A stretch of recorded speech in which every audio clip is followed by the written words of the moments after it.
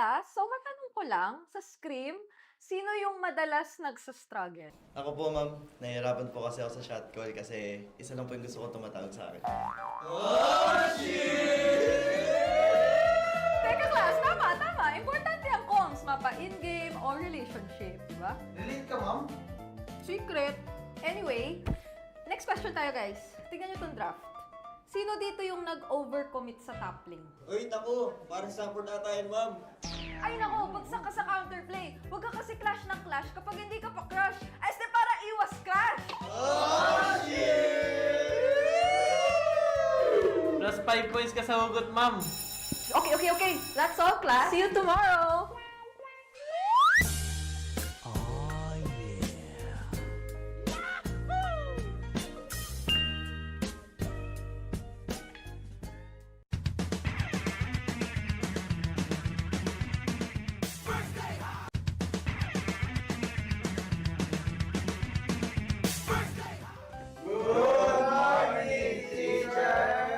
May bagong grading sa loob ng classroom. Sino kaya ang bagsak at sino ang may palag? Okay. May grado na ang lahat base sa inyong naging pinakamainit na katapat sa lane. Now, class, ano sa tingin nyo ang palag ni Demon Kite kay Carl T? Ako! Si Cartesi Goat! Si Demon Kite, celebrity! Okay, makinig. So, pag-usapan naman na natin yung iba't ibang uri ng rivalry, class. So, unang rivalry, yung team na palaging next season na lang versus yung team na palaging nag-champion. Ma'am! Masakit naman yan! Ma'am, parang may pinapatamaan ah. Grade 91%. May angas, may storyline, pero minsan pag finals, bigla na lang nawawala. Parang signal sa probinsya. Ma'am, di naman na kami yan, no? Okay,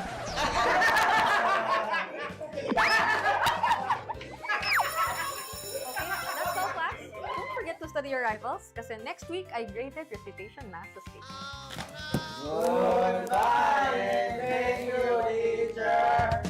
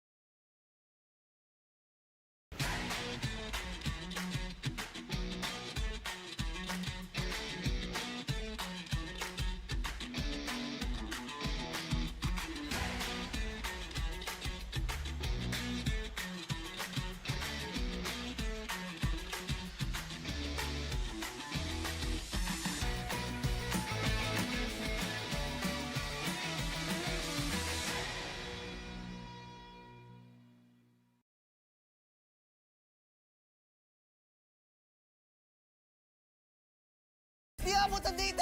Defeat. GG bro! Don't worry. The Only with Smart Power All 99. Hindi bitin with 10 gig data to power your games plus only Facebook or only TikTok. Load now! Foul! you know your scalp can get up to 5 times more dandruff? Get triple anti-dandruff power. Supercharged with Clear. Hey, you, did you know men have 1.4 times weaker scalp? Get a shampoo that's 100% made for men. Supercharged with Clear. Enemy alert. Your scalp gets 1.5 times greasier, causing dandruff. Get triple anti-dandruff power. Supercharged with Clear. Stop and pull over. Your scalp gets 1.5 times sweatier. For cooling power, supercharged with Clear.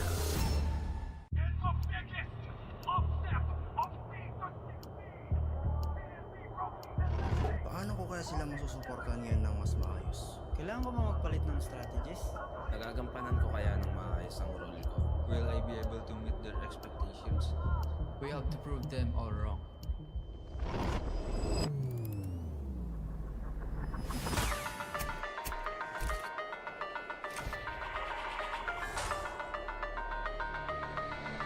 It's time to win.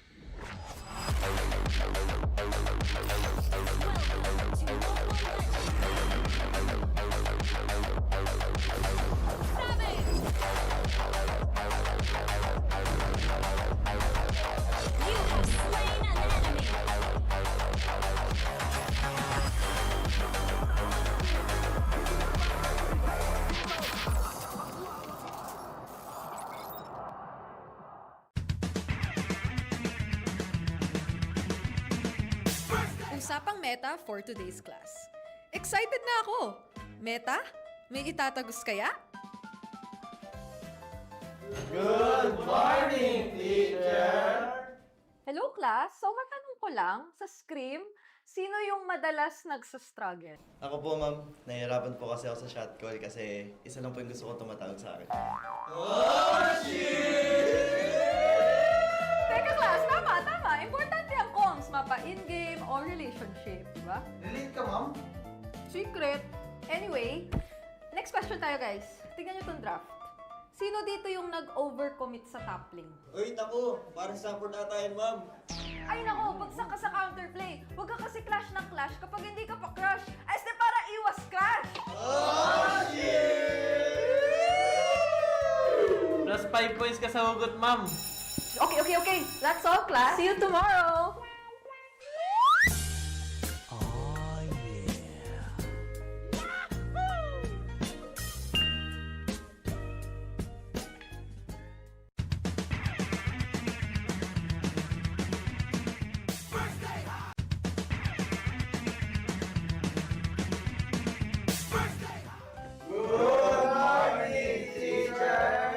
May bagong grading sa loob ng classroom. Sino kaya ang bagsak at sino ang may palag? Okay. May grado na ang lahat base sa inyong naging pinakamainit na katapat sa lane. Now, class, ano sa tingin nyo ang palag ni Demon Kite kay Carty? Ako! Si Cartesi Goat! Si Demon Kite, celebrity! Okay, pakinig. So, pag-usapan naman na natin yung iba't ibang uri ng rivalry, class. So, unang rivalry, yung team na palaging next season na lang versus yung team na palaging nag-champion. Ma'am! Masakit naman yan! Ma'am, parang may pinapatamaan ah. Grade 91%. May angas, may storyline, pero minsan pag finals, bigla na lang nawawala. Parang signal sa probinsya. Ma'am, di naman na kami yan, no? Okay,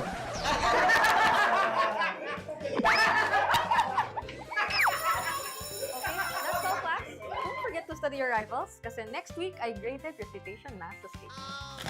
Goodbye! Thank you, teacher!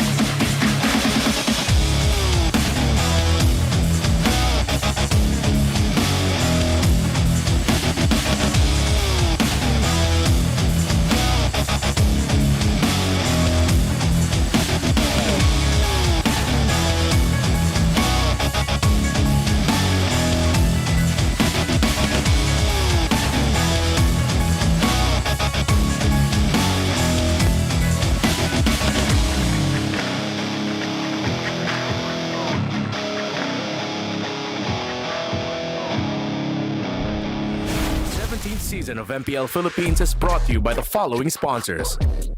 Infinix, the official gaming phone partner, the power behind every Madlang gamer. Smart, the simply reliable connectivity partner of the MPL. Our partner in esports, Clear Men. And our strategic partners, TT Racing, Ferry, and SIP. Don't miss any MPL action by following our official Facebook and subscribing to our YouTube channel. Follow MPLPH on TikTok for more content. Experience the lakas ng Pinas of MPLPH Season 17 live at Victoria Sports Tower. Grab your tickets now via the official MPLPH website. MPL Philippines is monitored and supervised by the Games and Amusement Board.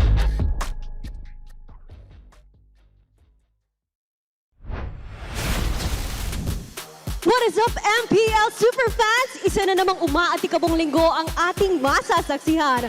Welcome sa pagbubukas ng Week 2. This is your very own Odin, and right here with me is a very powerful woman, na si Denise. Well, but you know, Odin, hindi pa rin ako get over from our matches last opening week.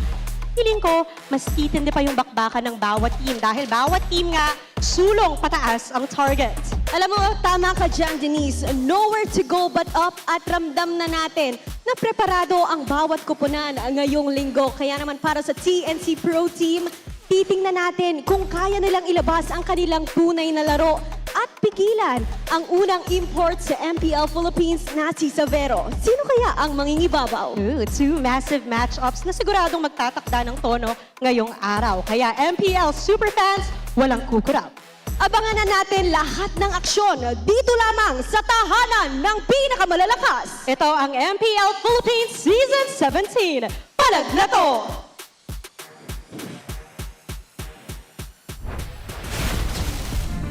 Panibagong simula na naman para sa mga laban na masasaksihan natin sa ikalawang linggo. Welcome to the official second week of the MPL Philippines Season 17. Just like what our hosts have mentioned, tuloy-tuloy ang palag. We are here at the Filipino broadcast. My name is Hans Galeria, joined by Joshi Cakes and of course Midnight, and over to the English desk. And here we are once again. It's us, the Wee Band Bros. It's me, Naisu, Leo, and Renmar. And of course, our tournament is monitored and supervised by the Games and Amusement Board. Maraming salamat po for having us, and what an incredible first week we've had during the course of time. First 3 days, non-stop action. Parang nag-e-expect pa ako, or nag-e-expect pa tayong lahat ng mas matitindi pa para maitaas yung level ng kompetisyon. Daming nangyari. Even from AP Bren, we saw yung kanilang best performance so far out of those years na nakita natin sila during their first weeks. They are on top 1 together with Team Liquid Philippines. Parehas na parehas ang standing. Isang talo lang, isang game loss lang ang meron. I think part of this, when you look at the standings for a lot of us, and what I've heard internationally, is people weren't expecting AP Bren to be there at the top. Now, I know it's alphabetical order there with TLPH, but I think that's a surprise for a lot of people, but I would say it's been in the making for AP Bren. Yeah, it's been an interesting start to the season for them. I've been glazing them in my content already. I think I'm not going to glaze them enough here. Maybe later on in the week, but we're going to be starting off with two teams who had a difficult start to the season. Twisted Minds and Omega still have not gotten a series win, but I like how even though you saw them not get that dub, you still see shades of the potential that they could show off in terms of how they can get their wins. Again, for most of MPLPH history, it's really just a question of consistency. How consistently can you perform your strengths so that you can get Ws? Not to call match 1 a speed bump, but I'm excited for match 2. ONIC PH versus TNC. I wonder which XP laner will play, and I hear the Phoenix Army are cooking something up. That happens later on tonight. Yeah, you know what? This match, I actually am a glazer of TNC. I used them in the content. Sabi ko, anything below top 3 is unacceptable for this team. But on the other hand, you have ONIC Philippines. In contrast naman, hindi ako glazer, pero I did say na medyo malaki yung expectations from Savero. And to be honest, he's been performing. And considering na ito ang ating unang laban ngayon, isa lang ang paraan, isa lang ang daan para sa dalawang teams na to for Twisted and Omega, yun ay ang sumulong pataas. Naglabas na sila ng kanilang lakas during the start of time, and guys, it's just incredible. You know, MDL talents from a few years back, and now they are here in the MPL stage. Magtatagisan sila ng galing. Ako parang ako yung pinaka naging witness dito. Lalong-lalo na for both of these teams. Oo nga pala. He was Twisted there. Minds. He was there. Oo nga pala. I was there. Mga Joshi X was there. And then, we saw a lot of potential coming in from Desman, Mingwin, El Capitan, nanggaling sa kaharian, ngayon nasa barangay na. That is sounding like a downgrade. Di ba parang kingdom tapos barangay, but he got the upgrade of a century from rookie to captain. Actually, pinagsabay niya. He's now both a rookie and a captain. Here's the question. What does he bring to the barangay? Why suddenly, in his first season in the MPL, Smart Omega goes, one of the biggest franchises in all of sports today, goes, you be captain. Yeah, and considering the fact that they got Ziva in the Rome, how do you find that balance? And I think moving forward for Omega, that's going to be my biggest question for them. The balance between Rome, mid, and EXP.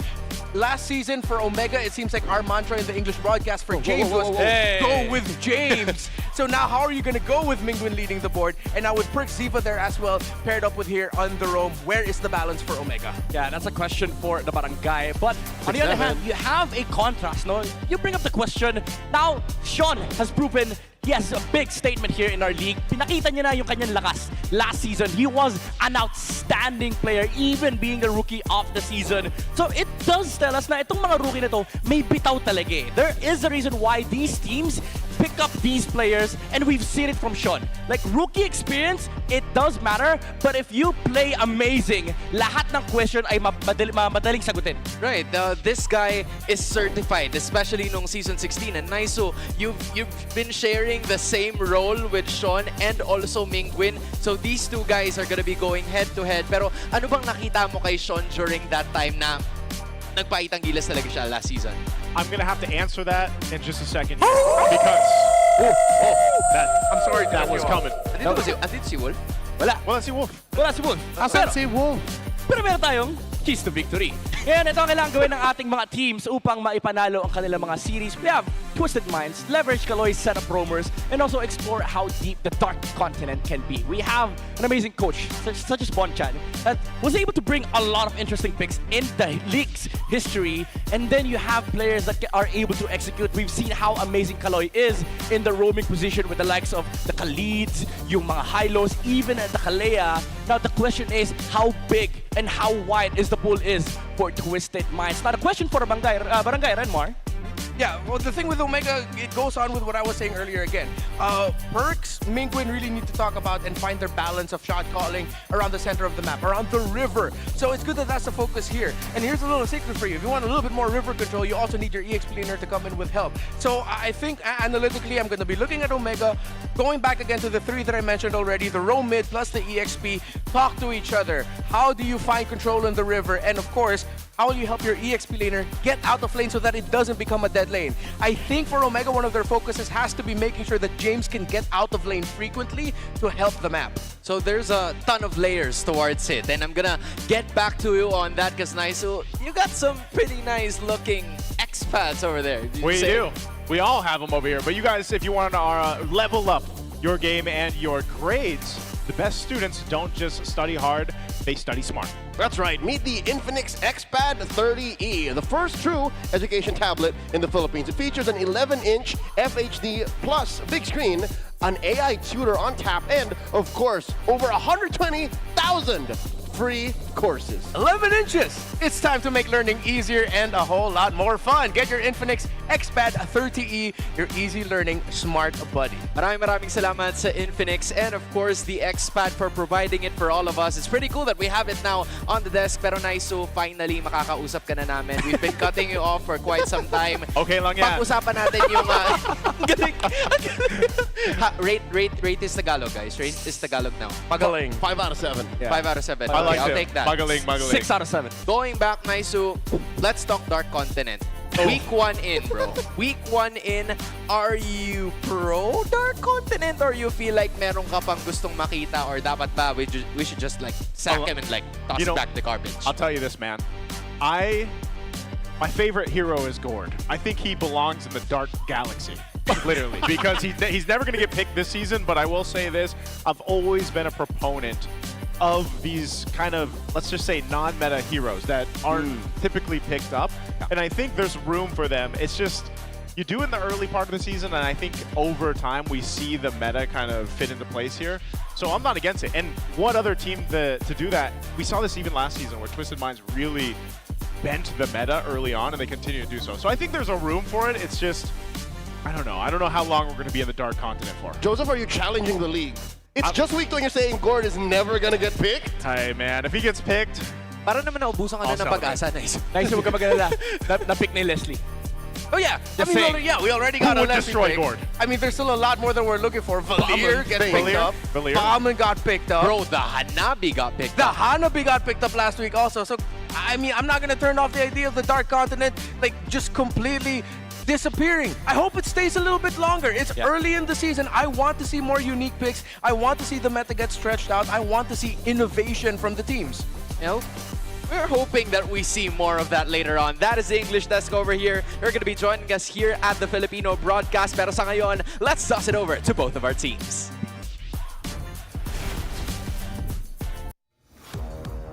To ensure the integrity of the game, please welcome our marshals on stage, Chico, JD, Joshua G, and Miko.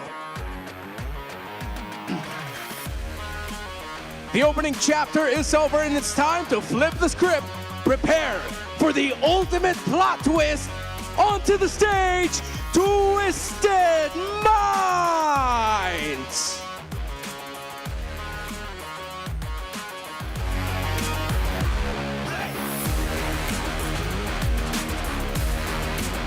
The barangay is in the building and they are marching as one. Give it up for Smart Omega!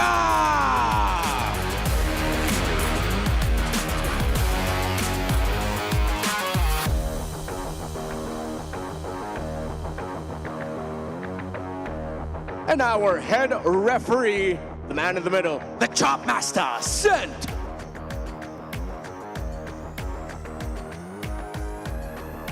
The head coaches are Coach Bonchan and Coach Wura. MPL Arena, welcome to the second week of Season 17! Magingay!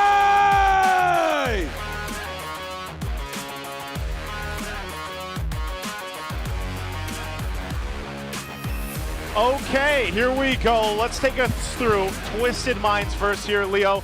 What do they have on the table for us today? What they have is Owl, the SEA Games gold medalist who took down hardware from Vietnam. As foreshadowed by Nosha last week, he said, hey, good luck to my brother. I hope he has fun when he plays next week. He did play, because next week is today's time is hard. But yeah, no, we do see Owl for real playing now. Yeah, I mean, the thing that Twisted Minds has over Omega is at least they have one game win, even though they didn't win the series, while Omega got swept in their only match against AP Bren. What I like about the Omega that I saw there is that despite Mingwen coming in as a rookie captain, is you see the flow of battle that they have. Remember, in game number 1 against AP Bren, they were in the lead for majority of it.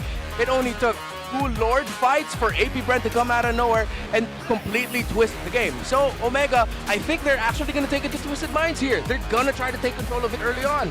I think to go off the discussion that we had with our 6-man panel earlier on, you gotta kind of put this into context here. And for anyone that also, if you followed esports or sports in general, think about the responsibility that we're talking about here for Mingwen specifically. As a rookie, sitting into that captain role, going from all your seasons and experience, 5 seasons it was in the MDL, and then now being here in the professional league, leading some pretty seasoned players here. That is a big responsibility, and that's something that you've got to see them really kind of come into that responsibility. And I think there's more for the fans out there that have been watching Mingwen in his time leading up to the professional league, want to see that here in the MPL. But before that, before we talk more about the matchup, we're going to check over on our ping test. Let's go ahead and over. Shoutout pala kay Perks. Perks, galingan natin parehas, Perks. Anong preparation natin, pre? Sana makahula na kami, guys. Sana manalo na kami, guys. Sana makatagos tayo, guys. Sana manalo tayo lahat. Sana panalo tayo sa buhay. Dasal lang tayo, tol. Pati pa naman sa checkping, no-strict yung account ko. Sana makachamba sa mga gods. Sa mga old gods. Sa mga old gods dyan, oh. Sana makachamba ang mga current. Daw feelings, pre, nung nasa MPL na, pre. Sobrang saya. Andito pa rin kami, magkakampi pa rin kami simula MDL hanggang MPL ngayon this season. Masaya dahil na-appreciate ng mga orgs yung mga MDL natin. Parang dami nila ngayon. Kailangan natin pre ha, kailangan natin manalo pre. Yung mga pumunta dito pre, ilang oras bumiyayan pre para supportahan tayo. Okay? Second game of the season, sana manalo kami guys. Yun. Grabe, ang dami niyo pala MDL Cup no, nakakapasok na, kalat na. Pati sa ibang region, grabe. Ayun guys, message ko kay Coach Bon. Coach Bon, namiss na kita. Namiss ko ng mga turo mo sa akin. Pero sana ngayong araw, kami muna, Coach. And there we go. That's our Smart 5G ping test there. A couple words shared here between both teams. Renmar, what were they saying for our international viewers out there? Honestly, just like a lot of general reactions, wishing well for each other, and good luck. And some reunion talk. Yeah, and you see the strong influence of Filipino vloggers with the overabundance of guys. Guys. Yeah. I've always wondered that, you know? I've always wondered where that came from. Part of the culture, man. It's our vloggers. Everyone just uses guys. You just address people in general. Yeah.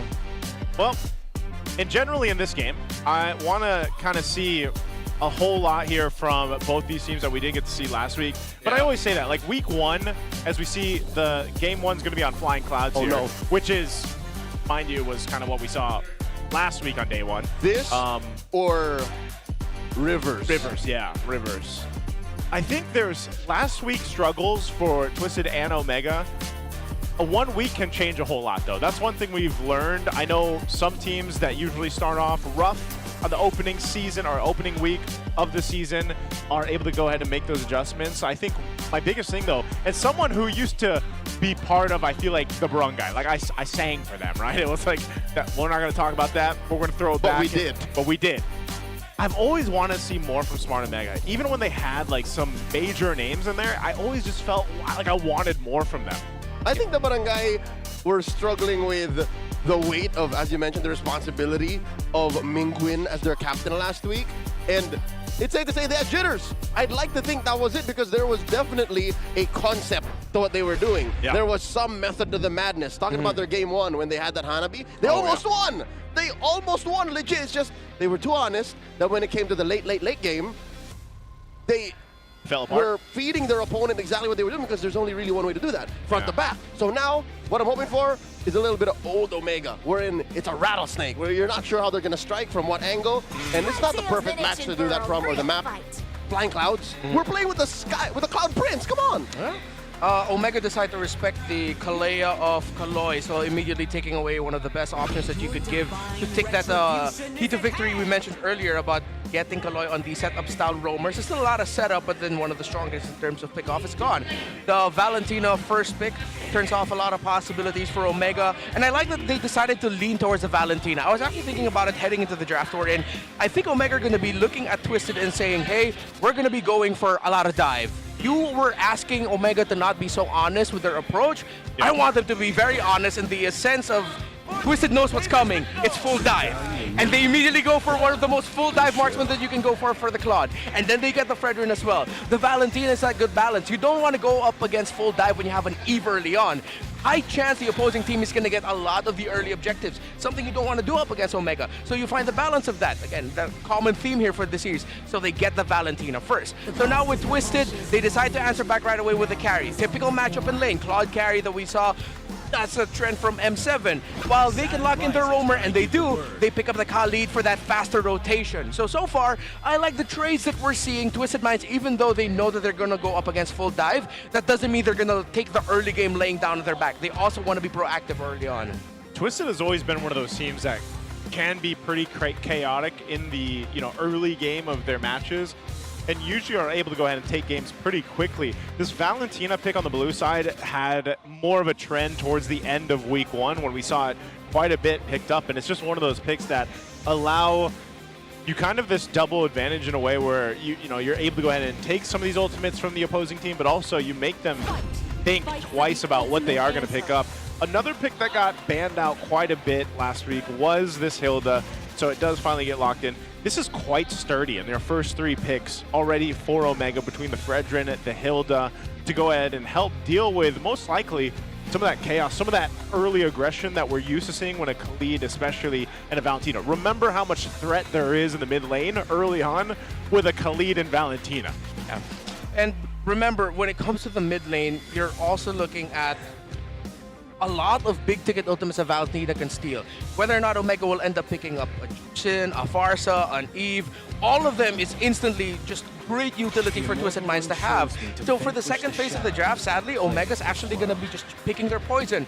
Which one are they more willing to go up against? Well, Twisted Minds still don't want to give that Eve to Omega. Of course, with the Fredrin there, the Claude, the dive will actually be helped out a lot by the real-world manipulation, so it's a good ban by Twisted. This is a really weird Game 1 draft. It feels like a first date. It's like you're both holding out on details, and then when you hear a certain context, it was like, oh, I have really weird traveling. So we're not traveling. Oh, I guess I'm not picking an assassin since there's a Hilda on the other side. Oh, I guess I'm not picking a big ticket ult in mid. Because really, what is left? The Farsa? The Zetian, weirdly enough, is still available. Yeah. I'm actually leaning towards Omega picking up the Zetian there, because if you're going to go up with a lot of dive and you want to get up close, you want to get the vision first. You want to have an idea of where your opponents are before you go ahead and full commit the dive. Because if not, then Netsuki's going to be playing a game of chicken of like, should I? Or should I not? I should.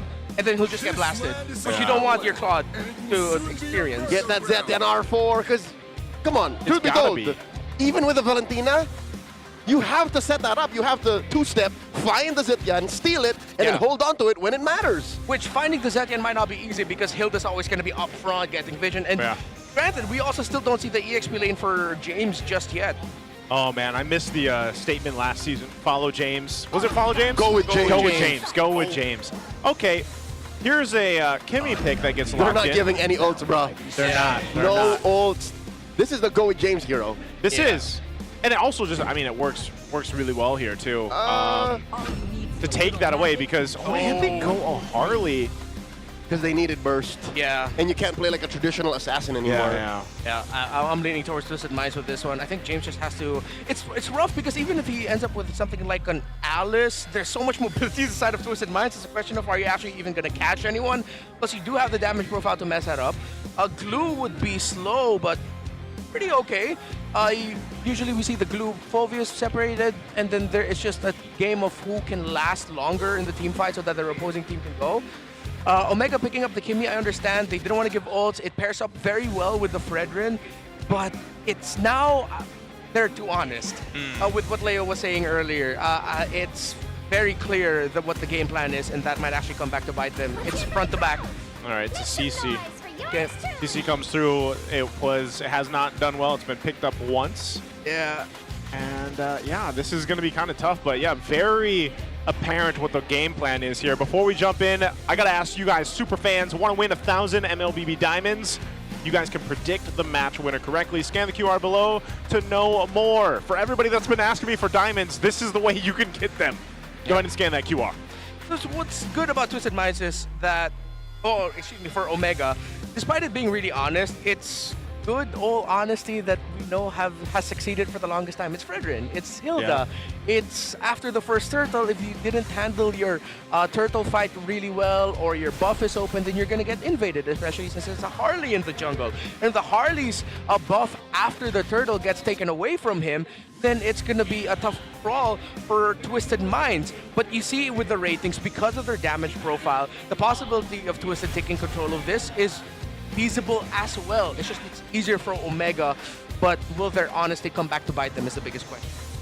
Well, this is going to be the biggest question we have. Opening our second week here, jumping into our first match. Both teams looking to get a dub for this season already here. Twisted Minds versus Omega. Let's jump into the early action in the mid. Perxiva taking a lot of damage, forced to flicker out, not enough range on Sean. Leo, that's exactly what I was talking about. Like, you gotta respect the early burst potential. Between a Khalid and a Val? Yeah. I don't know if there's anything that does more damage than that. I mean, you can pair a lot with the Valentina, but a Khalid and a Valentina, good thing he burned the flicker. I mean, it's down. He's got to kind of adjust early game a little bit from that. Let's take a look at the emblems here. What are we looking at? Pretty standard across the board. Ryzen decided to go for the tank emblem set. Okay, I'll go for the attacks, but he decided to go for a thrill instead, so he does have the adaptive attack. So, yeah, when you're going up against the mid-duo of Omega, knowing how honest they are, then how you beat honesty is making sure that they can't even say anything in the first place. Burst them down right away in the center of the map. Real-world advice. No, I'm joking. Yeah, That's how you deal with honesty right there. But what we're basically saying here is just there is a clear path to this lineup that Omega wants to make work. If they do go off the rails, they're going to find themselves in a very tough position to actually get themselves back into this game if they fall behind. So the best thing they can do is get an advantage early on. And so if you really look at it, objectively, they should have that possibility to happen here. But there's, again, Twisted can just, they have a lot of tools to kind of deal with that. And again, a carry late game, shredding through some of these tankier members of Omega could cause some caution here for them. How is Twisted going to build advantage heading into the first turtle as Omega now set up advantage for themselves? Again, one of the things we were mentioning earlier, make sure James can comfortably play through the lane and then be active in the objective fights. MP the King and Ryzen are here. They're going to go for the full contest. That is a full four-man coalition from either side. Turtle at half health. It's a lot of damage out to Kaloy. Gets on out of there. Ryzen with a secure. Perxiva comes in. Fertile pursuit from Lansu. Jumps onto James. Ryzen takes a whole lot of damage. Traction pulse. Able to save Ryzen for only a second longer. First blood goes to Omega, but they trade for their jungler. MP finds another. Cap Minguin falls. Twisted Minds handled that really well. So you saw the possibility that we were mentioning, right? If Twisted Minds weren't able to avoid the Appraiser's Wrath of that Fredrin, Ryzen would have gotten kills, and then it would have been an easy invade by Omega afterwards. But because Twisted Minds got the sidestep, Ryzen went in a little bit too deep trying to get the kills. Omega couldn't back up their jungler well enough, and MP the King actually conserved his ultimate so that he could take Ryzen down. That was the perfect way to handle that first turtle by Twisted, and Omega cannot find the ganks that they want. Oh, Kaloy jumps on the Perks! Perks got a deadly magic on him, and he's gonna pop just like that! That feels bad. I mean, when you're dealing with a Harley, and you get deadly magic and you know you're guaranteed to die, you just kind of accept your fate. Yep. I'll take care of it. Oh, blazing the wet by Netsky to push back three members of Twisted. Oh, Netsky is getting pressured hard. Yeah, Omega have effectively lost the first 5 minutes of the game. They should still be able to contest for the next turtle, but it's going to be one where they need to win it. Because if more kills go to the side of Twisted Minds, Omega's going to lose this game quick. Great handling, again, of the center of the map and the aggression that they're doing. Kaloy and Sean have really been carrying Twisted Minds here, alongside with great timing by MP the King. He's 3 kills to no deaths. It's really crazy, too. That first tower down bot is almost down. It's literally 1 or 2 HP away from being taken out. So that's just how much pressure Twisted has been able to go ahead and put across the map. I mean, I think it started up at the first turtle, transitioned down to some action there on the bottom side, and now you've got less than 10 seconds for this turtle to come up here.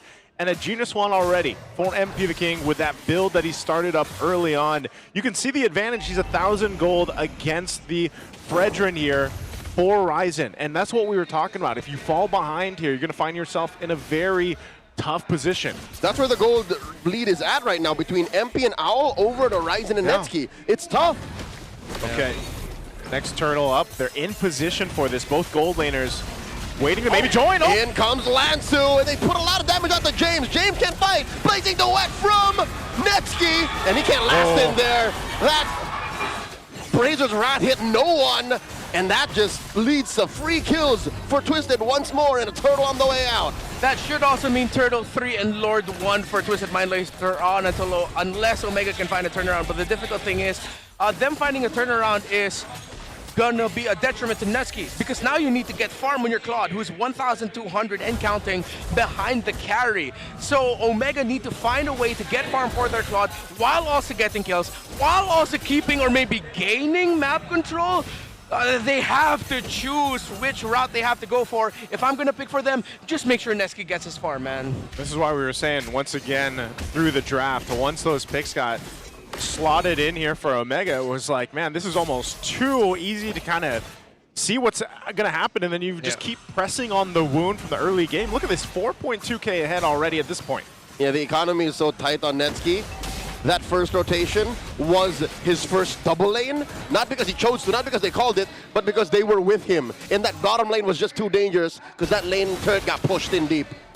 This is not up to him anymore. Yeah, and it's going to be tough to get map control when you're up against Khalid. When you're in the objective fights, as we saw, they have multiple points of entry and initiation. Lancer with his flicker, flicker in his setup, and then you can also get Kaloy to be the setup. They have good alternates. They can actually sustain a lot of damage, heal through it too. It's a really tough climb for Omega. Ziva goes for the Radiant Armor first item, and that's desperate because he just needs to survive the initial onslaught of damage coming out from MP the King and Sean. Yeah, there's so much magic damage front-loaded here with the lineup from Twisted that Omega doesn't really have much of a choice but to go in that terms of the path of itemization. A golden staff now picked up for Owl. He's got his 2 items locked in, and you're seeing the amount of damage Owl can already do on the carry this early on will give them the advantage into this next turtle fight. I almost don't know if Omega really wants to put themselves in this position again where they potentially lose another team fight and sets himself even further back. I mean, even with this Perkzilla, your damage isn't going to be enough. Kaloy can just heal back up. Don't do it. Perks, a lot of damage on him. Yeah, just deadly magic straight to the face. Twisted Minds take all their time to secure that last turtle. Omega can't even contest. It's so bad right now. It's so sad. It's so dire for Omega. It's like 2 tow trucks pulling at each other. The Kimmy and the Claw just helping farm, helping farm. Yeah, as expected. No second item even just yet for Netsky. Still on the component, not even to his DHS, while there's already a golden staff for Owl's carry. Ryzen jumps on the MP here. MP, they bite down, and there's a traction pulse, keeping him down. Mingwin finds the kill.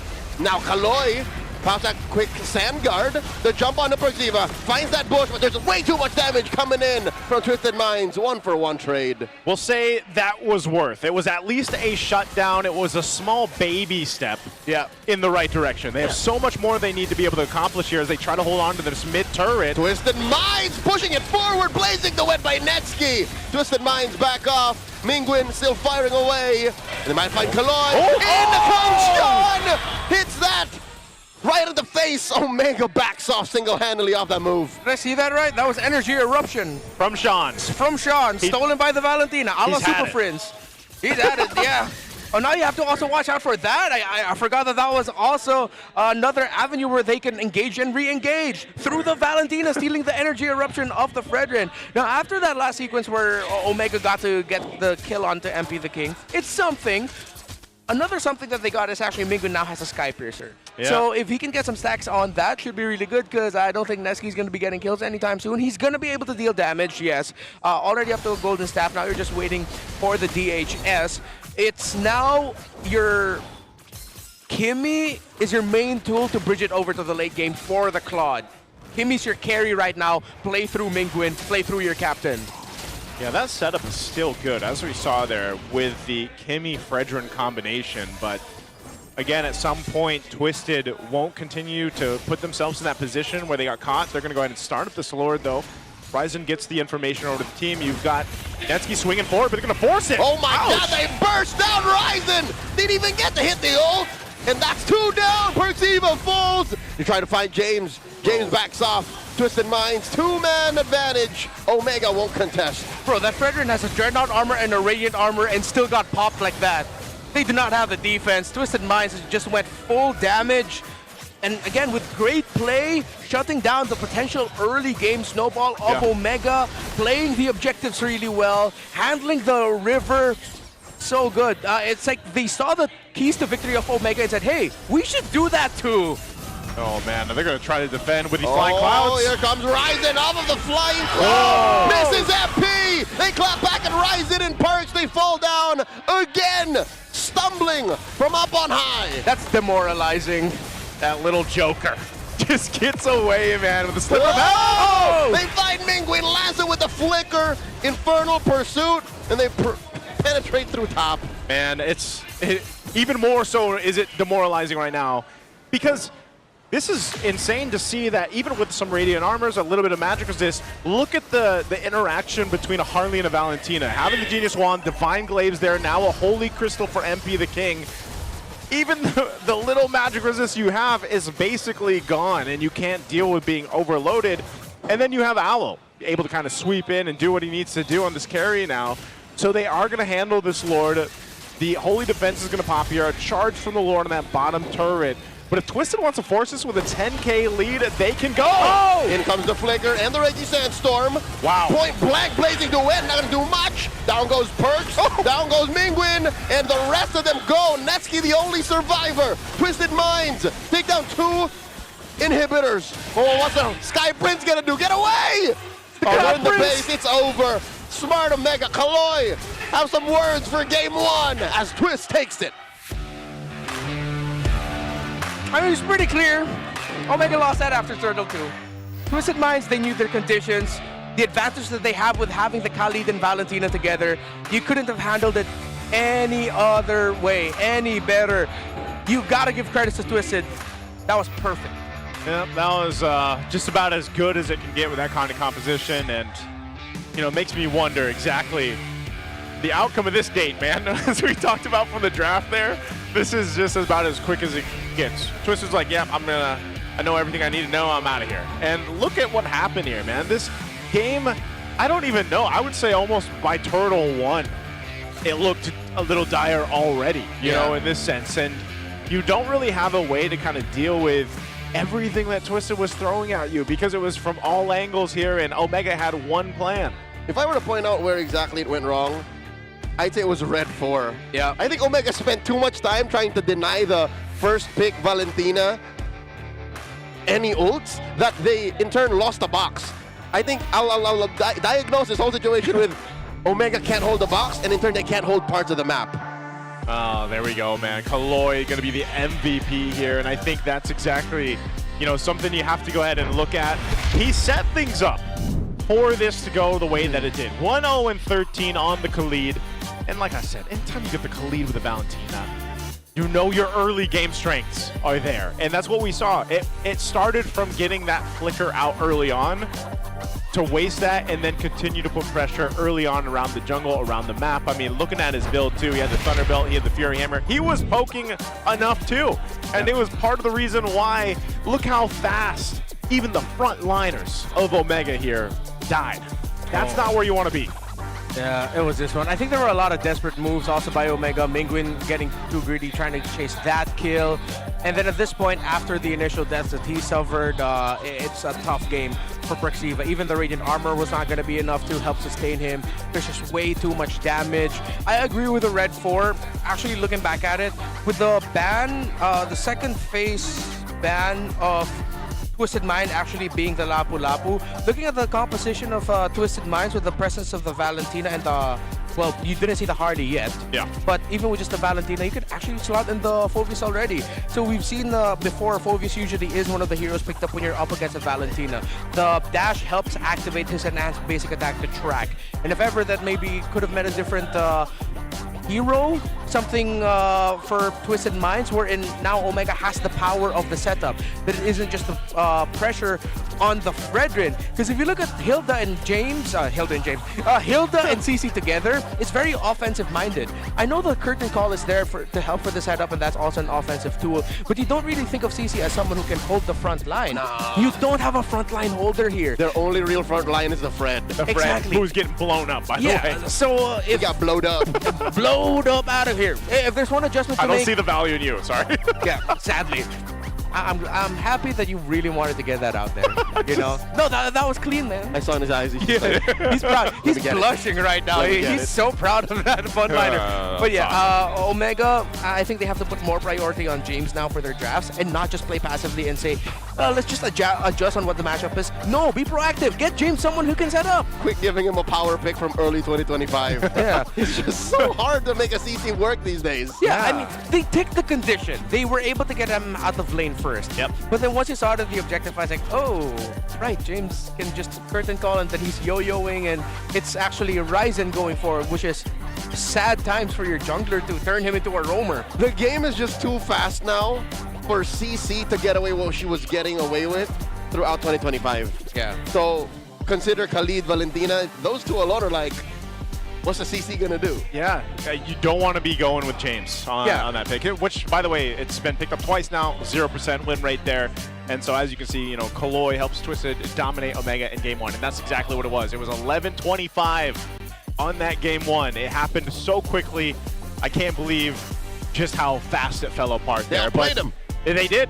This can also outplay the rest with the Infinix GT30 featuring the GT trigger for lightning fast reactions and MLBB certified 120 FPS for ultra smooth control. Dominate the game with Infinix GT30, the power behind every Madlang gamer. Madlang. I like it. I always read that as Mad Lad. I don't know why. Madlang. Madlang. Madlang gamer. To dominate the land of Dawn, you need a connection that never lets you down. From scouting the rotations to tracking the pros, stay online and in the zone. Power up with Smart Power All 99. Get 10 gigs of data for MLBB and your favorite apps, plus unlimited Facebook, calls, and text. Share every gigi moment with Smart, the simply reliable partner of the MPL. You got a one-liner you want to add there, Red Mark? I got nothing. This is always your moment. Amazing deal. Yeah, what happened to the amazing deal of Season 17, man? Play villain art. I don't bother with that no more. Well, you know what? The clock is ticking, just like his villain arc. And the seats are filling up. Don't miss your chance to witness ONIC Philippines versus TNC Pro Team right here at the Victoria Sports Tower. Tonight! That's happening tonight. Tickets are selling out fast, so get yours now. There's actually a ton, there's a ton of matches. I saw the post. They've already sold out. Yeah. Hey, we are the hottest esports league in the country. I would not doubt it. Yeah. A lot of the Liquid, Aurora, Falcons, ONIC matches, the majority of the ones are the ones that sold out so far. You know what? After tonight, all right, I'm gonna foreshadow. If you're watching at home, cooking your dinner, considering, oh, should I make it down to the Victoria Sports Tower? You're gonna be here. You're gonna want to be here for TNC's match tonight because something is cooking. Something's coming. Let them cook, as they You would can say. see it. You can see it in the clouds. Something's coming. Yeah. In the clouds? Yep.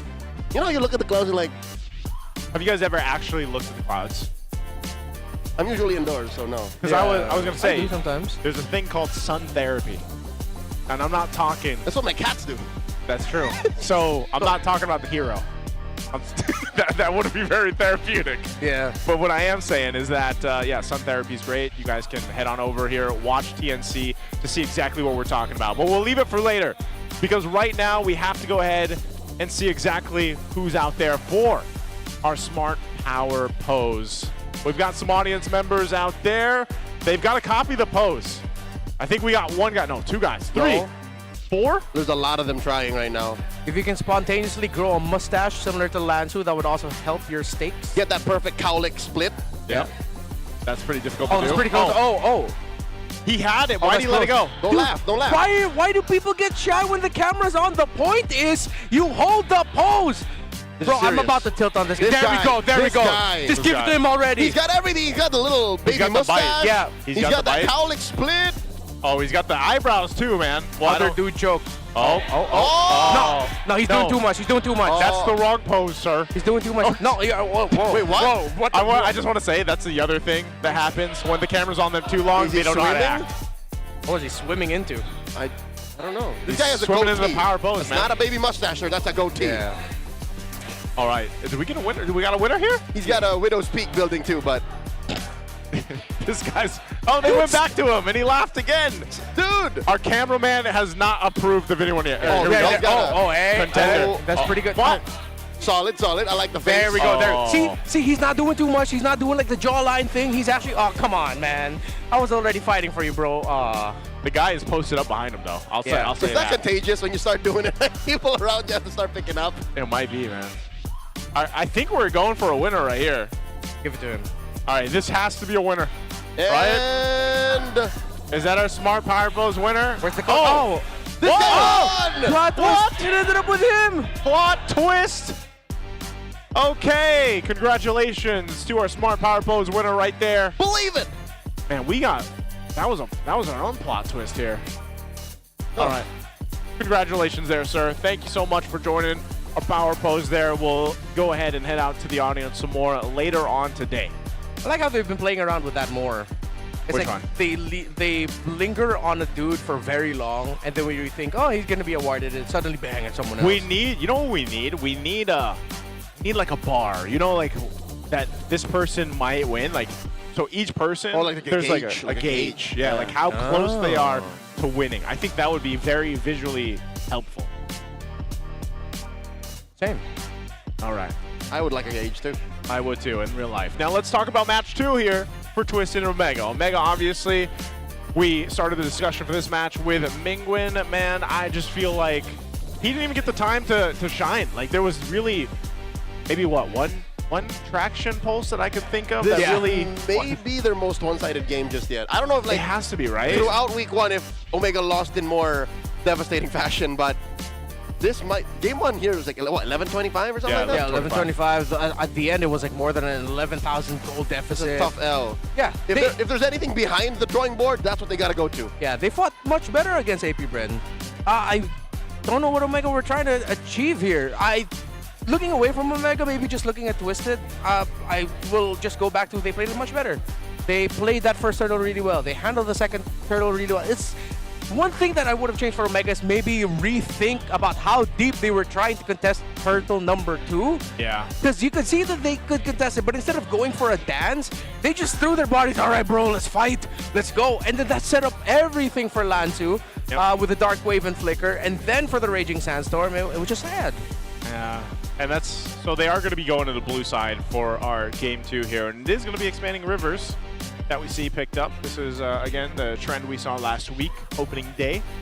And I don't know, I almost think, depending on how well we see banned out here through the draft of game 2, maybe they go the same route a lot of teams have and just go with a Valentina first pick on the blue side. And maybe that helps them kind of build out their game plan from here, because that was our main stipulation from the last time draft, was just in game 1 draft, it was like, you've got one idea, and if it doesn't work, you're done and dusted. And that's exactly what happened and why it was 11.5 minutes, basically, for that game 1. So I think not only that, but you need to be able to let... I know we've seen Ryzen, for example, play these kind of utility heroes before, but you saw how targeted the bans were towards Ryzen, and I'm just wondering if he's going to be able to go ahead and secure him a hero that allows Ryzen to do what a lot of people are used to seeing him do. Yeah, I mean, okay, to be fair, I don't want to knock the Fredrin. I think the Fredrin is a very solid pick. Still a solid pick. I looked at their draft and say, hey, you know, there's a bit of a silver lining there. You have the Fredrin. We know what the Fredrin does, what it wants to do. I think Omega just faltered under their own, I don't know, was it their decisions, their expectations early on in the game? Yeah. The Perks Ziva didn't expect to get taken down with so much damage by the Valentina Khalid when we've seen it so many times since last season. A lot of questions up in the air for them. That combo is such a whiplash, I feel like. Yeah. Every single time, like, you see it, or just a Valentino, especially with the Khalid, the people are like, whoa, never mind. I will respect that damage. So is that what Smart Omega trying to do? Coach Wura banning specifically to try and get a blue 1 Valentina. Is that going to work? Is that going to fly for Cap Mingwen? Welcome to Quark's Castle. I feel like one of the biggest reasons why the Valentina worked in game number 1 is because the same vibe. I think Omega overthought their mid lane pick, hence why they ended up with the Kimmy Red 4. Again, it makes sense because it pairs up with a Fredrin, but again, you were missing a lot of that utility. I think that's also one thing lacking greatly from the Omega lineup from earlier, is utility. So I hope Omega doesn't forget about that. As good as damage is, even if you look at Twisted Minds, there's a good mix of utility and damage. Speaking of damage, holy crap, they just locked in the Freya right away. Flexible, it can go XP or gold. They're not listening, Renmar, because they can't hear us. And I guess their conversations in the dugout go a different way. Maybe they're saying, we can go faster. That game 1 draft was waiting on Neski too long. Neski, you're online now. Ah, they get it again! They get it again. The combo again. Was the Freya worth this, Renmar? The trade that they took. The Freya first pick. Well, it really depends on how Perks and Mingwen will handle the center of the map again, because the tendency for Freya Gold, if this is a Freya Gold lane, is that will run from the gold lane all the way to the first turtle, and then they build their advantage through there. But if you can't run to the turtle, you're kind of useless. Yeah. And the way to get the turtle runs through mid, which is owned by Lanzu and Sean. No, by Kaloy and Sean. Lanzu's going to be there, but, you know, I'm just saying, Mingwen gets the gimme again. These are greedy first picks for Omega. It's like they're covering their bases in terms of damage and then just adjusting in the end, like, yeah, okay, maybe we need a little bit more of this, but it ended up lacking utility. This is a greedy start by Omega. I'm not the biggest fan of it.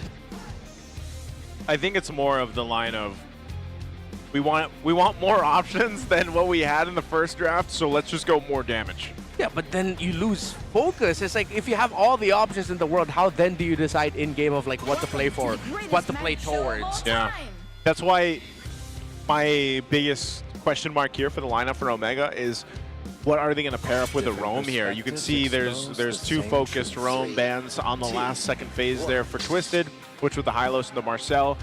There's still some, I feel like there's still some good picks they can go for Omega. Claude's going to be taken out, so gold lane is to question here for Twisted. Maybe they pick that up here, or still, and leave up to the question of what is the jungle going to be. But back on the Roam side, for Omega, what would make this lineup better, these first three picks? I mean, when it comes to the best roamers, you're stuck with a Pylos or a Gatot. I don't want to see them pick up. Oh, what I about did not the see Chip? that coming. Okay. First time Chip's going to get picked up this season. What Gonna be if debut. Netsky doesn't have to cross the river? What if he just gets there? Hop through a portal. That's true. Okay, now I'm starting to see some ideas here. What if Omega. Perks calls in the Bifrost? Yeah. I mean, the tough thing is it's still going to be a difficult trade in the mid. But then if you can just, temper that, don't get your flicker forced out or anything. You just don't fight. Yeah, just no fight. Just, play like Chip, man. Just relax. Take it slow. Munch down. Yeah, munch down on some chips. In the Lapu Lapu? Yeah, and it's a gold lane Freya. Okay, this is going to be weird because you don't want to be chill and relax with your comp. You want to play this fast. They do have basic attack and Kimmy in the end, but now you're up against a Leomord. So now it goes back to the idea of Omega. It feels like they're getting dragged between multiple schools of thought of like, how do you want to play this? Do you want to be more calculated, play it slow, play through the chip? But you have a Lapu Lapu in your EXP lane and a gold lane Freya. Do you want to play through your side lanes? It's like, they're overloaded again. I think it's completely in contrast to what they could do in game one, though. So maybe that's going to work in their favor if they can make it work for them, having all those options, all those possibilities that could happen with this kind of draft. Because yes, this will be the first time that we see Chip come through in Season 17, who is still one of those roamers where you don't see too many teams pick it up. That's one of the things. It's more of a niche kind of preferred hero for certain players, certain teams in the league right now. But also having that Freya, having the Suyo and stuff there, that damage profile that they bring to the table could help them. And then Lapu Lapu, though, his main responsibility is like tanking up a ton of that damage to be able to get the crowd control off if he can.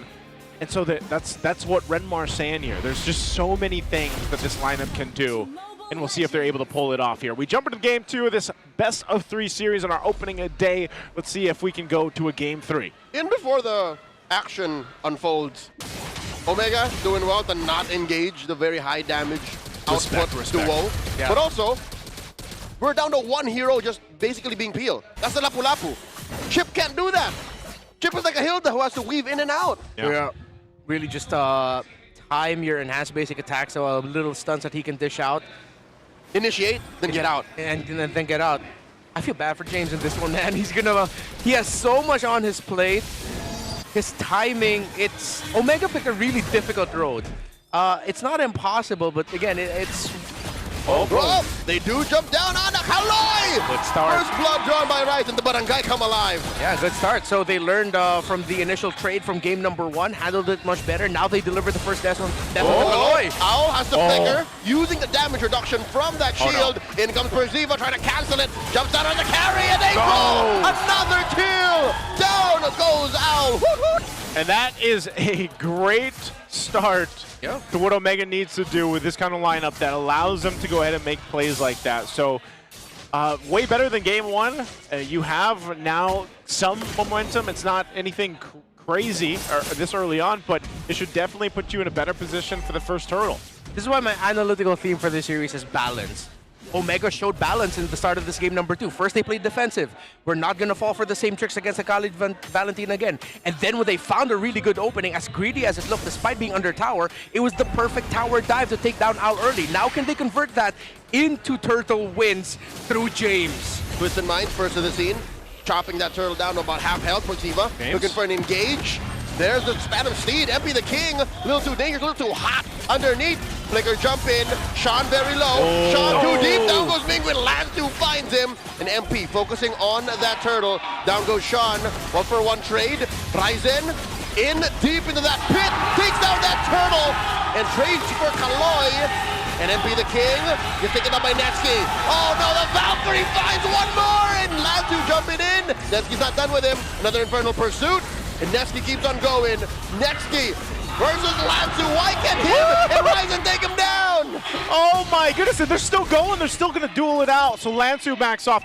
Meanwhile, the whole time, Owl was farming the gold off that turret. Well, then he gets punished. Appreciate the recovery of Omega from that game number 1. And to answer the question of how come Lanzu didn't die there, hey man, Freya has little micro dashes built into her kit.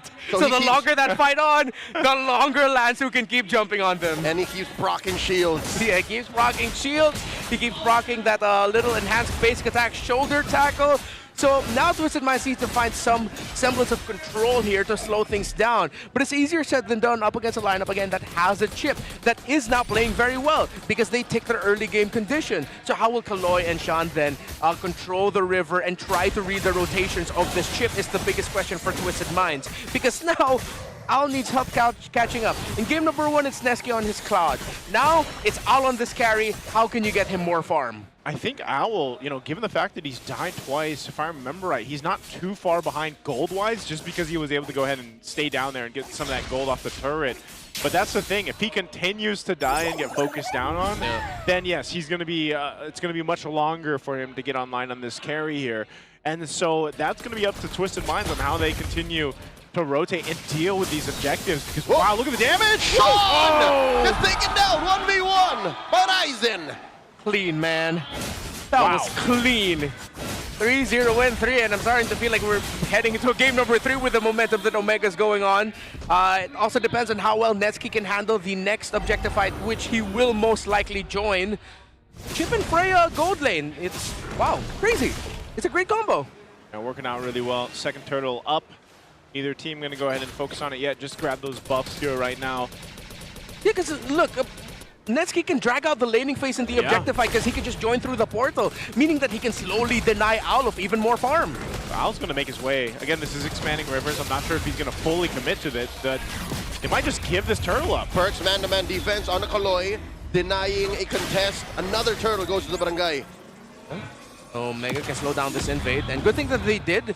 Would have been way too greedy for them to try and go for a steal just for, what, a golem or a beetle. They wouldn't have made it to the orange buff. It would have been countered by Twisted. Oh, in the bot lane! Another shortcut called in, and that's all the members of the Barangay down bottom in the Y brush. In comes Lanzu, uses that same portal, jumps on the Ryzen. Kaloy looking for it, finds him, shuts down Ryzen, and that's a man down. Another might fall. In comes the Valkyrie's descent. 2 for none. Twisted Minds get to breathe. Yikes. Massive counterplay by Twisted Minds, and Omega just faltered to their own ambition. No other way to put it other than Twisted Minds completely owned that sequence, saw the shortcut, played cool, calm, collected, and then they immediately got 2 kills after that. Now it's a very even game, and I'm liking what I'm seeing from these two teams. We've seen a great start by Omega, but now Twisted Minds is biting back as well. Just going back to that term of balance here for this matchup, and it's essentially been evened out at this point. Lanzu just going to go ahead and poke a little bit here as they set themselves up to get in a better position for the next objective when that does. But that's one of the things, again, Chip, even with the shortcut, you can't forget that it can be used against you as well. And that's why that timing, even the way to stay calm and collected with Kaloy, you know, being able to get out with the Raging Sandstorm, then the Flicker, and then buying that time for the team to kind of respond, that paid dividends there for them. So now it's Omega trying to get back in control here. Yeah, 4-0 start for this Phobius. And I wouldn't be surprised if Lanzu, for majority of the team fights, similar to what we saw earlier after Turtle 1, he's just going to keep surviving, dragging fights out, and then Omega are going to partially realize that, well, hey, we actually don't have enough. Because once Lanzu gets a Radiant Armor, and most likely he will be getting a Blade Armor as well, the damage coming through from this Kimmy and the Freya, the main sources of damage against this Phobius, he's just going to laugh through it and he's going to keep fighting. Okay, here we go. Last turtle of the game up. Kaloy getting in position, providing that vision. Oh! Phantom Seed already by MP, pushing back James and Ryzen, allowing them to rethink their entry into the Turtle Pit. Slight advantage for Twisted Minds, pulling it over.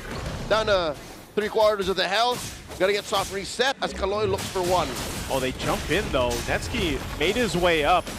They know crucial ultimate's down. They're just gonna blitz it. That's a quick take by Omega. 100%, 3 for 3. Just knowing the Phantom Seed was down. Yeah, Omega also just did not give Twisted Minds any opening and no avenue for MP the King to dash in. Raging Sandstorm by Kaloy. Keeping James down. Gets hit by that Lansu second skill. Does not engage. Well, maybe. Okay, I guess it was just one of those things like, hey, let's see if we can find an opening here, but they could not. So, still slower, more methodical pace. Ryzen now up to a War Axe. As for the gold laners, they're still... Oh. Okay, I thought Kaloy would try to force something out of here, maybe perk Ziva.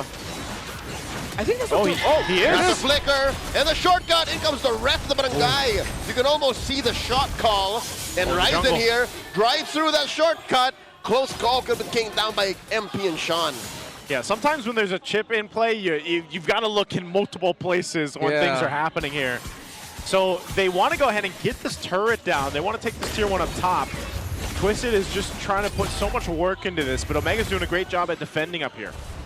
Okay, DXP not that far apart, Gold not that far apart as well. One level ahead is Ryzen. For MP the King's item, still on the way to his second. Already has the War Axe. So it's a slight gold lead here for Ryzen Suyo. Okay. All the meanwhile, Owl's been farming up, catching back up into this game here. Divine Glaive now locked in for Sean. This is usually what we see as a second item for the Valentina. So in just a bit, the positioning, the fight for that Lord space is going to be happening here. Twisted Minds have given up on this tier 1 up top. Yeah. Kind of, it just seems like they don't have much of a plan to really do anything just yet. A lot of this has been kind of respecting what Chip can do at the same time, and you don't want to overcommit on that side of the map, especially before this Lord comes up. Now that it's spawned in, so Omega's going to go ahead and just start this up. Are we actually going to see Twisted try to do something? Another blitz coming through. Lord at a fourth of its health. Kaloy looking for an engage. Ryzen secures. Jumps over to the other side. Netsky with the Valkyrie's descent already. Mingwin very low. The shortcut. He jumps right through it. He gets it. He's saved, but Perk Diva falls. So does Ryzen. Double kill. Great post-Lord take fight by Twisted Minds. The chip portal actually helped Lansu. He was sending back members of Omega, and just when it got too risky for him, he got out with the shortcut and ended up with the rest of the team. So you actually saw the angle. Twisted Minds were already setting up that post-objective take from the start because of the advanced positioning of Lansu. They knew they wouldn't get that turtle, but they knew that they could get a chance to get kills afterwards, which they did. Hey, chip happens. Chip happens. Sometimes you're like, oh, what? Could have got Mingwin got away with it, but the rest of them, not really. So this will lead to what? A nothing Lord. Yeah, basically at that point, you don't really get much off of this Lord. A couple chastised pauldrons picked up now too for Kaloy and Lansu.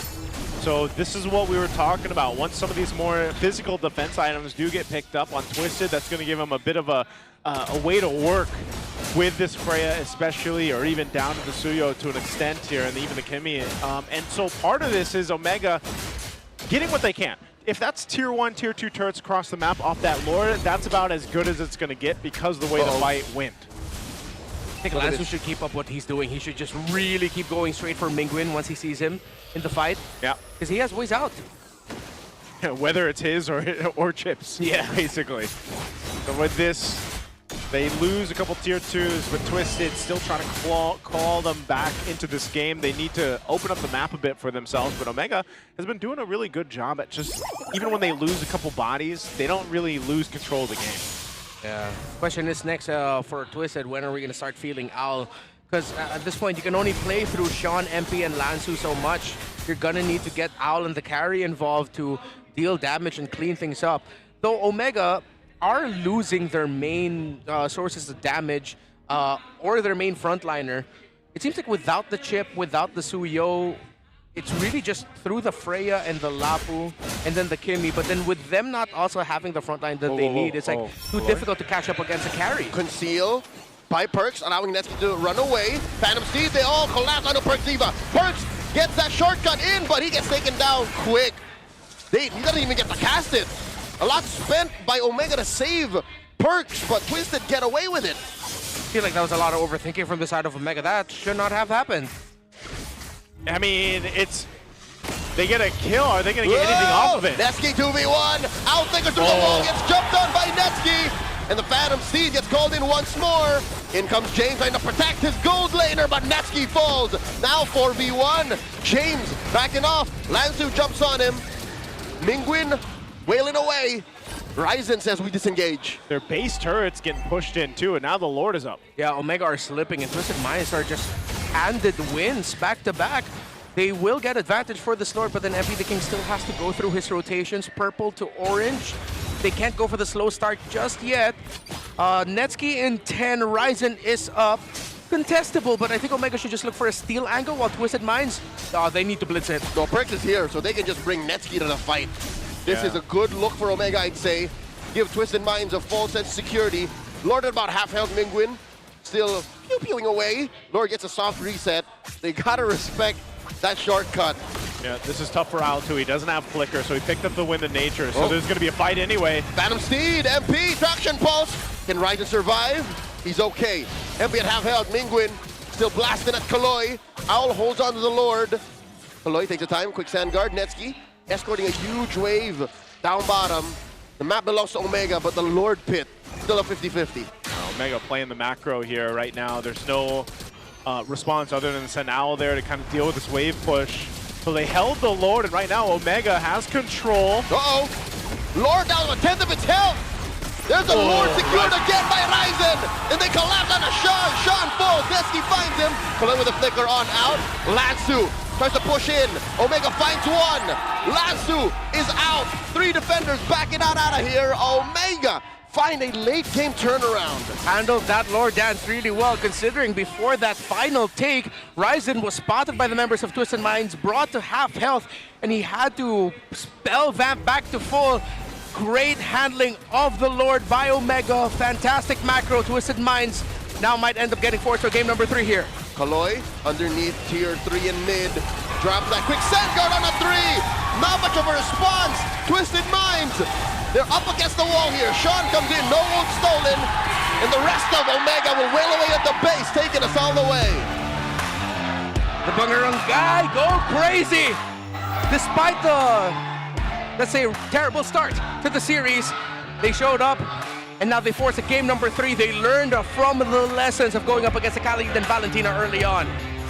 Yeah, we can't sugarcoat game 1, but they definitely readjusted here for game 2 and made it happen. And there was a couple moments where it looked like it might slip back in favor of Twisted, but Omega played the macro. As we said throughout the draft, they had multiple options that they could go with, and they played around those options. Sometimes having that chip, having that shortcut worked with them, and sometimes it worked against them. But overall, they were able to go ahead and just choose the right way to play the map against Twisted, forcing them to respond in a way that then gave Omega the advantage when it came to these team fights. And this Lord dance and the way they held this also was just so crucial in the game too. They solved the Freya paradox. This is one of the reasons why I think Freya has dipped post M7. Teams have learned how to deal with it, crossing the map early on. How about it's able to cross the map over and over again throughout the whole damn game? Yeah, just have a portal, right? And it makes it so easy. Netsky was present for majority of the kills. 3 kills, 5 assists, and oh yeah, of course he's gonna get the MVP here. The longer the team fights go, you see the influence of the Freya, and well, opposed to Owl's carry, yeah, I felt this Freya from minute 1. The carry was a non-factor this whole game. I think you also have to credit that to the chip eventually coming out. Yeah. Because Twisted Minds had to watch out for all the angles the chip can go through, where the portals are going to be coming out of. They really couldn't commit any resources to making sure that Owl was comfortable. You also have to credit Omega finding those 2 quick early kills onto Owl. After taking down Kaloy in mid, converting that instantly into a, tower dive early on against the gold lane? That was such a smart move to start things off for Omega. Smart Omega. Smart Omega. It's in the name. It's in the name right there. And, what? You know, it's just... Hold the pose. I thought the camera froze. Same. He was just holding the pose. More players should do that, by the way. Yeah. Definitely. But yeah, this is the play you were just mentioning. You know, they made quick plays, quick decisions. off that early game. And yeah, it's weird to say because the carry did not feel like a carry at all throughout this game. And it was partially due to the fact that Owl really didn't have that much space to maneuver himself around these team fights. This is what I was talking about in the pre-match discussion. Rattlesnake Omega, this is the best form that they have always been throughout their history in the MPL. If they're able to draft and play like even they don't know what the hell they're doing, makes you, again, gives you a sense of false sense of security. It's like, all right, I'm gonna try. Oh, never mind, bad idea. This is how they get their first win. Yeah, and Perk Ziva spent what, a good amount of 2 or 3 seasons learning from Daddy JP himself, with the chip being one of his signature picks. So I like how Perk Ziva was also able to show us his version of how to play this chip, and it's as equally deadly with a team like Omega behind it as well. It's not just go with James, it's just go with everyone. Just go on everyone as well. Just dive, fight, and that's what I was looking for from Omega. In game number 1, we saw that the lineup could have been that, but they just didn't handle the early game well enough. In game number 2, playing through the chip, it's, again, a good balance of you can play macro, you can play micro. It's the best of both worlds with this chip, and Omega were able to make the most out of it.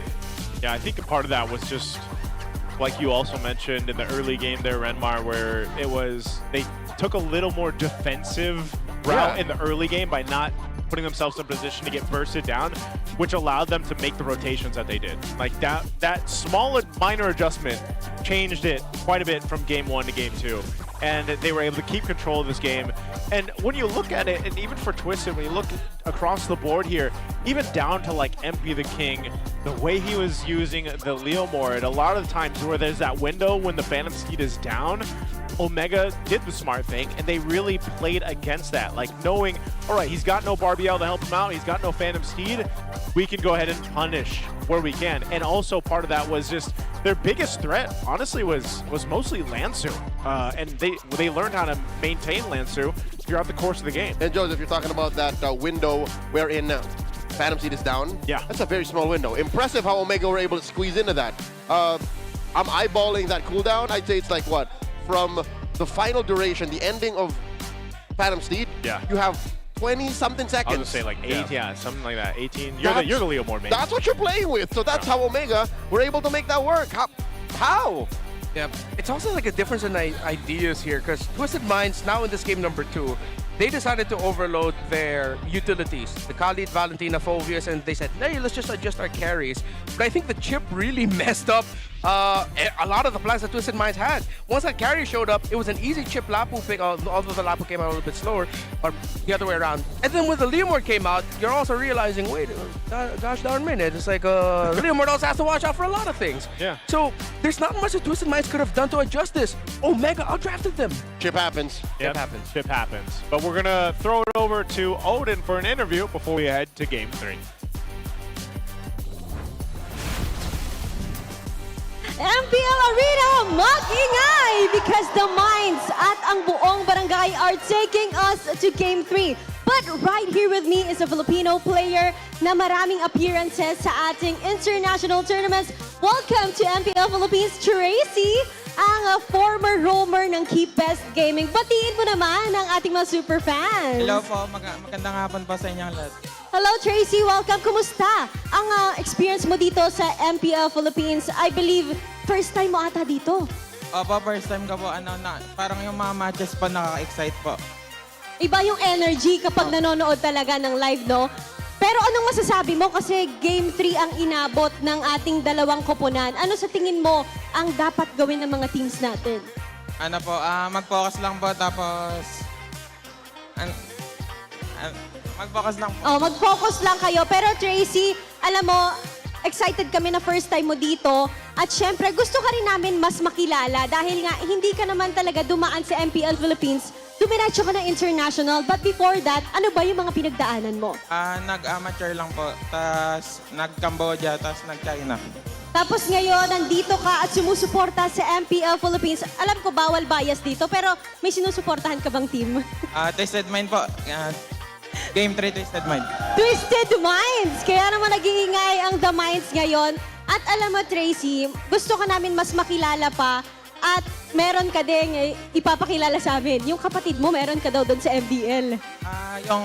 Yung Nicolette po sa may MMTM. Marshall Mayhem. So, ang alam natin na ang Marshall Mayhem ay taga Iloilo. Opo. Taga din ba kayo, magkapatid? Opo, taga Iloilo po. Okay, batiin mo naman lahat ng mga nanonood sa Iloilo, kahit yung dialect nyo. Shoutout sa mga taga Iloilo po dyan, lalo na po sa MMTM, mga tropa ko. Good luck po sa inyo, galingan nyo po. Okay, ano naman ang mensahe mo sa buong MPL PH community? At pagtuloy lang po na suporta sa MPL page. Thank you so much, Tracy. It's an honor to have you here. Palakpakan naman natin si Tracy. And with that, alam kong hindi na rin kayo makapaghintay sa match between Smart Omega and Twisted Minds. It's Game 3. Casters, palag na to. Thank you so much, Odin. And there it is, Tracy, a former member of KBG. Shit. He would know. He was a former Chinese import. I remember in his time with KBG, he was teammates with Saksha. Saksha, yeah. For a good amount of time until we saw KBG in internationals, it was Tracy and Saksha together. And actually, just today, I learned that he actually went through Cambodia. So you see here, there's different avenues now. It's not just like, okay, I'm an amateur player in the Philippines, I'll go through MDL, I'll go MPL. You can really just get scouted out. Being part of the MDL means there's already eyes on you. There's ways for people from other countries to see your game and say, hey, we want to get you for our team. We want him. Yeah, I think that's great. That's always what I feel like when we talk about the developmental league, the MDL, that's always one of the advantages, but also the advantages, the players like we mentioned coming into here, where they step into the MPL and they get to go ahead and make names for themselves. We've seen that so many times now since the inception of the MDL, which is it 6 seasons now? What seasons are we on? Seventh season of MDL, and it's just a great direction for a lot of the players out there. Now this time, going back to it for Game 3, I think, yes, this one, we finally got to see what Omega could bring to the table. We've evened out the series. This is still going with the trend, the theme that Renmar mentioned. It's the balance. This series has been balanced 1-to-1 across the board. We're going to find out what map we go to, and then find out exactly what the move here is for either of these teams to get their victory. DGB dubs left, so we're going random. Yeah. I'm going to twist your expectations here. Now I don't want to see balance, man. What do you want to see what I love to say, two big meaty men slapping meat.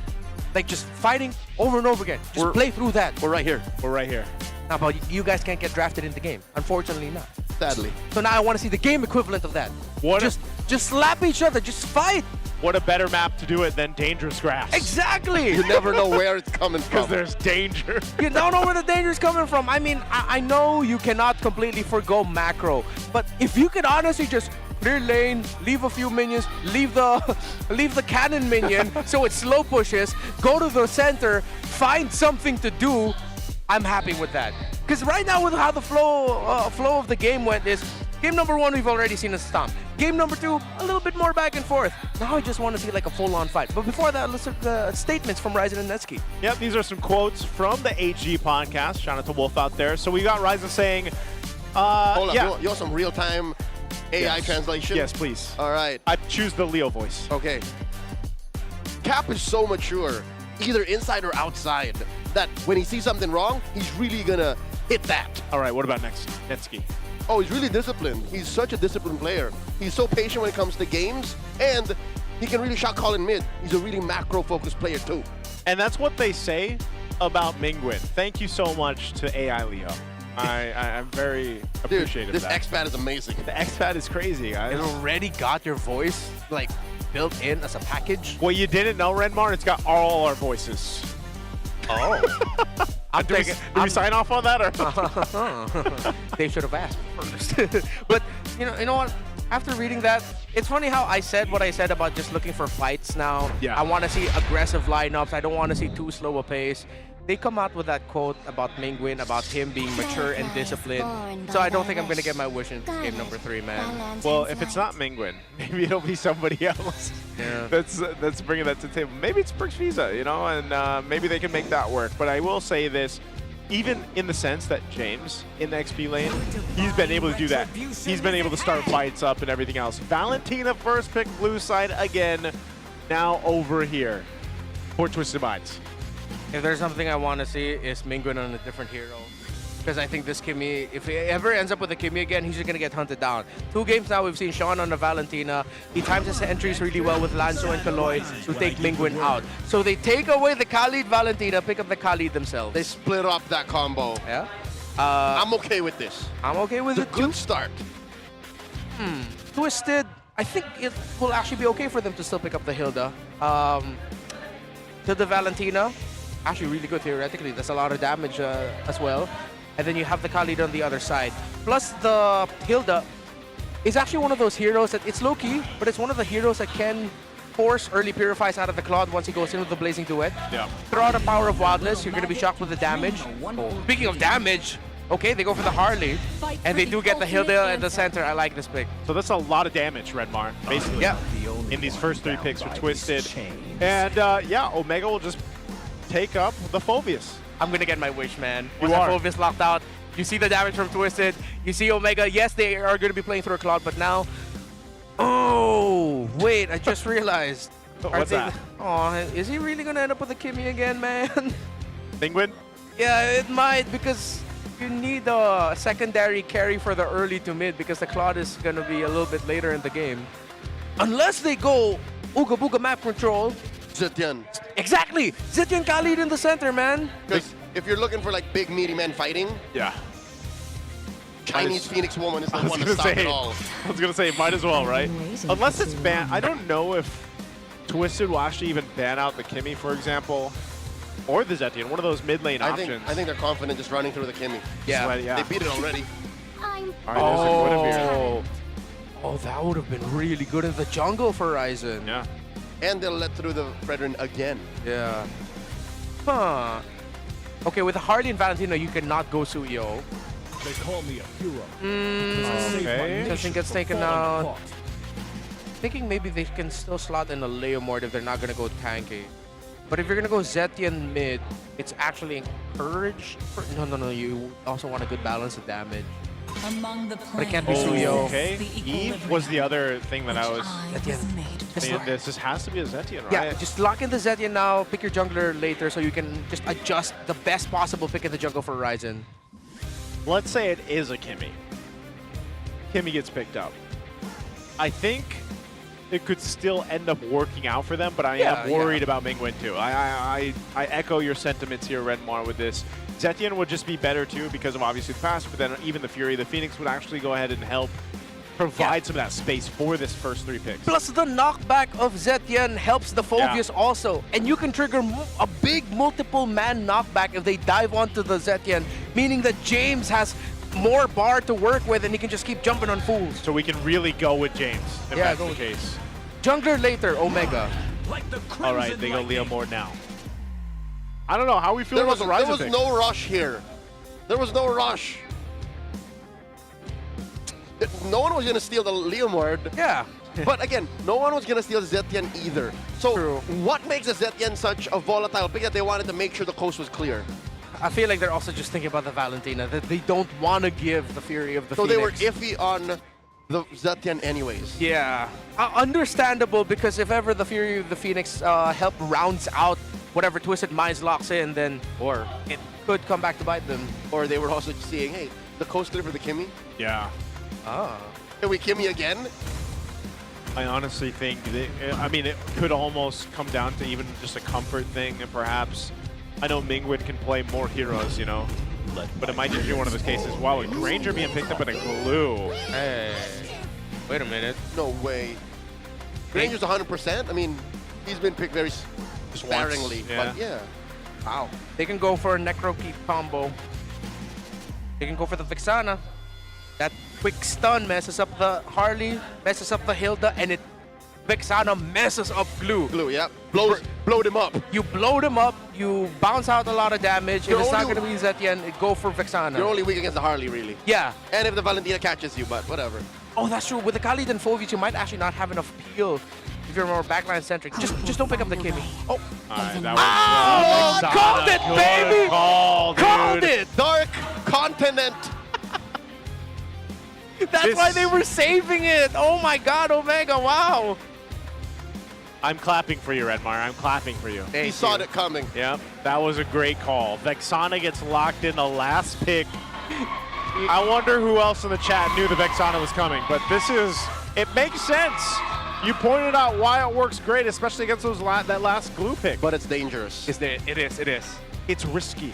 Yeah, he might actually need to build a Winter Crown second item to survive the Harley. Or a Blood Wings. Or Blood Wings early on if you want to be a bit more conservative and just still also be able to build defense. Have something that counts. Yeah.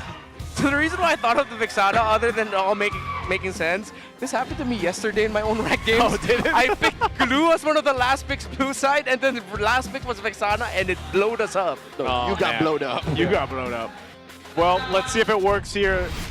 We're jumping into it. Our first match of week 2, we get 3 games. We're jumping into game 3 here. Will it be Twisted Minds or Smart Omega that gets the victory here? Both incredible lineups for this last game. We'll see how it all plays apart. Hey, silver lining for the Barangay. If this works out, then that means they have figured something out in the metagame. They figured out that these weird heroes that we've forgotten can still matter. Yeah. Because there's no other option, I think, especially since they banned the Eve, where you could hold a box. And that was their main problem in game 1. Yeah. Plus, it's going to be harder now once they're all level 4s and Mingwin can burst down the little glulets. Yeah. Chinese translation, mini longs. Once those are gone, it's going to be difficult for him to actually get a jump onto someone. He has to be very honest, just keep bouncing on someone and putting those marks up so that he can just latch on to a member of Omega. Because again, we've stated the reasons why this Vexana makes sense. That little stun that you can dish out with I believe it was Deathly Grasp that it was called, can mess up an entry of the Hilda and the Harley. It's him with a Terrify and Sean too. So they both have that kind of ranged crowd control. Yeah, that little bit of time that it buys for both the compositions here. So it's rather kind of just null, you know, in the beginning. Like, you're not going to see too much as most teams wait to get these level 4s available right around this turtle here. Even in the sense that MP the King's got to be careful of his own entry just because of the way that Grasp does work with Vexana. Both mid laners not level 4 yet, but with a wave coming in mid, Sean will be able to hit level 4 before Mingwin, who will have to get EXP through the EXP lane. James not quite there yet. MP the King and Sean putting a lot of pressure. Lanzu already has his grab. Kaloy very low. That's Pertiva jumping in. Kaloy running away with it. MP the King flickers back. Secures you with the retribution. James jumps in. Does not secure it just yet. Huge that flicker, draws first blood on Kaloy. Could have been really bad for Omega. Again, Mingwin hasn't hit level 4. Lanzu jumped up on the right time, but in the end, they were able to split up the fight so that the focus of the glue is split up as well. Handled really well by Omega. Twisted Minds, you can't fault them for pouncing on that. It looked like it was going to be really good for them. It was just answered very well. A little bit of a threat here around the purple buff of MP, but the team is there for him, so he can go ahead and secure it. So he will grab his buff, but yeah, good kind of decision there to deal with that. They go ahead and trade things out, but it's just a kill. It's only a kill over for James as he grabs that. Oh, Phantom Steed by Ryzen. A stolen Phantom Steed by Sean. We saw this last weekend. Forcing out the Raging Sandstorm, Kaloy was just swinging away at Perks, who took a lot of damage. So again, Hilda Valentina still hurt. I believe Ryzen was able to get the last hit on that golem though. Skypiercer is the rush for Owl. He didn't go through the Fury Hammer route. He went straight for Skypiercer. Tell you why, man. After that carry game, he's like, I want to play. I want to be in these fights. I want these stacks. And so he goes that route with the Skypiercer. Which makes a lot of sense. They have Burst in their roam mid trio that can set up for Owl to get Skypiercer stacks early on if they can get it. And this is one of the few times you can in the early games. Yeah. Later on, even Ryzen will be hard to pop. Yeah. Very, again, very, I don't want, it's not passive, but it's just one of these situations where neither team has to throw it at each other to fight this out. We might just see more so objective fights because even in a sense, like I said, with MP, he doesn't necessarily want to go for these pickoffs right away on this Harley. Okay. Twisted Minds are going to get advantage for the turret, but Kaloy will have the vision. Lanzu's going to be playing catch-up with this. Better positioning for Omega. Oh, they blast Perks, forcing a quick sand guard. James comes in with an Infernal Pursuit. Lanzu running headstrong into that brush. and both teams are able to reposition. Get on them, Lansu. Just get on them. He's going for Sean. James jumps on a Sean. Sean very low. MP the King blasts away. Quick sand guard into a raging sandstorm on the park. He gets taken down by Kaloy. Ryzen runs into 3. MP able to space escape on out of there. And there you go. Lansu heard you. He's riding James right now. Riding James. And James able to survive. Perxiva and James were way too aggressive with that start. They thought that they could buy a lot of time so that Ryzen will just be able to freely get the turtle, but the turtle was not low enough. So now the question is, Perxiva and James, why? Yeah, that was my question. Why? What was going on in that team fight? And so it might ultimately be a reset. We've got Ryzen going and grabbing his purple buff. MP's down pot. The rest of the team is up here around the turtle. So we'll see exactly what they decide to do. There is going to be a push down there for that tier 1. Perxiva takes a couple shots from Kaloy. Whoa. Twisted Minds are trading the turtle for this push down bottom. And I think Omega have just accepted this and said, let's just lean into it. And MP gets the push down bot. Yeah, it seems like the presence of the glue was enough. So far we haven't really felt the presence of the Mingwin Vexana pick just yet. But Omega, it's a weird mix of they are being patient but also taking unnecessary risks. And it's going well for Twisted Minds. They can open up the map. These little victories that they're getting by Omega being a little bit more, you know, sort of mixed with their priorities is working out very well for them. They can build a big lead through this. Femsteed thrown out, but again, it's just Kaloy there. Let's take a look at the items where they're falling into place here this early on in the game. Okay. Gold laners. Okay, now he's finally building the Fury Hammer Owl, second item. Very close to the goal, so Neski does have the DHS. So both gold laners have had a much better time. MP the King has a slight lead over Ryzen, who only has the War Axe now. Okay. As they kind of find themselves just protecting the tier 1s. Omega looking for their own opening to kind of fight back here. One of the things that you will have to do because you have a Claude in your team is to go ahead and scale up on the Claude. And so you have James up here on that front side of the map to go ahead and help out here. It's so difficult for Omega to actually find a potential pickoff on their own, like starting it up themselves, where most likely they're going to be responding to what Twisted does to them. Fine, guys. My Perks! God. And Perks, they're able to survive, even with Sean flickering forward, smelling blood in the water, but the quick sand guard keeps Perks alive. What was that?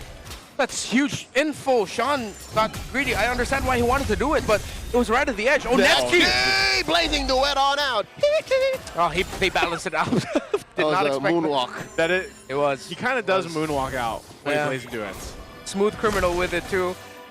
At least Kaloy got to balance it out, forcing out the blazing duet from Nevsky, and they got the tower. So again, the little wins through Omega's passiveness or just getting caught out by Twisted Mind, they're stacking, and now they have a comfortable advantage for Turtle 3. Whoever wins this might actually be set up to win Lord 1. Sean with a stolen Rampaging Sandstorm. Checks range, Kaloy gets caught.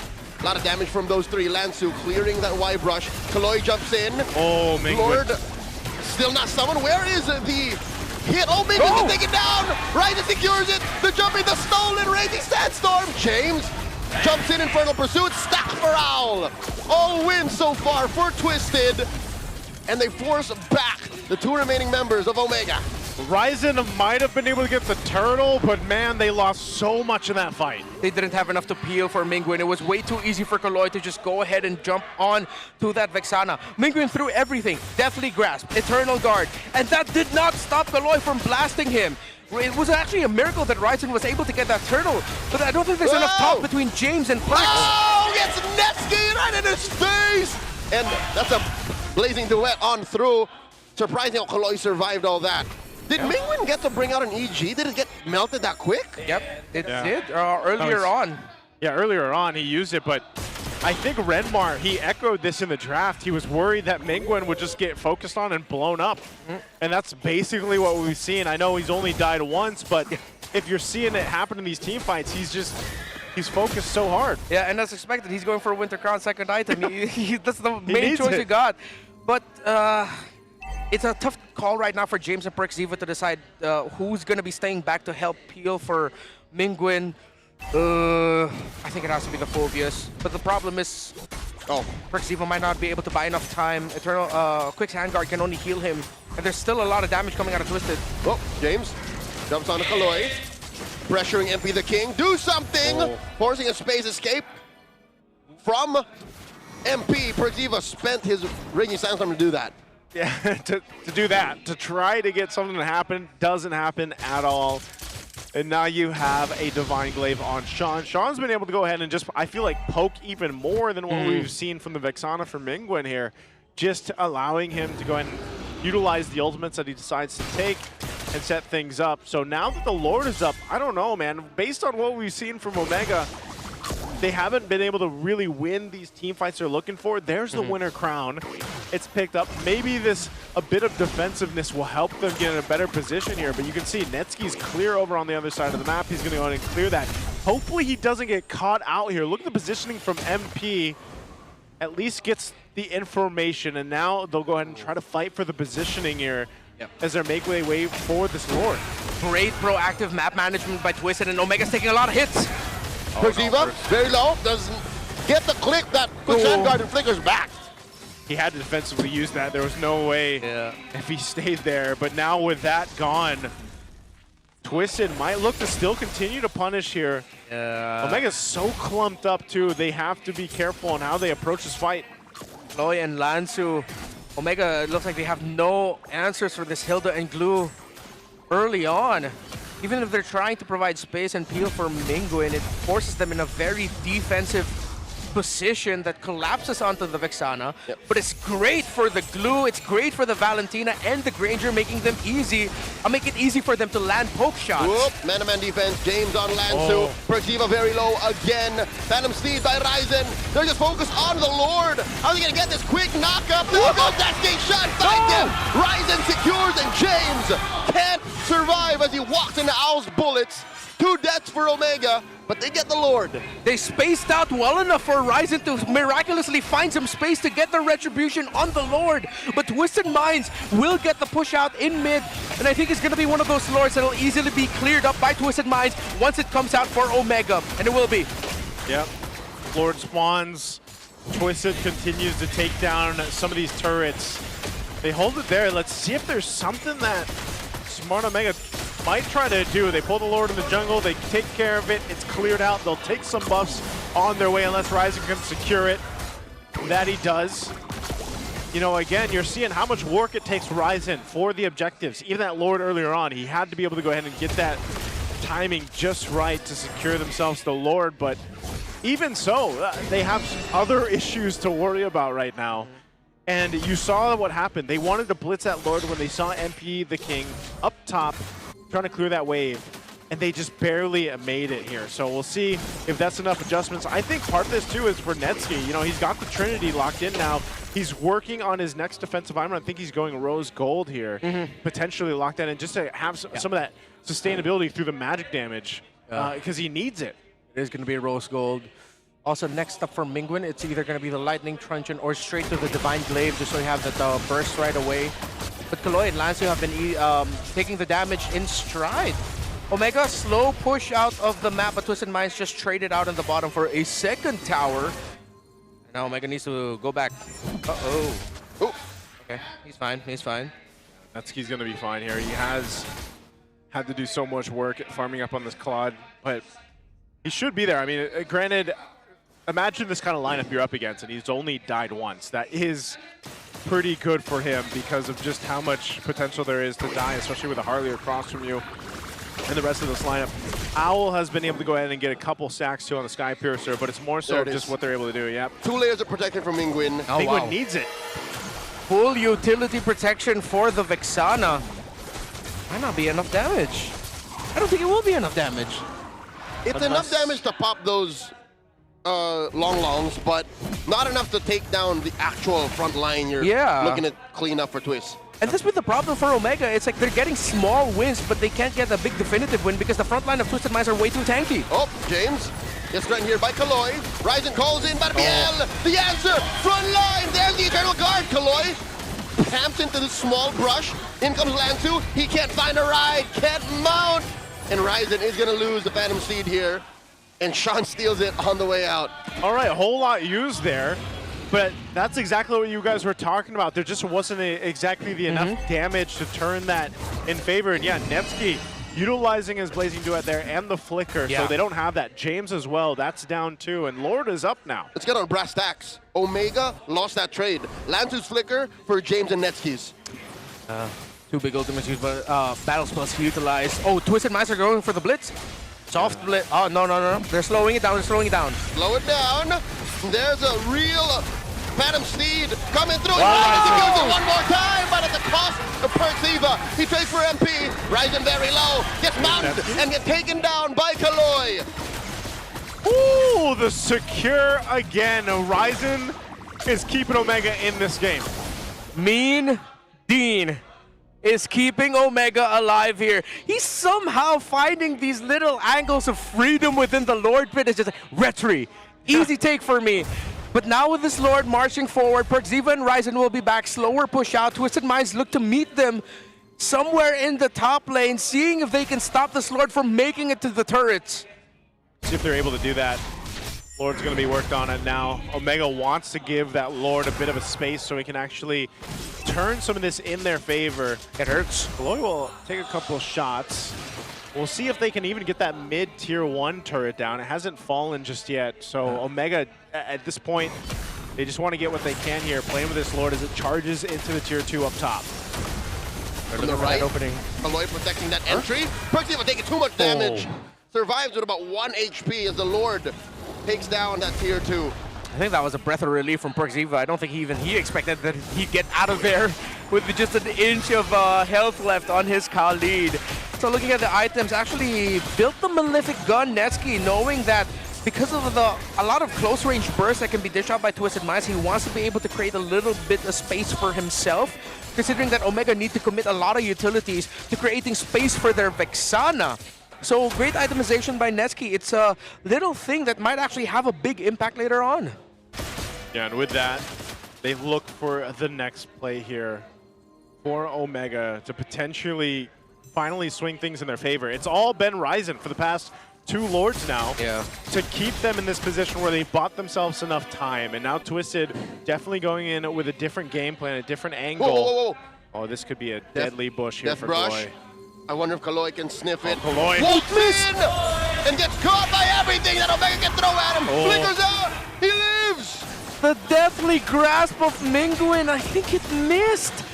That extra inch of Terrify actually would have bought them the time to take down Kaloy, but it just did not land. What was it, an anticipatory deathly grasp? Did he aim it towards where he thought the Hilda would go? It was where the Hilda was coming from because it ended up closer to the pixel bush that Kaloy walked out of when Kaloy was already in front of the death bush that Omega set up. So it's behind. Yeah, Did it he was expect behind. the Hilda to backstep? But yeah, I'm leaning towards that too. He was thinking that maybe Kaloy would go for the little 2-step back and forth, but no, he just went straight for it. But still, they burnt the Flicker out of the Hilda. Could be counted as a win. Very small win. Lord's coming up here in a couple seconds. Very small. Sean also holding on to the EG. He's got his own internal guard. I'm not sure if he's going to switch things up, but might be utilizing some of that little bit of crowd control that comes with that. As Lord is started up by Netsky, but this isn't going to be a full commit just yet as Omega fights for the space here. We'll see if Ryzen can replicate what he's done for the past 2 Lords as Lord evolves. Now that we're past the 18-minute mark, Twisted trying to get in position. Okay, Perxiva spent his quick sand guard. So Twisted Minds have this window. James jumps in, forces a spot from MP. MP gets taken down, and underneath that pit, I'll get the stack. Down goes Netsky, down goes James. Lansu with the mount. Gonna get that reset. And Lansu, he's Perxiva, get out of there. What a trade! Out of nowhere, Twisted are up. Everyone jumped, but everyone clumped for Sean and Al to just deal burst damage AoE. And Omega were not ready for that. James and Netsky get taken out immediately. Oh, Lansu looking for the mount on the horizon. Can Bud be able to save him? And he finds out. He leads into the fight. Gets taken down by Sean. One for one. Kaloy looking for that jump on the Perxiva. Perxiva flickers out. And he gets mounted by Lansu. Lansu's on him, riding him. Underneath tier 3, he gets a quick sand guard. Last season it was Sean on the Kimmy. This season so far it's Sean on the Valentina. Yeah. Too good with it. Great timing. The Terrifies from those little shadow strikes that he can dish out, they've been able to make the most out of it. Not even full item build just yet, but he is up to a Divine Glaive and the Lightning Truncheon. Divine Glaive for the counterpart in the Vexana. Full items already for the jungles. It is just boiling all down to who can pop immortalities first and who can build that advantage first. Now that's another thing Omega need to watch out for. When they go in for the dive, Nesky and James, they have to watch out again for the burst that we've been mentioning all throughout, through Sean and MP the King, but also now count Owl's burst damage that is there for him. Radiant Armor just picked up by Lansu. Oh no, is he going to be in trouble? James trying to get away. Down to a tenth of his health, gets mounted by Lansu. A lot of damage coming in. Can he survive? Brings him the long way around. And one more hit! James gets taken down by Lansu. A disaster for Omega, but they look to punish Kaloy. Lansu gets on out of here. And they both pop. Down goes Netsky. Immortality out on birth, and he gets taken down. Owl gets a double. Ryzen and Mingwin left inside their base. They have a wave pushing down at mid, and Mingwin and Ryzen are left alone on the defense here. Can they stay in the game? Mid tier 3 gets taken down. Phantom Steed by Ryzen just to clear these waves. MP the King space escape in. No waves. Twisted Minds shift their vision over to the Lord. No minion waves. Omega still in this. One of the biggest problems now is how are they going to find a good timing for Nesky to entry with the Blazing Duet. Kaloy's power of wildness, the ultimate of the Hilda. He's been single-handedly messing up Netsky's entries. And then Sean just caps it off. Free Lord for Twisted. Netsky's not even part of the equation. He's still 5 seconds off of spawning as Twisted score. Get this, their first Lord in this 21-minute game. And that's why Ryzen just called on the Phantom Steed and gave him a thumbs up there. Like, yep, all right, you guys got this one. And now they have to defend against this. There is a potential here for Omega to go ahead and clear this out, keep things under control. The only tower right now down is that mid turret in the base. We'll see if they make it work. A Winter Crown available for Netsky. He knows he's probably going to need it for this base push from Twisted. They've got to deal with the Lord first. Here's a conceal play from Twisted. Are they going to push it? Looking for targets. James! Pop very low! Space escape. He will survive as he gets into the fountain. Lord getting taken care of by Omega. They will clear it, but they will lose their tier 3 down bot. Top lane up next for Twisted. Up 6,000 gold. Quick up on Netsky as he gets hit by the Eternal Guard, stolen away by Mingwin. Kaloy traded out for. Bottom lane waves coming through. 3 defenders for Omega. Make that 2 as Mingwin can't stand the heat. And now Ryzen is just pushing in, trying his darndest. Just taken down, but traded out for Sean, and that's it. Twisted Minds take the series. They will not start off the season 0-3. Kaloy with the hype, with the words, and Twisted Minds with the victory. Netsky got blown up. I don't think he was even expecting that in that last fight there. And once they lost him, Twisted Minds knew exactly what they had to do there as they get the victory in the series 2-1. It looks like we're looking at a new winning formula for Twisted, gentlemen. Valentina and Harley together. Harley, man. Popping up and so many compositions. And what's so amazing about it is they're both good in isolation. Yeah. Twisted Minds can make either work. Twisted Minds gets the dub, but I don't know if you'll agree with me, Smart Omega have found something even in this L. They learned something. Something here clicked. Yeah. It feels like it's one of those teams right now early on in the season where it's just like, okay, we see the vision. You're not fully there just yet, but maybe slight tweaks here and there. Unfortunately, the Claude for Netsky really wasn't felt here as much, but you can't blame it because look what he's up against. This is the threat that we discussed in the draft. Every time he would want to enter, there are 4 heroes that mess you up, whether it's through control or very simple one-tap button damage. That it's no surprise that Netsky's Claude here struggled. Yeah, that's what I was saying. It was, in a portion of the game, it was great that Netsky didn't die multiple times because you just saw how overloaded it could be for him on the Claude. And that's why I think even in the last base push there, you saw how fast he died, and he had a Winter Crown. He couldn't even use the flicker there. So we got to throw it over on the stage to hear for our winning interview with Twisted. Let's go over to the stage. And it's Twisted Minds denying a reverse sweep. Their first match win. Palakpakan naman natin ang Twisted Minds. Odin, Twisted Mind really did twist that Game 3 to get their first win of the season. They're finally in the winning slate. Congratulations beside me, MP the King. MP, 3 games in, you finally got your win. Tanungin ko lang, ano yung pinaka naging challenge nyo ngayong season so far? Siguro yung pinaka naging challenge namin this season, yung mga sarili lang din namin. Kasi ramdam namin bago magsimula yung season, parang hindi kami sobrang committed sa ginagawa namin. But now, can you talk about that commitment? Gaanong ka-committed na ngayon ang Twisted Minds? Siguro sobrang committed na, parang natawan kami after week 1. Ayaw namin na matapit si Kirk. Okay.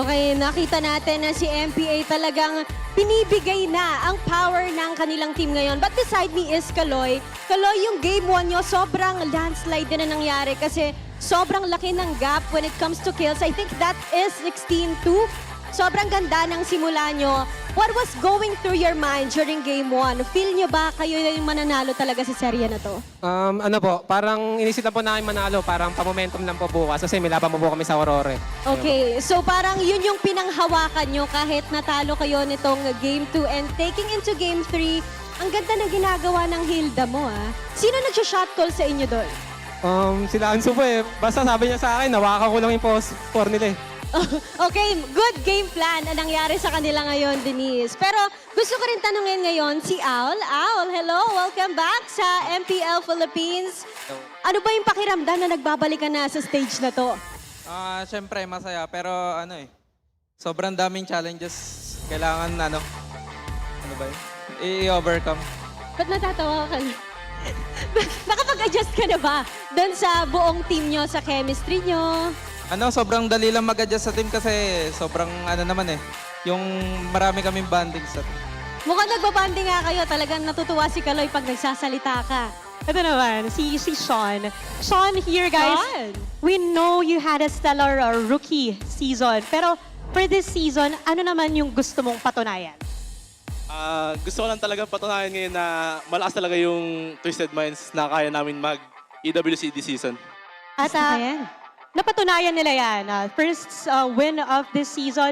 Ano pa yung mga dapat naming expect sa inyo throughout this season? Expect nyo lang sa amin na mas marami kaming last na baon. Tsaka mag-ready na yung team sa amin. Grabe ka na talaga, Sean. Alam mo, siya talaga yung isa sa mga players na inaabangan natin every time na kakausapin natin ang kanilang team. And now, it's time to look at our screens. Sino kaya ang MVP for this match?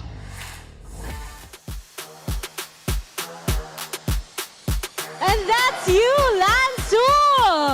Mukhang gana yung mga shot call mo this match. Lansu, what can you say sa lahat ng mga sumusuporta sa Twisted Minds? Salamat po sa mga pumunta. Gagalingan pa po namin lalo. And with that, let's give a round of applause once again to Twisted Minds. I cannot stress this enough, Odin. As they take their walk of victory, grabe, yung naging last game natin. At kanina, they promised right in front of their fans, mas gagalingan pa namin this season. And we've seen that right before our very eyes. Gusto talaga nilang makip yung momentum dahil nga aabangan daw natin ang laban nila bukas. But bago tayo tumungo sa mga kaganapan na yan, balikan muna natin what happened in the Land of Dawn kasama ang ating mga casters. Thank you so much, Odin and Denise. And again, congratulations to Twisted Minds there. And also to Lansu, the match MVP. We'll find out who Game 3's MVP is in just a second here. But yeah, I think Lansu was an integral part of that success for them winning the series here. There's the MVP for Game 3, none other than Sean, 4-1 and 12. For this Valentina pick, Redmar, we talked about it through the draft. We talked about how this is becoming more of a trend here and talk about the impact this had for Game 3. I think this is something we have to watch out for now, not just for Twisted Minds, but for the drafting pattern of a lot of teams prioritizing Valentina. It's been a long time since we've seen Valentina getting rushes the blue 1 pick. I think we haven't seen this since like Season 10, Season 11, where we consistently saw it. So let's see if the other teams will pick up on it. And does that now mean that Sean has been the MVP for all of Twisted Minds winning games? He also got MVP in Game 1, didn't he? On the same hero. On the same hero was also the Valentina. And it was during the interview, it was Kaloy who mentioned that it was shot caller Lansu who told him one simple thing: stick on the Vexana. That's why we also saw that Mingwin's impact here was diminished greatly, because the Hilda just kept going after the Vexana. And Twisted Minds knew that they could afford that because they had the glue anyway to be the substitute roamer frontliner for the rest of the squad. I think when you look at these highlights here specifically, you can just see how, because we talked a little bit about Sean in the pre-panel too, and it's just like, again, he's an amazing player. We saw this especially in his rise and then getting the season rookie MVP from season 16. And he's improved. I could say that. Like, his improvement is still apparent here already in 2 weeks into the season.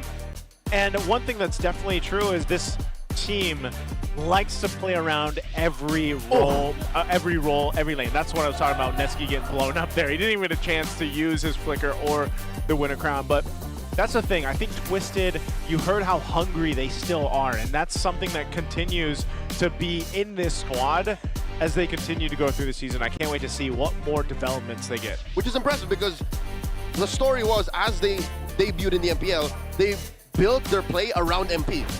If you guys didn't know, there was no other jungler they were going to have with them going into the big leagues. But now, as Joseph mentioned, it's good to see them kind of learn how to play around each other. Yeah. They've grown into a newer identity. Granted, it's so far only up against Omega, and they did acknowledge that they really wanted to get this win because they want to set up for their match against Aurora tomorrow. I think that will be the first true litmus test to see where exactly Twisted Minds are at early on in the season. But I like what they saw. Hopefully they keep this momentum going throughout. As much as we want to see also Nausea get a chance to play, they already got a win with Owl. They're going up against Aurora. At least continue that momentum that they have. You know what's weird? In a lot of my social media content, a lot of people are saying Nausea's better. What about now? What about now? Yeah, it's Owl who got that win. Most damage dealt here. And Twisted Minds are the first team to declare their intention. 3 letters they're eyeing out for.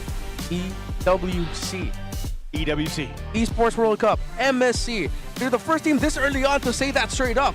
We want to go there. We're confident that we can go there.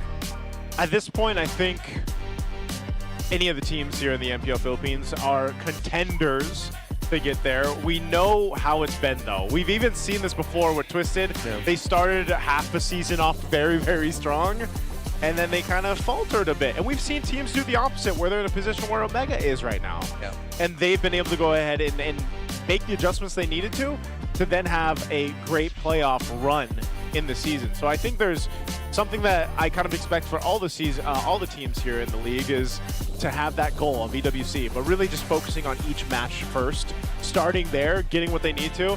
And I think that's going to be a big debate all around, guys. Like, there's multiple teams that have these kind of multiple options in terms of their rosters that they can bring to each game. And that is always going to cause a discussion. I love the discussion, by the way, that we have like in our official MPL groups and from our fans out there and the super fans for the specific teams. I just, we got to keep it healthy. We got to keep the discussions healthy for the different players, of course, out there. I think it's still healthy. No one's like lambasting the other option for these positions. Yeah. I'd like to just say, I hope it lights a fire underneath these players. Because I'm used to seeing Nausea. I want to see Nausea succeed too. But hey, for now, Tally, Owl's got the dub. I think, again, there's a lot left that the teams want to go ahead and show us, especially Twisted and Omega. But before that, we also need to go ahead and listen on how this winning moment sounded for Twisted Minds. Ano to, boy, Khalid? Sumusugal!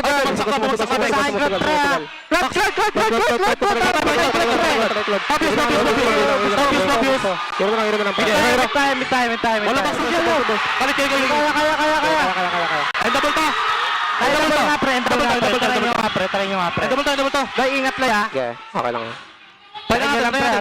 Try nyo lang. Lord lang. Di ba pasok sa amin to? Pre, bilisan nyo na lang, pre. Lord lang. Pwede na lang. Okay na. Nice one. Tapa. Ay, trabahong malinis na lang dito, ha? Okay, player na Pobis, pre. Khalid Pobis, ha? Khalid Pobis ba, ha? Ay, Khalid sa likod. Likod. Okay, paulan lang, pre. Paulan lang bala, pre. Tigger ng Khalid, pre. Tigger sa akin, ha? Tap nga. Patay. Kalma. Patawa ka. Pabis nga. Dik sana, pre. Baka sumagot ka, pre. Dik sana. Nice, bro. Kalma lang. Right. Pre, na-mode.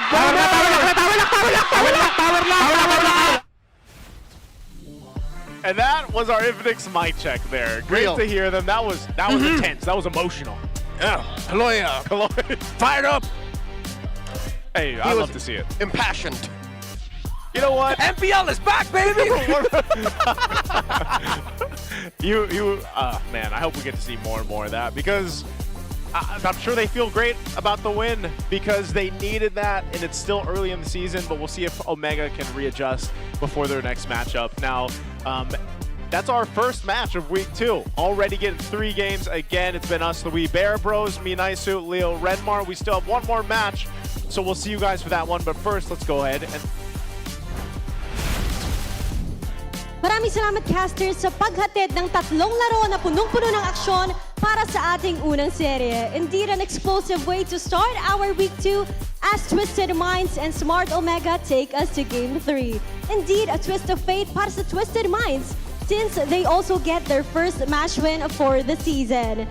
This is your very own Odin reporting on the side to tell you what is also happening outside our region. Ngayon naman ay pag-uusapan natin ang MPL Indonesia na ngayon ay sinisimula ng kanilang liga para sa Season 17. Today, the Filipino imports are also taking over at una na lamang dyan para sa unang araw is Coach Why Not, Andoryu and Okir para sa Team Navi kontra sa RRQ. At mamaya naman ay aabangan din natin ang laban ng former teammates and former Kings of Sea na RSG Philippines. It's Coach Panda and Eman na maglalaro ngayon para sa Bigatron by Vitality at kakaharapin nila ang pinag-usapan din naman na M7 runner-up na Alter Ego. At bukas naman, ang pinaka-inaabangan nating debut sa Indonesia ng ating gold standard na si Kelra at kasama na dyan si Kyrie para sa ONIC at kakalabanin naman nila ang RRQ. Isa na namang Royal Derby ang aabangan natin bukas sa MPL Indonesia. At balik naman tayo dito sa Pilipinas dahil hindi pa natatapos ang mga aksyon para sa unang araw ng Week 2. Mamaya lamang ay aabangan naman natin ang ONIC Philippines kontra sa TNT Pro Team. Kaya huwag kayong aalis dahil magbabalik ang MPL Philippines Season 17.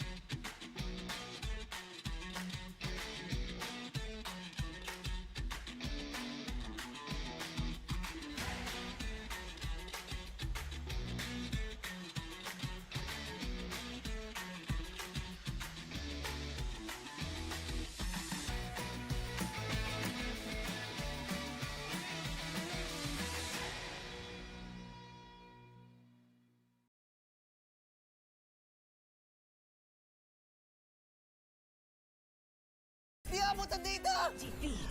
GG bro! Don't worry! Be only with Smart Power All 99. Hindi bitin with 10 gig data to power your games plus only Facebook or only TikTok. Load now! Foul! You know your scalp can get up to 5 times more dandruff? Get triple anti-dandruff power. Supercharged with Clear. Hey, you! Did you know men have 1.4 times weaker scalp? Get a shampoo that's 100% made for men. Supercharged with Clear. Enemy alert. Your scalp gets 1.5 times greasier, causing dandruff. Get triple anti-dandruff power. Supercharged with Clear. Stop and pull over. Your scalp gets 1.5 times sweatier. For cooling power. Supercharged with Clear.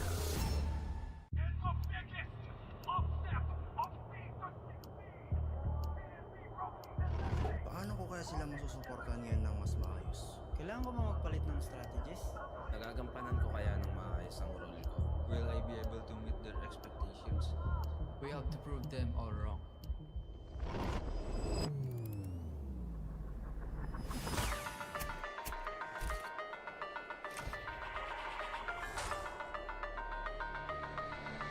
It's time to win.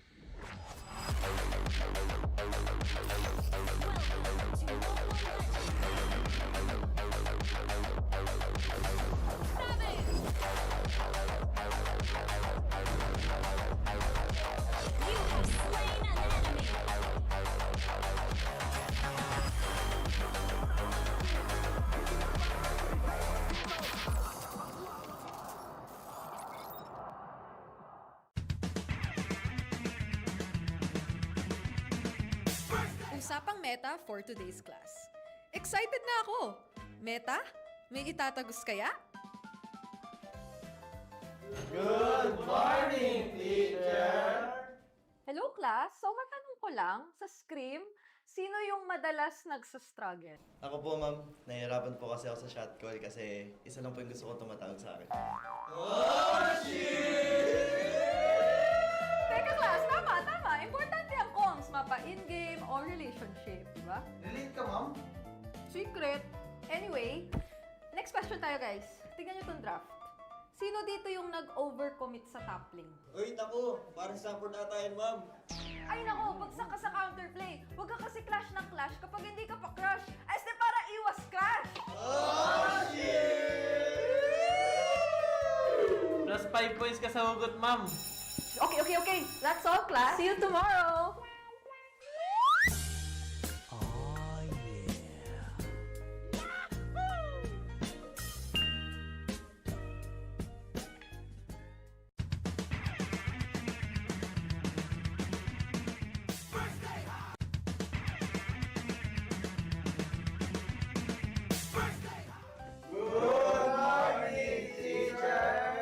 May bagong grading sa loob ng classroom.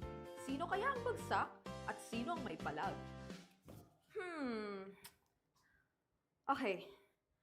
May grado na ang lahat base sa inyong naging pinakamainit na katapat sa lane.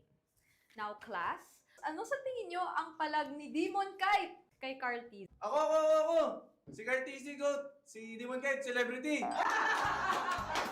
Okay, makinig. So, pag-usapan naman na natin yung iba't ibang uri ng rivalry, class. So, unang rivalry, yung team na palaging next season na lang versus yung team na palaging nag-champion.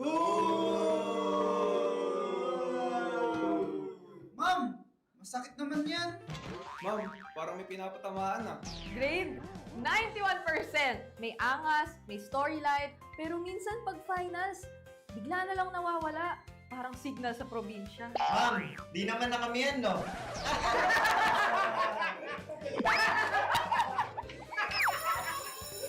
that's all class. Don't forget to study your rivals kasi next week ay graded recitation na sa stage. Goodbye and thank you, teacher!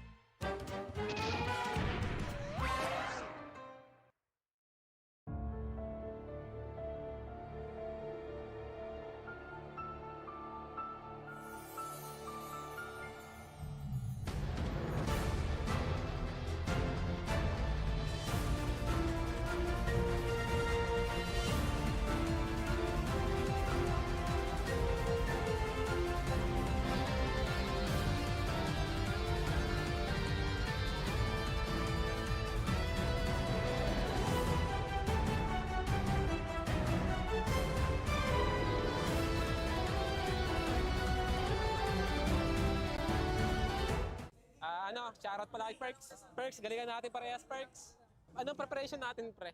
Sana makahula na kami, guys. Sana Sana manalo na kami, guys. Sana makatagos tayo, guys. Sana manalo tayo lahat. Sana panalo tayo sa buhay. Dasal lang tayo, tol. Pati pa naman sa checkping, strict yung account ko. Sana makachamba sa mga gods, sa mga old gods. Sa mga old gods dyan, oh. Sana makachamba ang mga current. Sana daw feelings, pre, nung nasa MPL na, pre. Sobrang saya. Andito pa rin kami, magkakampi pa rin kami simula MDL hanggang MPL ngayon this season. Masaya dahil na-appreciate ng mga orgs yung mga MDL natin. Parang dami nila ngayon. Kailangan natin, pre, ha? Kailangan natin manalo, pre. Yung mga pumunta dito, pre, ilang oras bumiyayan, pre, para supportahan tayo. Okay? Second game of the season, sana manalo kami, guys. Yun. Grabe, ang dami niyo pala MDL Cup, no? Nakakapasok na. Kalat na. Pati sa ibang region, grabe. Ayun guys, message ko kay Coach Bon. Coach Bon, namiss na kita. Namiss ko ng mga turo mo sa akin. Pero sana ngayong araw, kami muna, Coach.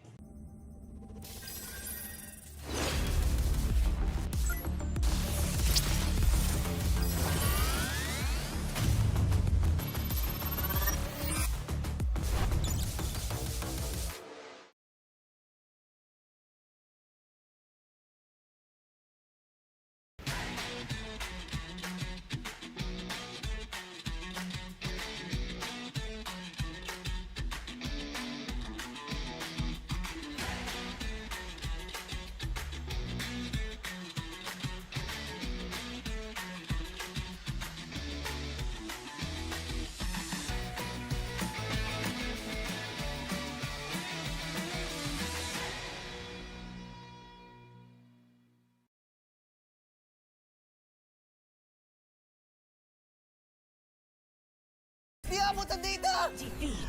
GG bro! Don't worry! The Only with Smart Power All 99. Hindi bitin with 10 gig data to power your games plus only Facebook or only TikTok. Load now! Foul! You know your scalp can get up to 5 times more dandruff? Get triple anti-dandruff power. Supercharged with Clear. Hey, you! Did you know men have 1.4 times weaker scalp? Get a shampoo that's 100% made for men. Supercharged with Clear.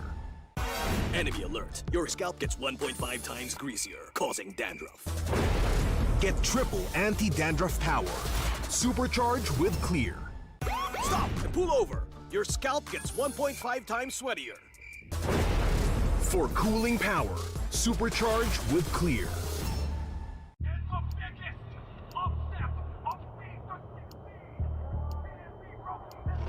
Paano ko kaya sila masusuportahan ngayon ng mas maayos? Kailangan ko ba magpalit ng strategies? Nagagampanan ko kaya ng maayos ang role ko? Will I be able to meet their expectations? We have to prove them all wrong.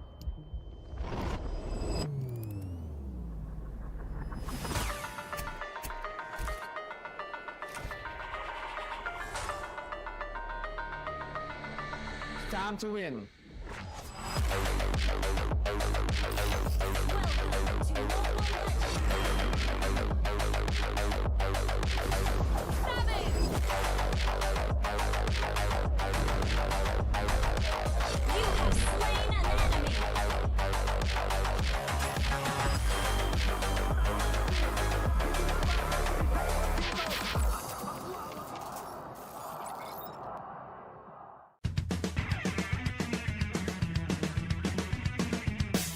Usapang meta for today's class. Excited na ako! Meta? May itatagos kaya? Good morning, teacher! Hello class, so matanong ko lang, sa scrim, sino yung madalas nagsastruggle? Ako po, ma'am. Nahihirapan po kasi ako sa shot call kasi isa lang po yung gusto ko tumatawag sa akin. Oh, shit! Teka class, tama. Importante ang comms, mapa in-game or relationship, di ba? Relate ka, ma'am? Secret. Anyway, next question tayo guys. Tignan nyo itong draft. Sino dito yung nag-overcommit sa top lane? Uy, naku! Parang support na tayo, ma'am. Ay nako, bagsak ka sa counterplay. Huwag ka kasi clash ng clash kapag hindi ka pa crush. Este para iwas crash! Oh, shit! Plus 5 points ka sa hugot, ma'am. Okay. That's all, class. See you tomorrow. Oh yeah!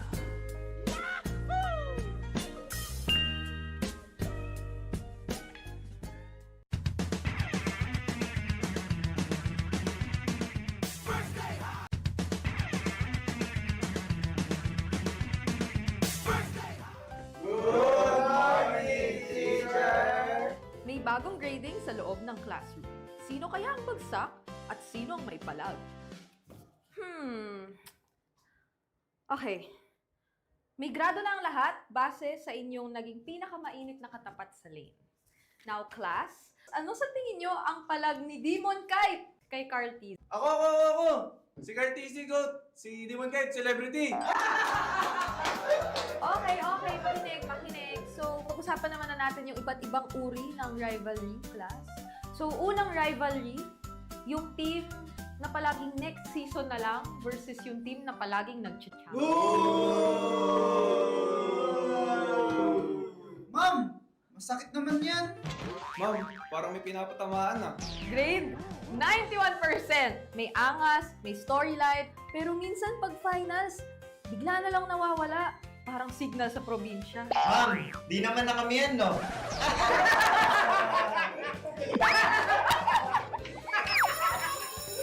That's all, class. Don't forget to study your rivals kasi next week ay graded recitation na sa stage. Goodbye and thank you, teacher.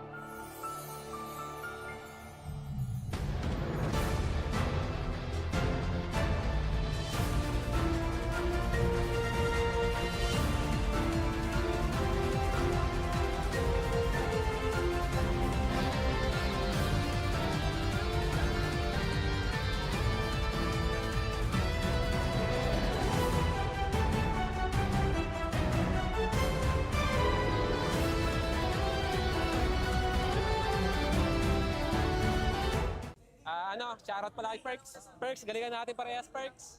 Anong preparation natin, pre? Sana makahula na kami, guys. Sana manalo na kami, guys. Sana makatagos tayo, guys. Sana manalo tayo lahat. Sana panalo tayo sa buhay. Dasal lang tayo, tol. Pati pa naman sa checkping, strict yung account ko.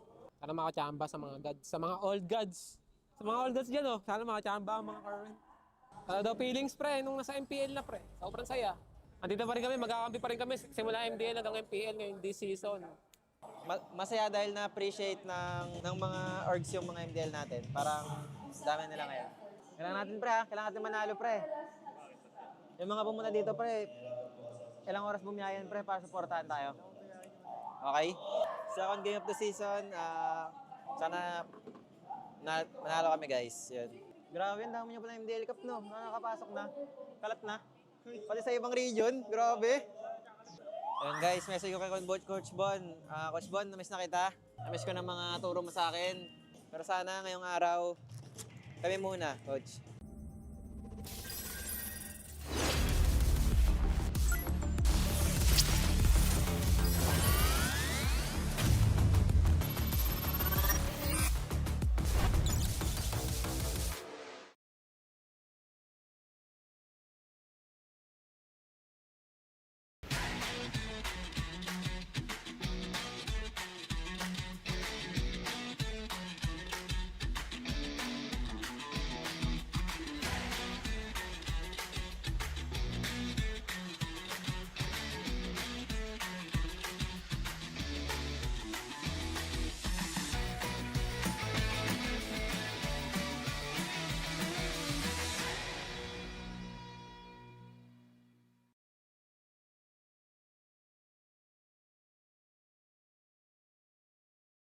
Di abutan dito!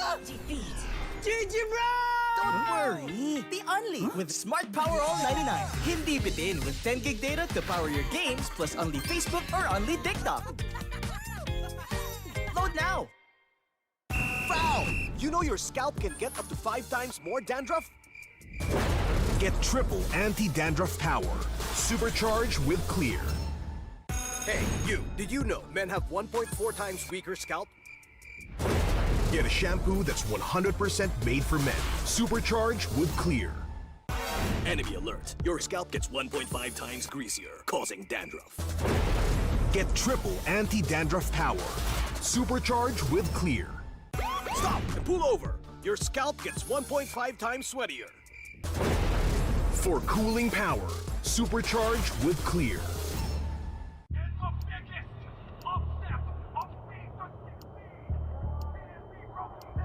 Paano ko kaya sila masusuportahan ngayon ng mas maayos? Kailangan ko ba magpalit ng strategies? Nagagampanan ko kaya ng maayos ang role ko? Will I be able to meet their expectations? We have to prove them all wrong.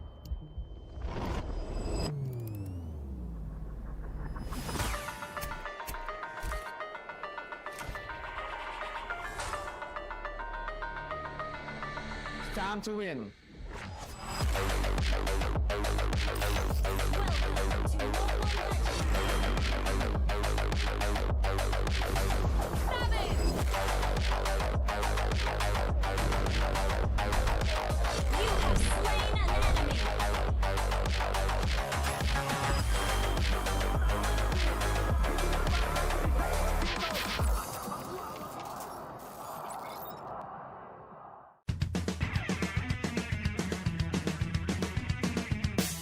Usapang meta for today's class.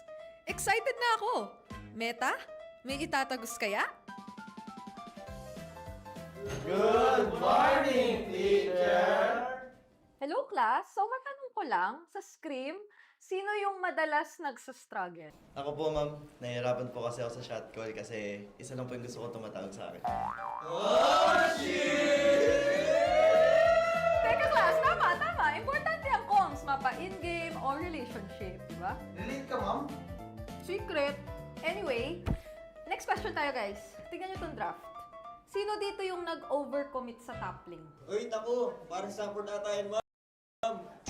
Ay nako, bagsak ka sa counter kasi clash ng clash kapag hindi ka pa crush. Ay, para iwas crush! Oh, shit! Plus 5 points ka sa hugot, ma'am.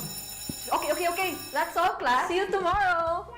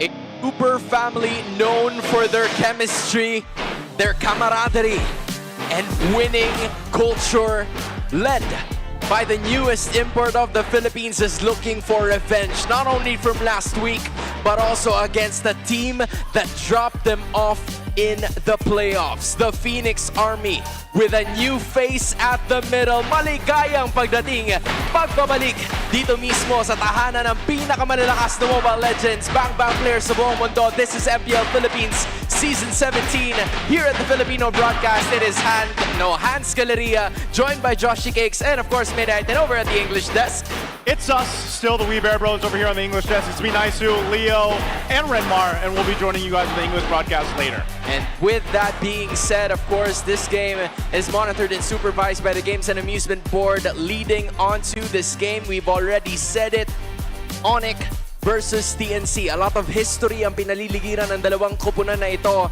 but one direction goes for both of them, and that is to officially get back into the winning column. Sorry. We have yet to see. Going back, we have yet to see na manalo ang TNC Pro Team sa kanilang sabihin natin bagong luma lineup with the addition of Stome. And for ONIC naman, nakita na natin yung performance ni Savero.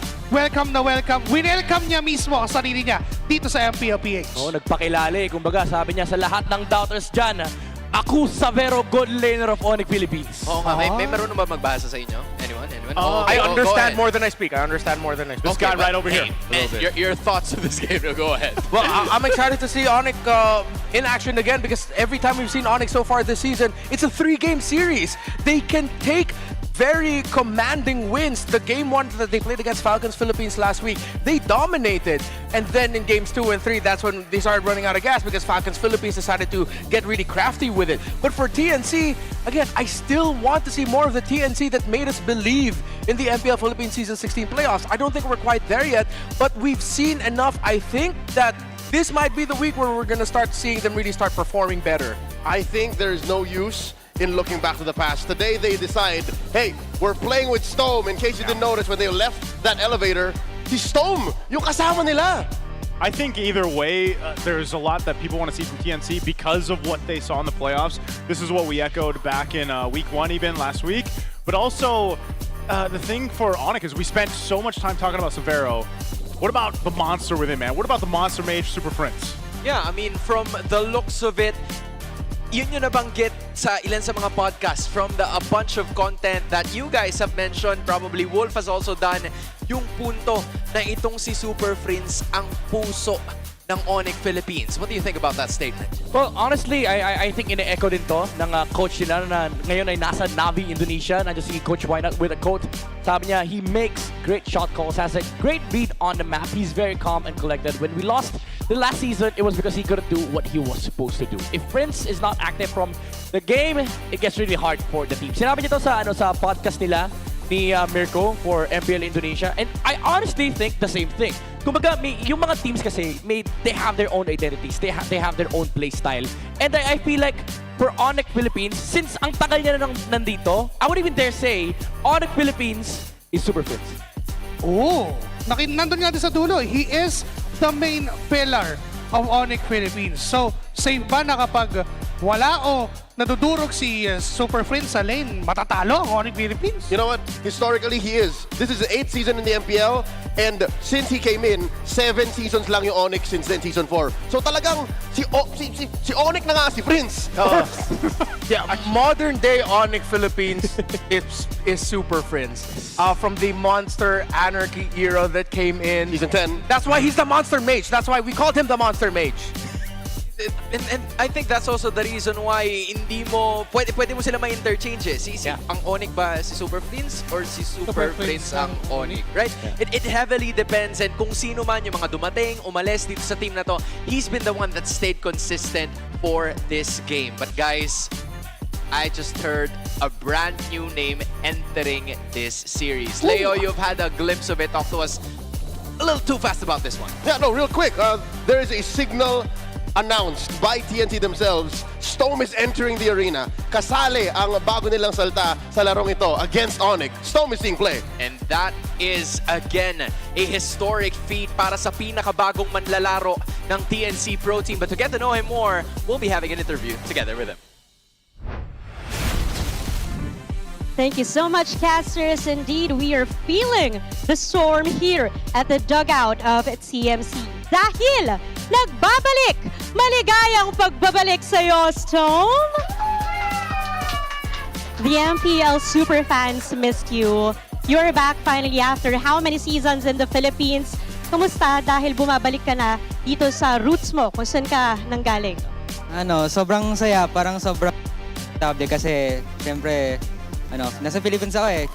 Dito ako so, parang umalis.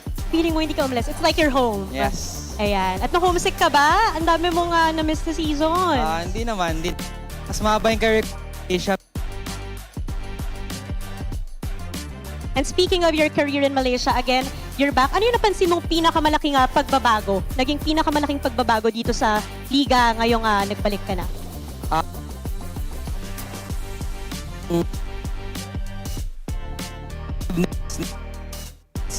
Kasi kahit dati pa, parang pabago-bago yung mga malalakas na teams. Kumbaga wala nagdo-dominate talaga. So kung may nagbabago is yung mga teams na nagdo-dominate lang talaga. Tingin ko yun lang yung bago. And 3 games, third game na to ng team nyo. Kapalitan mo si Lance ngayon. Kamustahin ko lang, kamusta yung dynamic yung dalawa? Okay naman kasi magkaiba kasi kami ng playstyle eh. So ayun yung medyo tinatry namin i-mix and match pa sa team. And yung hope ko lang sana na mag-workout yung dynamic ko sa team sa game namin sa ONIC. Yeah, and syempre may mga, of course, sinasabi si Coach about this. Everybody's been itching to ask this. Lancy played 2 games, you're gonna play today. Paano daw yung magiging palitan nyo? Mahirap masabi. So far, yung plan namin is sa early game lang, early weeks na MPL lang. And then, titignan namin on the fly kung ano ba dapat yung pinakamagandang decision para sa team. Alright, and of course, you're going against ONIC. In a few, ano bang pwede namin expect for your first game of the season? Expect nyo na parang ang tagal nyo akong hindi nakita pero wala akong kaba. So expect nyo na malalabas kayo yung best sa game na to, no excuses, and bibigyan namin kayo ng magandang laban. Bibigyan ng magandang laban, walang kaba. Everybody, welcome back, Storm! Yes, feel the energy from here, and again, we're turning it over back to you guys. Maraming salamat, Denise. Together with Stone making his return to the Philippines, you love to see the confidence in this guy na parang hindi siya umalis, nandito pa rin, and he's ready to roll. Considering he's up against the monster mage na pinag-uusapan nga natin kanina, kumbaga siya na yung bumuo o siya na yung personality ng ONIC. Siya na mismo yung ONIC Philippines. So, how is this gonna pan out knowing na matinding mage ang kalaban niya? Alam mo, meron sigurong mga paraan para mabanggit natin yan ng isa-isa ng medyo maayos, right? Why did you howl? Why did you howl, bro? I always do now. There goes the signal, ladies and gentlemen. Pinagtunin mo na nga. Ito na ang Infinix keys to victory for both teams. ONIC, they have to break down TNC's ultra-slow playstyle and also pressure TNC's mid-lane duo by jungle takeover or river control. In short, mid-lane control na naman. Sobrang importante talaga ng duo mid, especially in this meta. If you get a one-up in the mid lane, napakalaki talaga ng control na binibigay. And TNC, nakita natin yung kanilang pass performance, medyo mabagal talaga. Hindi sila ganun ka-aggressive sa early game. So this is something that ONIC can actually capitalize. But for TNC, ano ba kailangan nilang gawin? Well, hard commit. Being fast against ONIC. If you find an opening to dive, to start building small advantages for yourself before objective fights, you have to take it. There was a little bit of hesitation. It feels like TNC are sort of like in this mode right now of like they have to think every single step of the way. That's not the DNA of this team. When you're playing around a player such as Chapnu, you want to go for any opening that you find. Draft Hero comes with faster win conditions against ONIC, easier said than done. So let's put it with a little bit more sure statements here. I feel like the Twisted Minds game is a revelation for us. You have to watch out for Valentina and Harley specifically in the center. And we've already seen ONIC Philippines and King Kong get an MVP performance with a Harley jungle. TNC need to watch out for that. Yeah, I mean, ang dami na nating nakita kahit na sabihin natin na 4 na araw pa lang yung Season 17. There's already a lot of things that we've noticed. And in fact, Naisu, we did take a look at, again, yung mga Dark Continent picks from before. But let's change a little bit more about that. Kasi sa ngayon, this is TNC with a brand new player. What do you think? Can he contribute to this squad, given that it's his first game? I think he can bring what he learned in Malaysia for all those seasons. You know, there's one thing that you can take is any of the players that get a chance to go to a different region, play there. There is something that they bring themselves from the Philippines, but also that they learn while playing in a different region. So if that means bringing some of the Dark Continent picks or some of the off-meta picks for Stone, maybe not. It could work. I don't know. Stone has a pocket Paramis. That's so true. They might draft around that if possible. But for now, I agree with Hans. Just stay within the meta, go fast, like you mentioned, Renmar. I'd say put Benny on a quick marksman like a Granger or something. Yeah, I think a faster scaling gold laner for Benny Cutie would do really well for TNC Pro Team, just so also that they don't have to get pressured into, hey, we lost our early game, let's play it slow just so Benny can catch up, because that doesn't work out for them.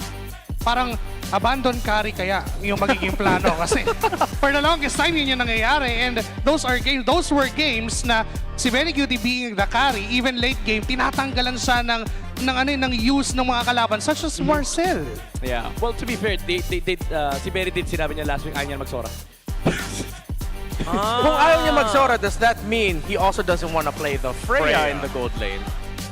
Well, it heavily depends. Kasi, di ba, napapansin natin kanina, there's like a triangular form na. Yeah. It's either mapipick yung dalawang heroes, but there's always gonna be one left behind in the banning phase. So it just depends on what you want to do for now. Honestly, from my perspective, they just stick to what they're used to, you know. Flex that gold lane into the fighter, play the marksman if need be. But again, they have to hone into sa keys to victory natin. Duo mid is so important, especially in this patch. No matter what your draft is, if you lose duo mid, if you lose the river, pretty much depende na sa kalaban kung mananalo sila o hindi. Which we saw in the last series. Like that one game that was a 10-25 minute game or such. That was a Khalid Valentina. Khalid Valentina. If you lose that early, I feel like sometimes teams just take the win off that. Yeah. That's so difficult to do kasi the idea, especially for game number 3, nang nangyari kanina was them breaking that Valentina and Khalid into 2 separate drafts for both of the teams. Will we see that today? That we are about to find out. But of course, para sa lahat ng ating mga manonood, the moment you're waiting for is here. Super family of ONIC Philippines, Phoenix Army of TNC Pro Team. Here are the 2 teams.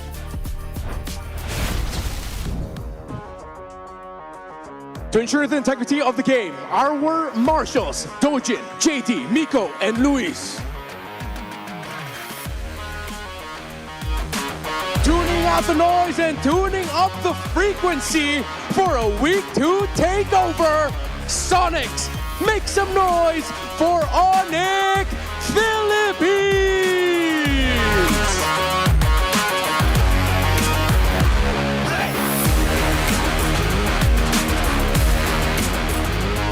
Racing for the bounce back and ready to burn through the doubt. Phoenix Army, this is TNC Pro Team!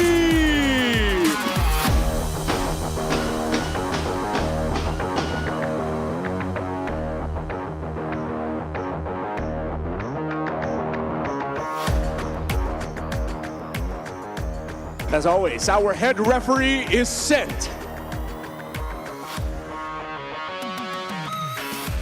And our head coaches, for ONIC Philippines, Coach Hayes. For TNC Pro Team, Coach E2 Max. MPL Arena, simple lang mag-ingay!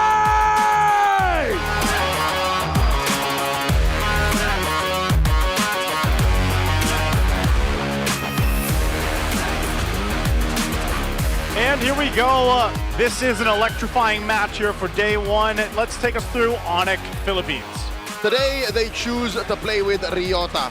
And last week, a lot of people were blaming Kirk. So it's safe to say this week, there's a chance for ONIC to bounce back. A new XP laner and another chance for dubbed last week as Xavier Savero, to prove that he belongs in the big leagues in MPL Philippines. Welcome back, Stome. It's been, how many seasons we last on? A very long time. Since 11, I believe. Season 11. Last seen with Omega. Yep. Last seen with Omega, but now he's familiar. He's back again with familiar faces. Jackno, he's being coached by Eagamax. Hito is there as well. So if there's anyone that could unlock a potential of this team, calling it back to the old favorites, and we know in MPL Philippines, teams who are willing to channel back to old favorites and modernize it do really well, then let's see if Stome can actually bring that for his very first game coming back.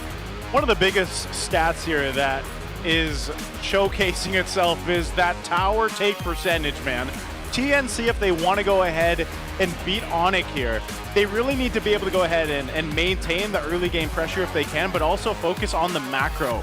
Focus on the map, trading maybe objectives for map space to open things up for that opportunity for them. Joseph, I expect that stat to actually change because these are stats based on a lineup in a draft wherein Benny can't play. That's another big thing, how do I say, big point of how they were struggling in the first week. So now I expect them to lean hard on that other stat, kill participation. I hope TNC dogpile on ONIC to see a good match. We're going to have to just wait a little bit as we take a look at our Smart 5G ping test. Ano daw message natin sa TNC, pre? Tulungan nyo nga ako. Sabi ni Bruce ko, galingin nyo kasi gagalingan namin. And guys, thank you sa lahat ng pumunta, especially sa mga galing pang malaking lugar. Ayun. Ibigyan namin kayo ng masayang laban. Ayan na ang mga arts. Hi guys, hi and goodbye. Salamat sa lahat ng pumunta. Enjoy nyo yung laban namin versus TNC. Hello. Shout out to you, bro. Are you Stormy? 6. Good luck sa ating dalawa as super friends. Good luck sa ONIC at panalunin niyo ako sa first game, please. Hey, welcome back, Stome. nothing much to say there. What was that? Was he asked how long has it been since you were last in MPL Philippines? How long? How many seasons? 6, 7. Oh my God. Accurate. Yeah, pretty accurate there. Welcome back. Welcome back. Mr. Dale. Yeah. Well, hopefully we do get to see his Faramis show up. Considering that you were asking if TNC Pro Team, if they want a chance to give ONIC a good fight, then maybe a hero such as Faramis that can extend team fights, force out some resources out of the opposing team would be good for them. First map is going to be Expanding Rivers. ONIC want to play this fast. Little swapperoo. A little swapperoo. So this now has to be a sign for TNC Pro Team that they cannot play a slower lineup here. ONIC are expected to play fast. I will go back to what I said earlier in the panel. You have to watch out for the Valentina and the Harley specifically. Harley has been coming up a little bit more, if not in the first 3, if it looks good, it's gonna come out as a blue side last pick that doesn't have a lot of counters. You can actually only do so much to stop a Harley from getting close to the objective. The biggest threat of that hero isn't even one of the best things he can do. It's the fact that he can just throw out deadly magic and even force out roamers to go all the way back, calling the EXP laner forward, and then instantly building an advantage for you so easily. And it works so well with the Valentina. So it's like, you want to at least take that away or just ban it out so that combination cannot happen. Because even when it comes to the itemization, you see how they work synergistically with each other.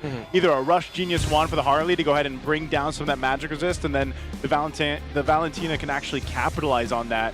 And once they get the Divine Glaives too, there's just a ton of damage that you have to deal with, where even what we see in a Radiant Armor wasn't enough to deal with that kind of burst potential in terms of a Harley and a Valentina. So let's see exactly how the draft plays out, because that seems to be something that all teams want to take into consideration. Also the fact that we have that matchup. I know last week it was like we highlighted so much with Severo. I feel like on day 1 with Severo, he really came out swinging. You got to see a whole lot of great technique and micro skills. Day 3 wasn't as good for him.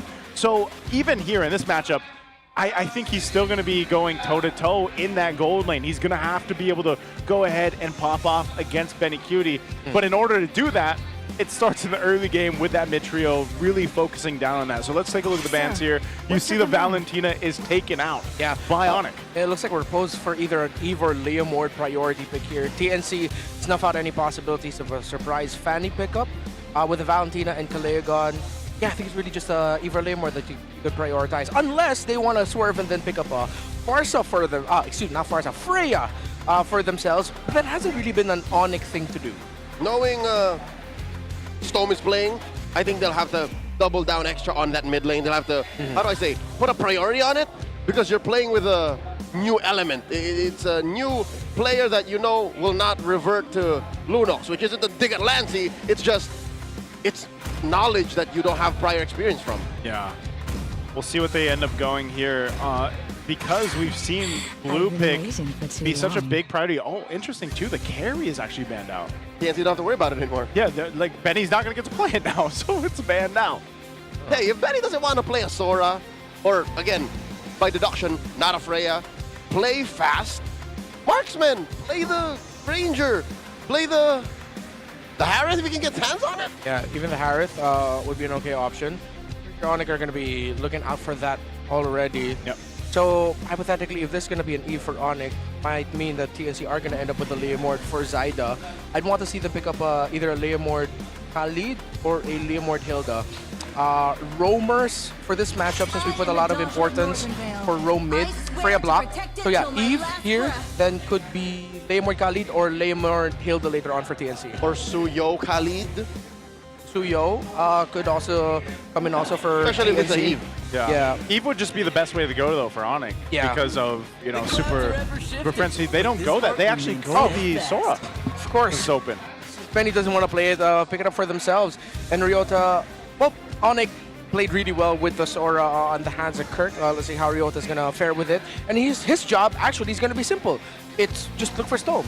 So that's going to be the Sora diving onto the backline of TNC over and over again. But now TNC need a good balance of a roamer who can vision and burst while also peel. If that's the case, I'm leaning a little bit more towards the Hilda getting picked up by them. If this is looking like an EXP Sora, I think later a Ryota, or excuse me, an EXP lane Arlott might be good. Yeah. To pair up with the even Marcel, actually. Okay, I can see the vision there if they decide to pick up Arlott and DXP. Marcel got his first 2 wins last week on day 3. He was 0-3 at the start of day 3 in week 1, and he got 2 wins with the same guy. And he was able to make it work, and that's one thing we're really talking about is it's interesting to see how Marcel works in certain compositions. It's like you have to be that mosquito, is basically what we called him, where you're annoying the enemy team, you're trying to make things happen, and also utilize the golden hour for your team to work around. I wonder if they're already thinking about a Harley and that's why they pick up the Marcel early. Because the golden hour, if you think about it, it's like a winter crown for an entire team to block the deadly magic. So ONIC decided to pick up the Leomord. Don't see a Harley vision, but the Cho early on is surprising. They go full dive against a Marcel. Why and how? Here, yeah. Cho hasn't really been the biggest prio pick in the past, 6 months? Yeah. He was played last week by Perks, but they might be playing this as a possibility for flex. Like a gold lane show? Like a gold lane show. I mean, it is ONIC, but it isn't Kirk. But I wouldn't be surprised if Ryota also has an EXP lane show in their hand. And then you get a gold lane Sora. And then a gold lane Sora. So they might be playing for the flex factor, but TNC, they don't need to overthink it. They go for the Phoebus instead. Instead of picking up the Arlott because of the presence of the Cho, now that's an instant Phoebus pickup. And the Sora as well also has some little micro dashes, Leomord as well, so it's just a great Phoebus pick. Yeah, Phoebus just seems to be continuing to rise in stock here over the first couple of weeks already, and he just does so well with the current meta, especially the heroes that are picked up. A lot of those Infernal Pursuits being triggered here. You'll see this interesting ban comes out because one of the few players that does pick the Lilia is the Monster Mage, like we talked about here in the pre-panel. Picked it last week. Super Prince picked it last week, made it work, and you can argue, is Super Prince ONIC or is ONIC Super Prince? Well, there you go. A Harith banned out too. Super Prince is going to have a lot of room to work with regardless of what mage he picks, but the gold lane is what I'm worried for Benny Cutie in this matchup. Depending on what ONIC ban out in Blue 5, it's down to Granger and Moscow. If they're going to follow this whole... You think he'll pick a 1-1? Since that's a Benny Cutie pick? Oh, wait. Cho, Leomord, Sora... For me personally, no. They picked the Phoebus, so it might be kind of like a telegraph protected pick. Yeah, that's why it's just I'm only throwing out because it's Benny Cutie. I'm not against it completely. But if given the choice, they're really focusing on Super Prince here. He still has the Farsa available for him if ever. He's got the Farsa, he's got the Zetian. Zetian as well would be great. Oh, considering that you're a full dive comp, you have a strong crowd control ability that if ever, -1 instantly with the Way of the Dragon, Fury of the Phoenix is a good combo. So between the options of Farsa and Zetian, I'm leaning more towards Zetian. And between 1-1 and Moskov, I'm leaning more towards Moskov. Because at least with the Moskov, if Phoveus ever makes it to you, you have one knockback to make the most out of and then reposition. Yeah. Yes, after the blink, the Phoveus can cash up to you, but that's a blink ability, not a dash ability. So it is a different proc. All right, let's see what they ban out here for the last ban here from ONIC. They're going to go for the Baksha pick. No. Because Zaid has no jungler yet. Yeah. Just unless he goes Steady Freddy.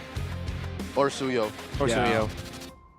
Yeah, you're not gonna be worried of you're not gonna be worried of a lot of magic damage. Suyo would slot in well. Leomord, fast clear. Could be good, yeah. I think that's the decision. Do we pick up the jungle now? Or do we pick up the gold lane and leave the rest? Because yes, that is still the factor that there is a potential with the ONIC picks. Something could be flexed here. So they kind of want to wait to also see what the last two picks are for ONIC. Oh, they're running it by Benny. You want to play this? Yeah. What do you think? Moskov for 1-1. Okay, Claude. This has got to be a Purify Claude. Yeah. Has to be. 100% has to be a Purify Claude. So, are ONIC going to end up with something that can blast this? Carry's gone in the matchup. Claude's there. They can still settle back to their YSS gold if they want to. Put the Cho in the roam, Sora EXP. Unless we've already seen the gold, and that is going to be Severo's pickup in the lane. Unfortunately, we actually didn't get to see enough of Severo during the gold lane meta. It was Skylar playing for ONIC ID then. So we don't know how comfortable the young man is with playing fighters in the gold lane. What if he just goes Moskov? Like, that's what he showed, I feel like, the most. Yeah, actually, yeah. Last week. In terms of priorities. No, it's going to be... Oh, okay. Oh, it is gold lane. Gold lane Sora? So gold lane Cho. Prince on the Kimmy. Kimmy Hylos is the bane of many an RG player since 2023 or something.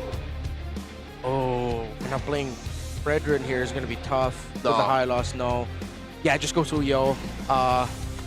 There's going to be a lot of invades coming from ONIC though.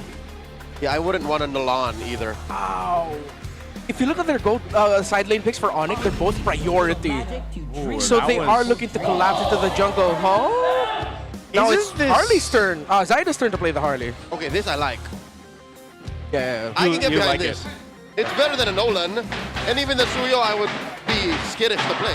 Let us know what you guys think out there, super fans. If you want to win 1,000 diamonds, predict the match winner correctly. Scan the QR on the screen right now to know more. There's your chance to get some diamonds. Let us know in the chat as well who you guys think is going to win this game one.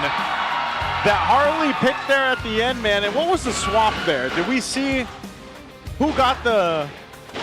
Where's Severo going? Is he on the Sora? Is it going to be gold lane We'll Sora? confirm it in the screen. It is. Oh, it is. Severo gold lane Sora. Whoa. Brusco Cho. EXP Hylos. Yeah. They dead lane the Hylos Phoveus. Oh. It's been a long while. Yeah. Since we've seen Hylos get thrown into a dead lane like that. Yeah, and it's a revitalized dead lane Hylos too. Interesting. You're not going anywhere. I'm not going anywhere. Let the map unfold. Yeah. So I thought that we'd actually end up getting two very proactive side lanes so that ONIC can just fast clear, win lane, collapse in the center. Except ONIC now decided to focus on completely taking 3 more out of the equation, maybe. But now Zyda is in trouble. Oh no! Shaknu in deep. Brusco was trying to delay Zyda and potentially get a kill there, but he ends up dying. So that's how you answer it. You kind of freeze the Cho on its way in. Yeah. All right. Oh, okay. So the Marcel. That's one thing I was wondering, was how would the Cho fare against a Marcel? Yeah. Like any close range hero, bad. Bad. I think it is. It's looking like it is just going to be easy. But right now, Brusco is still continuing the pressure onto the jungle of Zyda. Getting vision, but not going to be aggressive now, knowing that he already gave up 1 kill. Severo, we're going to see a gold lane fighter. We didn't see him in a fighter last week. See how he's going to fare against Benny QT. Still, I like that despite us not being a fan of the slower, more farm-based gold laner for Benny QT, at least now, with Harley in the jungle, you have a good bridge for it. Harley's damage will be there as long as it doesn't suffer any crazy early game losses. You'll be able to bridge in for the Claude for the late game very easily. I think that's the key. If you have a dead lane and a weak lane, there has to be some action on the map. Yeah. Which is your jungler in this case. Yeah. You know, and even in both cases, the Leo Morn, we've seen a whole lot of Leo Morn picked up. This is one of those things, though, for ONIC specifically, especially because of just the early first blood, that they might choose to decide to go a different route on this turtle unless they actually get an advantage in terms of the space. King Kong's level 4, he's going to go ahead and start with the turtle. Super Prince is there as well, has the traction pulse available, but Brusco... All right, in goes Brusco once more. Gonna get popped here by the deadly magics. That is the Phantom Steed helping King Kong secure. Odd positioning for Stome. I think he was late maybe 2 seconds to get that ult, so that TNC could not say full on, full send, let's go. So going. Riota gets frozen, but not enough damage between the Phoveus and the Marcel, at least this early on. Yeah, it seems like it is confirmed. Difficult for Cho to get into a good spot to mess up the backline with the Marcel floating around. Effective healing tool. But also one of the reasons why TNC Pro Team couldn't go for the full commit is because 3mar didn't hit level 4 yet. Riota hit level 4 first and was in a better position to cut off TNC with a glorious pathway, so they decided to play for the slower, trying to see if they can take the turtle away. Just did not go well for them. They did get a kill though, but they did not get a turtle.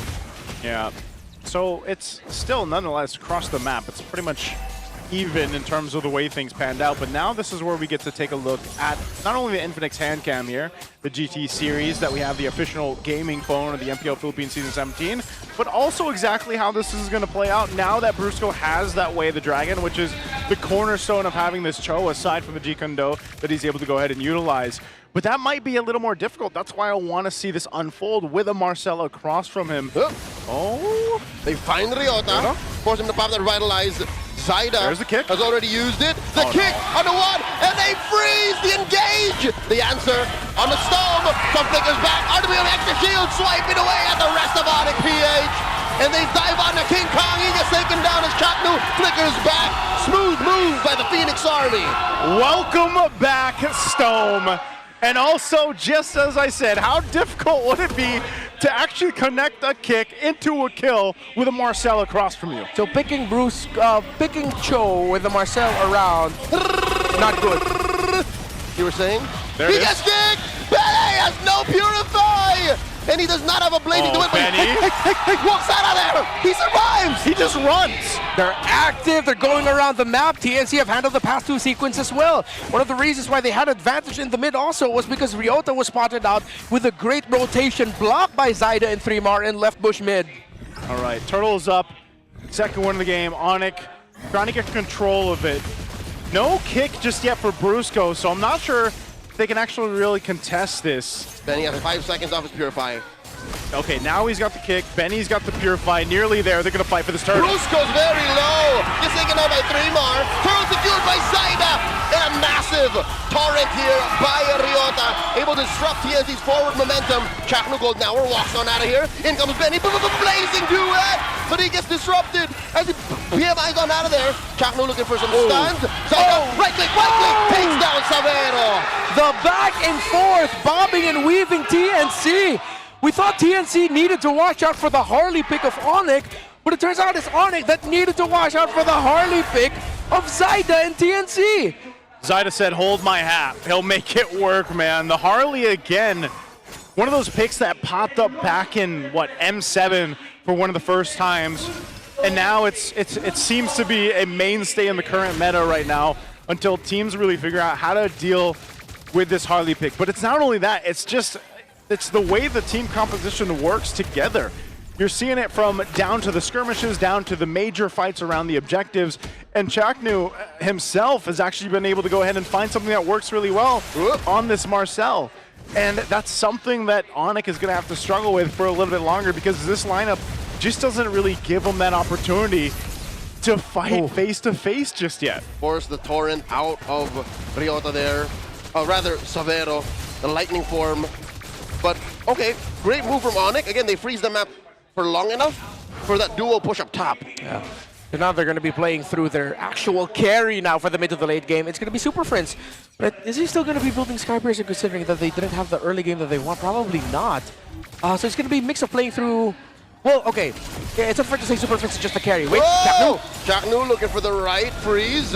No, the picture, the moment's not right. Yeah. He does not force the engage. Benny Cutie looking for an angle. Turtle in 5. Snapping a shot there. Oh, no. Ryota here. Throws it once more. Forces a revitalize. Yo, Chaknu is a nuisance. Like I said, man, I said this last week. Marcel is literally a mosquito to the opposing team. And even if you do that, you just bob and weave through there. He's running the quantum charge. He's got the speed. And if you get a Revitalize down or a Battle Spell, that's great. They're going to fight for this turtle. First pathway, dropped in by Ryota. They freeze the turtle. They freeze the entry point. Golden hour done. King Kong goes in. Barbiel. Ryota barely alive. In comes 3-bar. Ducks on him. RWM keeps him down. Ryota has fallen. Sawa Savero. And King Kong falls. Benny gets a double and they're not done. They're chasing Brusco. Chaknu frees them. Damage from Zaya. A hat in time. He survives with some shields. ONIC saving face, but TNC pushing mid. Fancy footwork from Brusco to stay alive, but TNC is in control. Yeah, so one of the key plays that I saw there was actually a dodge from Benny Cutie. Severo decided to go straight for the Claude, but Benny Cutie just went over the wall with a BMI. Severo went for the shifting clouds, but landed onto no one. Well, specifically, it landed on the Golem Green camp. But not on any of the heroes of TNC. With that massive dodge in the backline now going to be safe, TNC easily fought that. Although King Kong did get that turtle, it was still a massive loss in the end for ONIC. Oh! Benny Cutie catches a face full of basic attacks from Super Friends. Time to breathe here.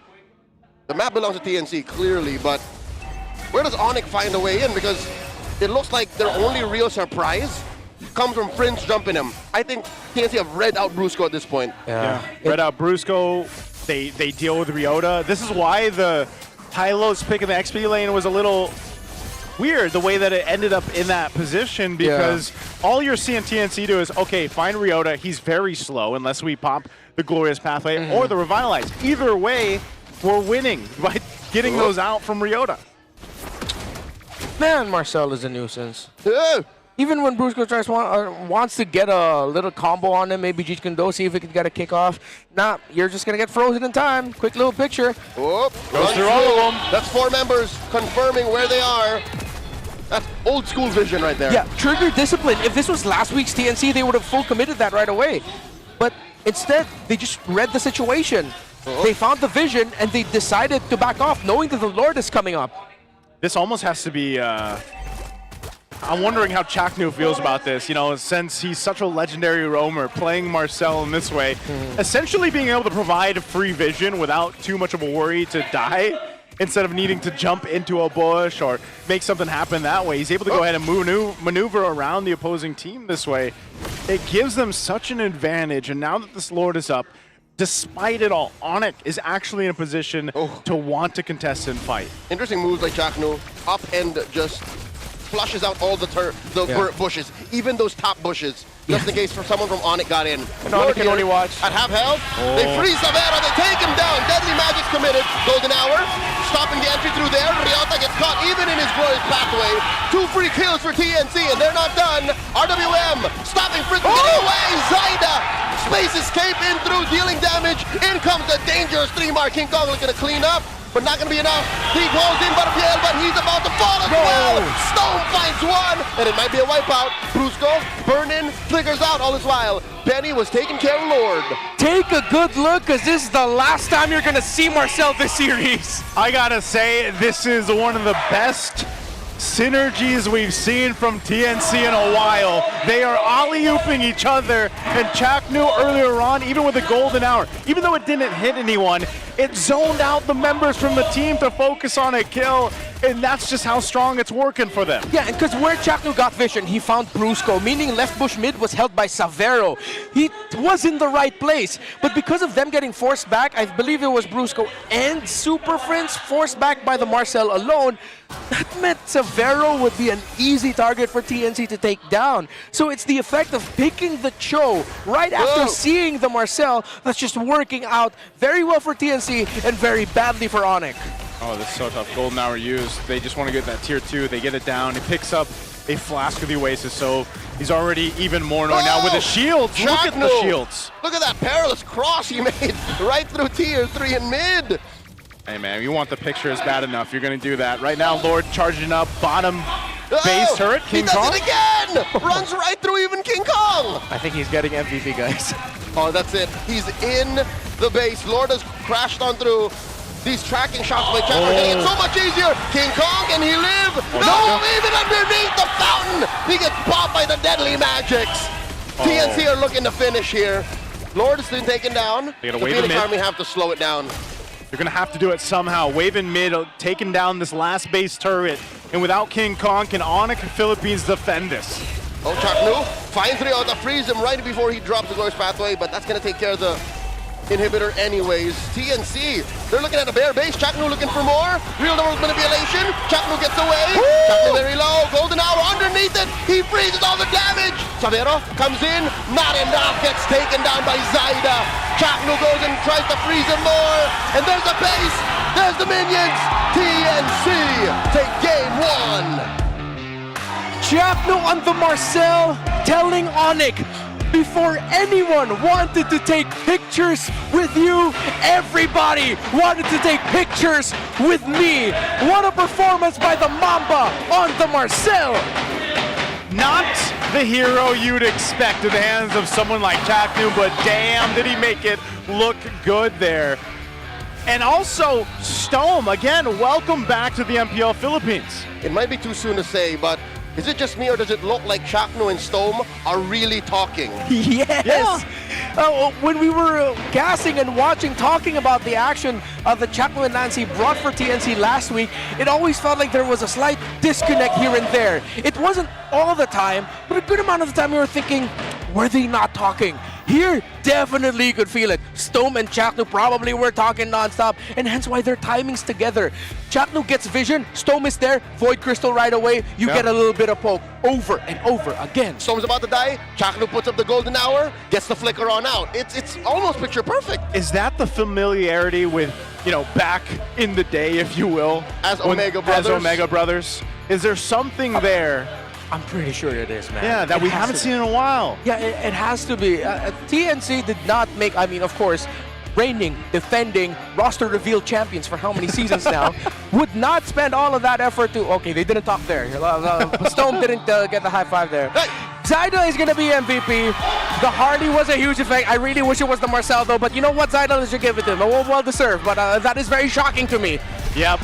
According to the stats, I think he's still the best jungler in the season currently, even with them losing last week. Yeah, when Zaida gets a hero like this, of course, he's able to perform like this, but he wouldn't have been able to do this, I feel like, without the Mamba setting things up for them, Chaknu. And even so, again, there's so many moments, so many highlights. The trio. It's that trio, Joseph. It's what we talk about. We're going to look at the highlights here from Zaida and TNC. But that's what I was saying. Even at one point, Stone was, if I remember right, was like 1-0-12. That's a KDA we saw from the Monster Mage last week. And this time it's Stone.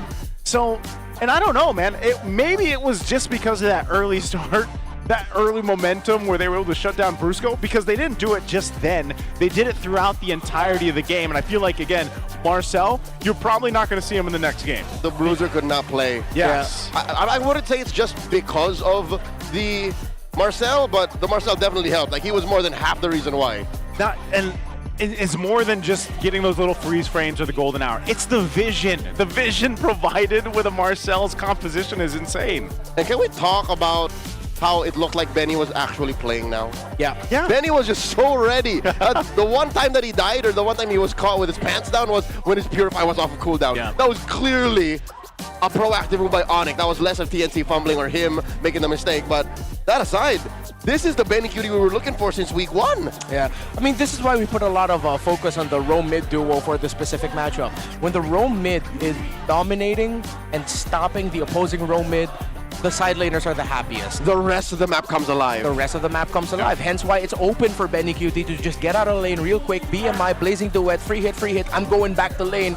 Meanwhile, Severo is like slowly trugging along with the Sora. Already beat to the punch by the Claude. and then rinse and repeat. If this went the other way and Brusco and Super Friends were able to handle Chaknu, maybe deliver a few deaths onto him so that Chaknu wouldn't be as open to continuously get vision, we might have seen a different story for Benny QT in the gold lane. Hell, that might have even affected the jungling pattern and impact of Zyda, but that's not what we saw. We saw clearly Joe gets ridiculously messed up by the Marcel. Look at that. Again, 12-28 on this game. A massive victory, 16-3 for TNC. Gentlemen, might I present this possibility? Yes. ONIC may have overcooked their draft. Oh, definitely. Oh, yeah, with those first 3 picks especially. In the first, they're like, all right, here's the plan. And then second, wait, what were you going to do? Okay, let's recover. I mean, clearly for ONIC, they decided to look at Super Friends as the main carry for this one. That's why you end up putting 2 fighters in the EXP lane, a tank in the EXP lane, so that your side lanes can just hold, manage, and the middle of the map is free. But then if you go into a losing matchup already with your roam and mid, then your entire plan collapses. Hence why it looks like ONIC's plan in the draft just fell apart as it went on. But I feel like it was more of because of the impact that, again, the Marcel has against the Cho, in the Cho's ability to get setups, to get vision. Yeah. It's a bad day for the roam mid of ONIC. The roam mid, and even to a sense, I want to see Ryota play a different hero here. There's definitely something that, you know, wasn't just working. And it could have been the Hylos, it could have been something else, but I think, again, TNC just played that really great. I have a theory about the whole Kirk and Ryota situation, but, you know, I'll tell you after I get a sip of water. Yes, because, you know what? That sip right there, that water, that hydration, it's purified and filtered through volcanic rocks for a crisp, clean taste that quenches like no other. Quench that thirst, Leo. There you go. Redmar, why don't you quench it too? I'm actually really thirsty, so take a sip of sip. You know I'm glad we have this so we can actually take the time to read it. You know what? I am too. Yeah, you know what? Take a sip will help cover for you. You know, right, this is Max 5D on stage. That's clever engineering keeping these teams locked in. No distractions, just pure performance. Brought to you by TT Racing Philippines. We have your back. I just downed that, by the way. Everywhere around the world, wherever you are, hold on to your TT Racing. That's right. 5 Max. What is it? 5 Max? The Max 5D. The Max 5D. You know what I'm a big fan of when it comes to TT Racing? Their Ergo line. Oh, true. Okay, so I love that one. I got to sit in those, and those are amazing. I kind of want one, actually. Maybe it's time. Maybe it's time to actually upgrade. It's time. Yeah. Do you have my back, TT Racing? Everybody's got your back, man. No, like TT Racing. Oh, okay. Well, they're included. Super fans, by the way, did you guys know men are 5 times more prone to dandruff? Yes. Yeah. I'm one of them. Don't let flakes ruin your focus. Power up with Clear Men. It's triple cooling power, gives you 100% dandruff-free for that ultimate fresh feeling. Supercharged with Clear. Look at this gentleman. Look at this young man right here. Is he on the red carpet right now? Is that James Banks modeling it? Oh, wait, no, yeah, let's focus on the man on the red carpet. Hey, James Banks will be in action later this weekend. It's all about this guy right now. Yeah. There we go. What's his name? Kind of looks like Fremont. Which one? It could be really. Our winner right here? Kinda. Kind of does, kind of does. What a smile, by the way. Hey, congratulations. Congratulations. That's our clear man right there. He's got the smile. Clear Man? That's our clear man. Clear man? The Clear He's Man. our clear man. Is that going to be a thing now? Okay. What else are they called? I'm a clear man. I use clear. Yes, you are the Great White. So we want to thank Clear, by the way, for giving us also bottles finally. Yep. We all got bottles of that too. So thank you. Clear gave us like 3 or 4 bottles throughout season 16, right? Yeah. I did not expect to run out of that as quick as I did. You know why? Because it's such a great travel partner. Yeah. Like every single time we've traveled, right? The 3 of us have traveled. I've always brought my clear. Brought it to Indo, brought it to Japan, brought it to Thailand. I brought it in my friend's house. Did you leave it? Yeah, I left it. A little gift, like a little polite guest. Yeah. There you go. Yeah. There you go. Well, right now, the man of that one, the man of the hour right now is Stone. His home, his welcoming home, starts off with a victory, man. He's locked in the zone. Stone is home, locked in the zone. Ready to... yes, you were saying. Ready to go. Yeah. Ready to go. Ready to Ready to go. go. Ready to go. Ready to go. Go. All right. Anyway, Stone is back, but you know, it's nice to see because we wanted to see that matchup. And again, TNC is one of those teams. I mentioned this in the last series, guys, that there are teams out there that can kind of switch, swap, switch, something like that. Different iterations of their compositions for teams and make it work. Now, Stome is definitely a threat in this lineup for TNC. I did not expect for TNC's comeback to happen this quick.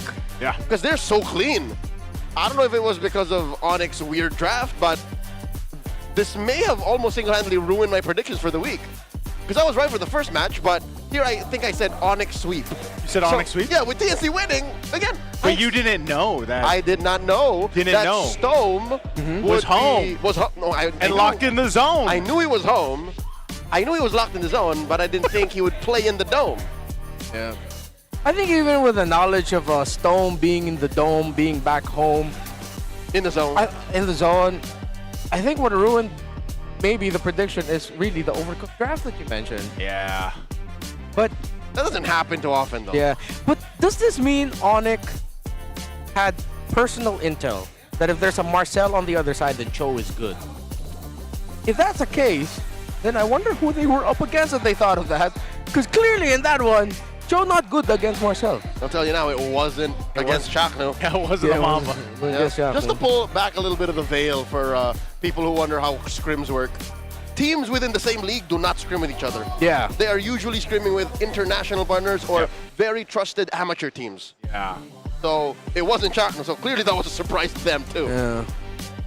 Well, like I said, I don't think we're seeing Marcel anymore. I think even if, okay, for me, even if TNC decide to give the Marcel to ONIC, I'd be equally surprised. Like, what the heck?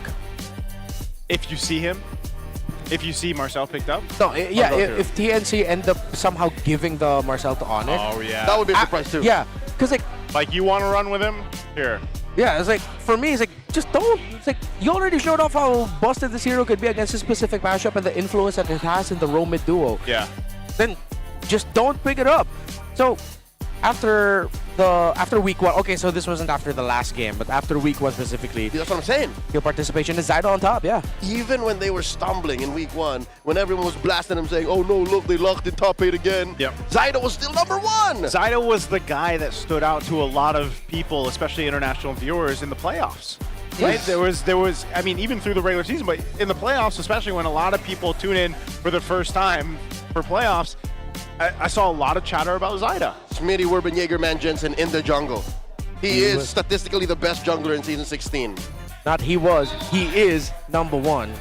Currently, after week 1, yeah, just like not completely adding more details here. So I think we're pretty much all in the same boat, that maybe a little bit less overcooking for the draft. Yeah. Keep from it tight. ONIC. Keep it tight. Instead of going like full sustain EXP lane, pick something a little bit more active for Ryota. But I think that's where my aforementioned theory comes in. If they want a high roll, if ONIC go into a game, a match, knowing they need to kind of be explosive, that's when they bring Kirk in. If they need someone reliable, they need someone to just hold it down, that's when they bring in Ryota. I get that because of how long Kirk has been doing the Kirk playstyle for ONIC and how consistently he's been doing that more. Yeah. But there were shades of that as well when Ryota picked up the Yu Zhong last week. Yeah. That went out really well for them. Yes, but even that Yu Zhong did like 1 or 2 things good. It was always a different Yu Zhong. Yeah, it was always a follow-through Yu Zhong. Always a, are we fighting? Let me just go like a wrecking ball and then I'm done. Okay, so you're talking about more like KDA impact-wise for an EXP laner. Yeah. Okay. Ryota almost reminds, and Ryota's individually great. It just, he reminds me more of a different XP laner than what we're seeing more so in the current meta. He serves a very specific purpose whenever he's playing, and I feel like, yeah, like what Leo mentioned, he's more like this bulwark. He's more like this lineup front tank guy instead of more of the KDA make plays, make setup things that we usually see from Kirk. Now that could still work for ONIC, but I think even when we go back to keep it tight for ONIC, I think myself included, I find myself asking, what exactly does that look like with Severo now though? Because that is a big change for a lot of people that, you know, are looking towards ONIC Philippines now. Which I was made Wow, for. a total roam mid trio ban for TNC. Roam jungle and mid.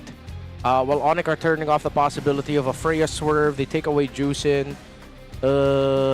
Could be a fight for Leomord, Sora, Valentina. But if the Valentina's open, then most likely TNC gets Valentina 1, and then ONIC will have to consider... Actually, no. If that's the trade, just take out the Sora.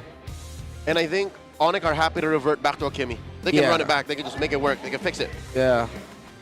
So I think with the presence of the Valentina Sora trade, that's really affecting this phase of the draft. They just decide, yeah, Marcel, they're going to open Sora, Valentina. TNC would rather pick up Valentina before the Sora, because as we all know, Val did show up as the EXP lane counter. Actually, even just a general counter against Sora, yeah. It's not direct and it's not like an instant win. Yeah. But the fact that the other team also has a Sora, it's like sucks. safe. Net positive reaction. Yeah, it's a net positive reaction. Leomord is also still open if they want to. I would just Val. Yeah, right? It's too risky to let it through now. Yeah. But with the Eve already gone, there might not be a lot of big ticket ultimates that you can steal away from the mid laner unless it's a Jetin or something else shows up. But there it is. As you mentioned, it is the best pick right now. Valentina first. Ride the stone, baby. This brings us back to, was it season 9 or 10 when Valentina was like 10, 11, the blue pick to take up? So imagine that 7 seasons later. Yeah, she's back. She's back. That's when I would never really react to an early Valentina. Yeah, it's just like, all right. It was a whole season. It's a thing. Yeah. So now ONIC has to decide if they want either the Hilda or the Khalid, because they're going to be risking giving that combo to Chapel and Stone together, so they're going to be full aggro. You got to take the Khalid. Yeah, just pick your poison of which one you want. Either the Khalid or Hilda with you, then paired up with the Leomord. Maybe? Wait, they go Hilda. Yeah. Khalid ends up going to TNC. Yeah. Guess they're willing to trade it. Yeah, They'll and take Leomord. Yeah. So... yeah, just don't risk losing it. Just pick up the Khalid. It's the safest pick that you can pair with it. You can pick up a surprise gold laner. Early on, take something, reduce Severo's pool, and then you're also going to continuously ban gold laners. What if Khalid Suyo?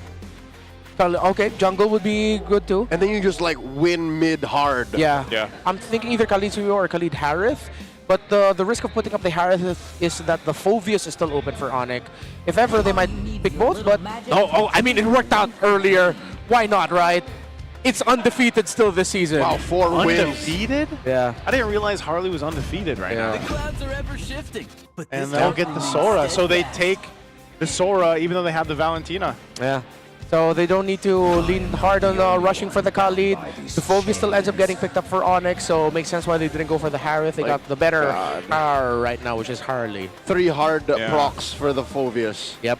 So many dashes, right? Yeah, and it's just one of those things where because of what Benny Cutie mentioned in one of his interviews, he's not picking the Sora. Like, he's not going Sora, it's going to 3 more. Yeah. They still might end up becoming a... Ooh, Claude for Benny might... Oh, excuse me, for Severo might struggle. So if they're looking for their gold lane pick... Oh, man, with the Harley is really messing up like a lot of the options that I have in my head. Are they just going to end up boiling down to fighter? Or are they... Oh! TNC need to ban out the Harith. I've been Because waiting for too a red long. 3 Phoveus and there's no gold laner yet for ONIC means red 4 Harith might show up. Okay. So these If it focus... doesn't get banned out. Yeah, if it doesn't. This ban going to be here. There, yeah. it is, read. Yeah. Wow, Severo's running out of options, man. He might just go with the Moskov, man. Fortunately, they have red 4. Like, if they're really down to it, they can lock it in. Think if there are any other unique picks. If they end up settling with putting Super Prince in... Okay, if this shows up as a red 4 Kimmy, there's still an avenue for Severo to go fighter in the gold, or a more unique pick in the gold. There can't be a surprise Lunox pick because Harley will just pop out your brilliance. You're not gonna make the amount of damage you get from Deadly Magic and even the burst from the Valentina will always beat the damage you can dish out with a Chaos Assault. You're not gonna live that long. All right, what are these bans going to be? Still, gold lane gets even narrower now. I really do think we might it might even be better that Severo just gets the fighter. Like Moskov Granger. Either Moskov Granger or what fighter could he potentially play? Because the Sora's gone, Freya was banned out. What else is there? CC? CC might be your best bet for Decent Shin. gold lane. If you're looking for a fighter. Oh yeah, actually. YSS Gold, but I'm iffy on the YSS Gold because of the Valentina and Hardy and Sora. But they still respect it, okay. Lapu-Lapu. Lapu Gold, kind of risky. I think I'm leaning more towards CC, and then you pick up just, again, a Kimmy. Is for Super today the Friends. day ONIC woke up and said, yeah, we're going fighter gold today? Probably. This is even tough to pick up a Ruby here because you have the Valentina on the other side who steals away your I'm offended. And the Ruby only works as a gold laner when you have like a marksman-ish jungle. Yeah. Even though Leomord is basic attack base, it's not ranged. Yeah, and the Kimmy is not enough of a marksman to warrant picking up a Ruby Gold. Plus, you don't even see your matchup yet. Oh yeah! Oh, right. Obsidia, the newest marksman. Another unique pick right now in week 2. She got a buff a little better in the early game, the recent patch. And at the same time, she also scales better with late game as well. So in the similar idea of Claude, wherein she gets stronger with more items, you can definitely feel that. I'm just wondering if she might potentially get blown up here though too. With with the Harley and the Valentina, and have a little bit of trouble to maneuver with the Sora across. I like the intent though. With the ultimate, she's able to like pin down the Harley. Yeah, that's true. Need a lot of physical. I think just go for Khalid Granger or Khalid Moskov. Oh, they ended up going for the CC Gold. Oh, this is a new one. Okay. Baksha. Baksha Rome. Yeah. Baksha Rome, high invade. You have the Tortoises, Pusans. A little old school. Yeah. It is. I like this approach. Is this their potential answer for the Leomord basic attack lifesteal that he gets? Super Friends, I think, get burst would be good. So Benny won't Sora, but he will CC. Yeah. I think strong burst for Super Friends, but I think they really are thinking about the Harley. Strong escape. Kagura has always been meh for me, but this they might consider it. Farce is still there, but then there's a Harley, Sora, Baksha, and a Valentina might not be good. Zetian and Zetian and Farsa maybe? Yeah, there's a Farsa. All right, Farsa gets picked up. I'm actually surprised with Farsa's win rate right now, man. 20%. Something had to give. Something had to give. She was too good for too long. I think at the last moment, no, just in this matchup alone, ONIC was trying to deny an ult for the Valentina. Yeah. And they were like, yeah, no, but we need some action in the early. Yeah. They needed that burst. They needed the control. And this is one of the craziest lineup ratings I've ever seen. 9.4? That is insane. I know we take some of these with a grain of salt here, but man, I don't think I've ever seen, 9.4. I am taking this with an entire tub of salt. Take it with a grip. A brick? A grip. A grip. If you were Andre the Giant. Yeah. That's a lot of salt. That's more than grain. Oh, and it's a revitalized Baksha too. Really old school. So he's playing in the paint. Yeah. In your face, the revitalize extends the team fights. You sort of soft negate the damage of the heal the burst because you'll just heal back through it. Let's see how it goes. Let's see how it goes. We jump into the game here. Game 2. Will TNC sweep ONIC Philippines with this draft? Again, you guys can let us know in the comments below. This one's going to be interesting, though, too, just because of the way that TNC is approaching this. I mean, essentially, Chaknu still able to do somewhat what he did on a Marcel in the sense of vision, and this time he's not able to kind of freeze people in a golden hour, but he's still a threat, even with a revitalize now on this Baksha to help heal things up. And then Stome, off of the performance he had in Game 1, we'll see if he can replicate that here in Game 2. Yeah, so it's an Assassin emblem set for King Kong, not the MP the King Marksman emblem for the Leomord that we've been seeing. Oh, 3 more in Chaknu. Dog pile on Ryota. Ryota forced to push him back. He'll be fine. I call Super Friends down here. Seeing if they can just delay this take on this EXP crab. Oh, they're going to be fighting for this crab hard. Oh, wow. Oh, Poseidon's here. Yeah. Base escape. He got it. Yeah, short delay on the farming pattern, but he's fine. Yeah. Gets a retreat away. King Kong is level 4, full clear up top.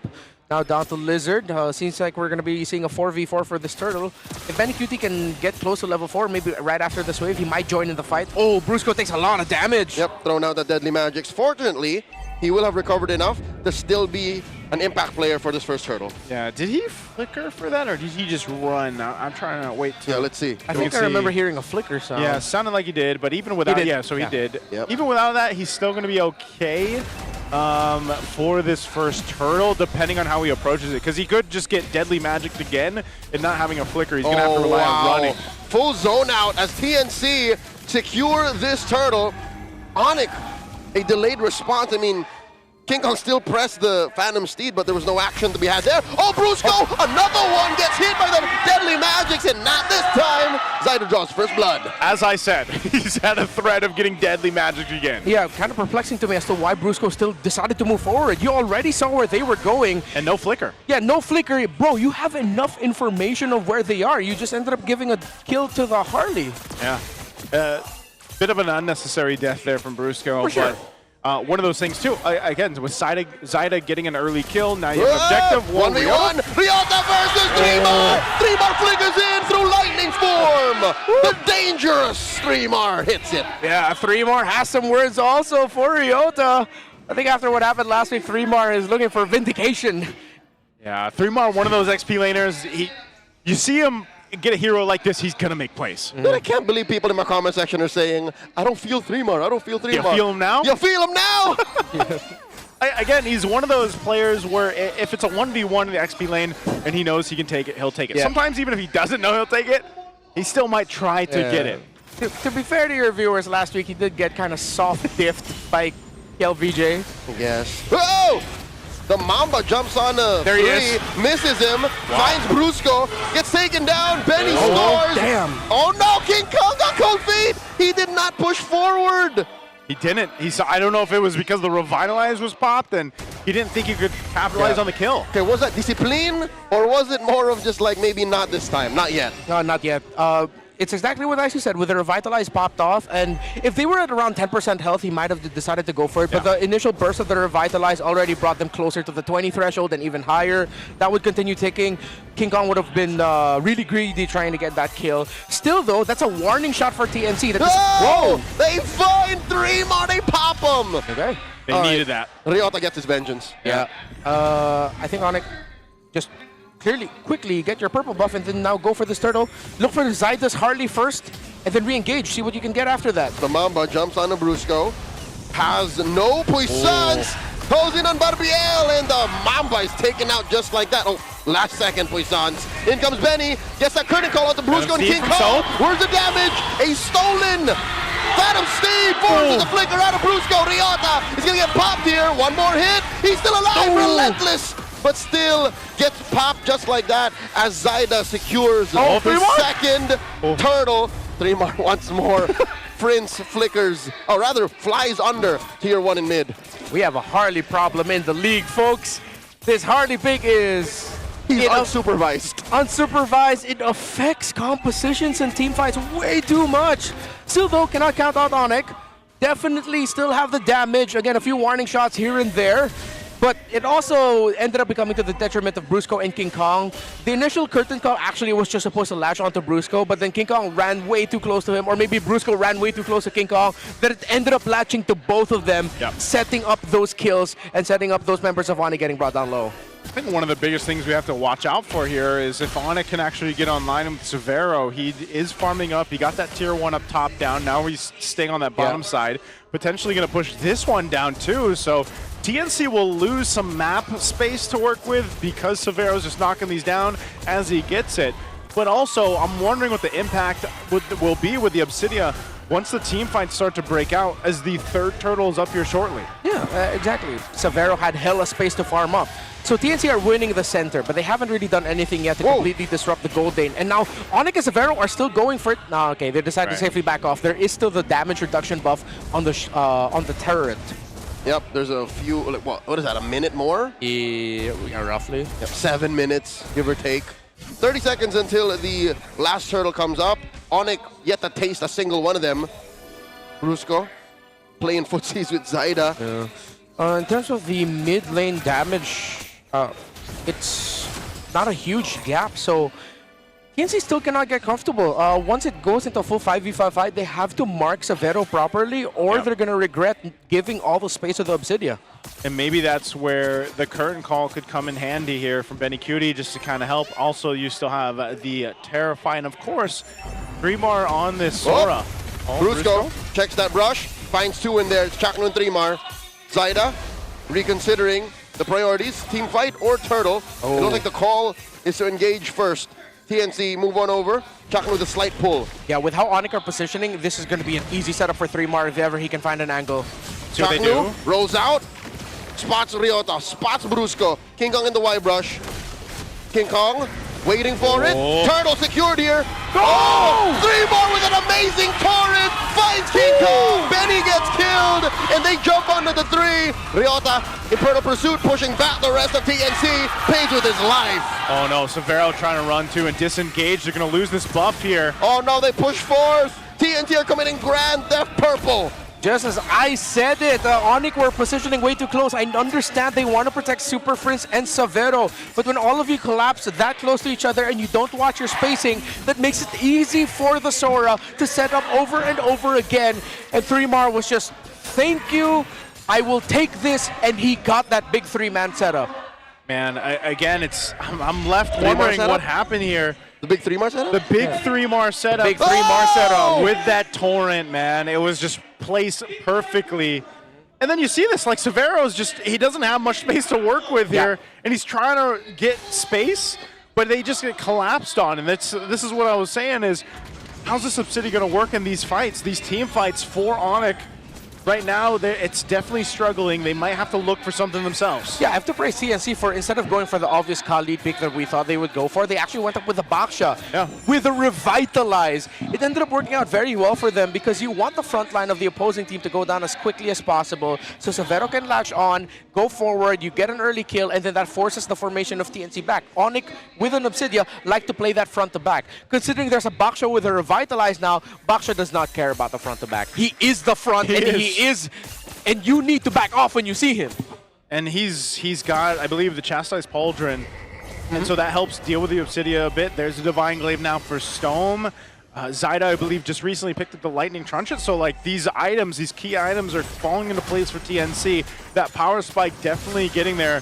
The Flying Cloud Journey from Ryota. Oh, Brusco. Brusco gets jumped on by Chakno and dogpiled by TNC.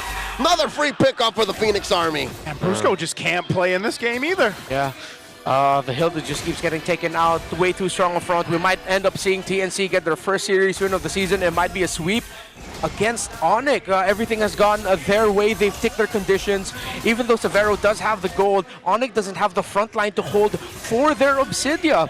Which is why, again, the brilliance of the Valentino pick, Blue 1. Before that, here's a play. Oh, Chakno catches Ryota. A stolen Feathered Airstrike pushes the rest of ONIC back, denying them from tasting the orange.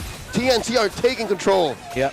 Severo will push down bot to flow that minion wave a bit. And as I was saying, so there is, in recent trends, if there's a Sora on the other side, if your EXP laner is comfortable with it, you can find Arlots who outplay Soras and actually control the Sora and the opposing team really well during Turtle 1 once the Arlot has the final slash. But the thing is, you couldn't have played Arlot if you were on it because, again, the brilliance of the Valentino Blue 1 pick.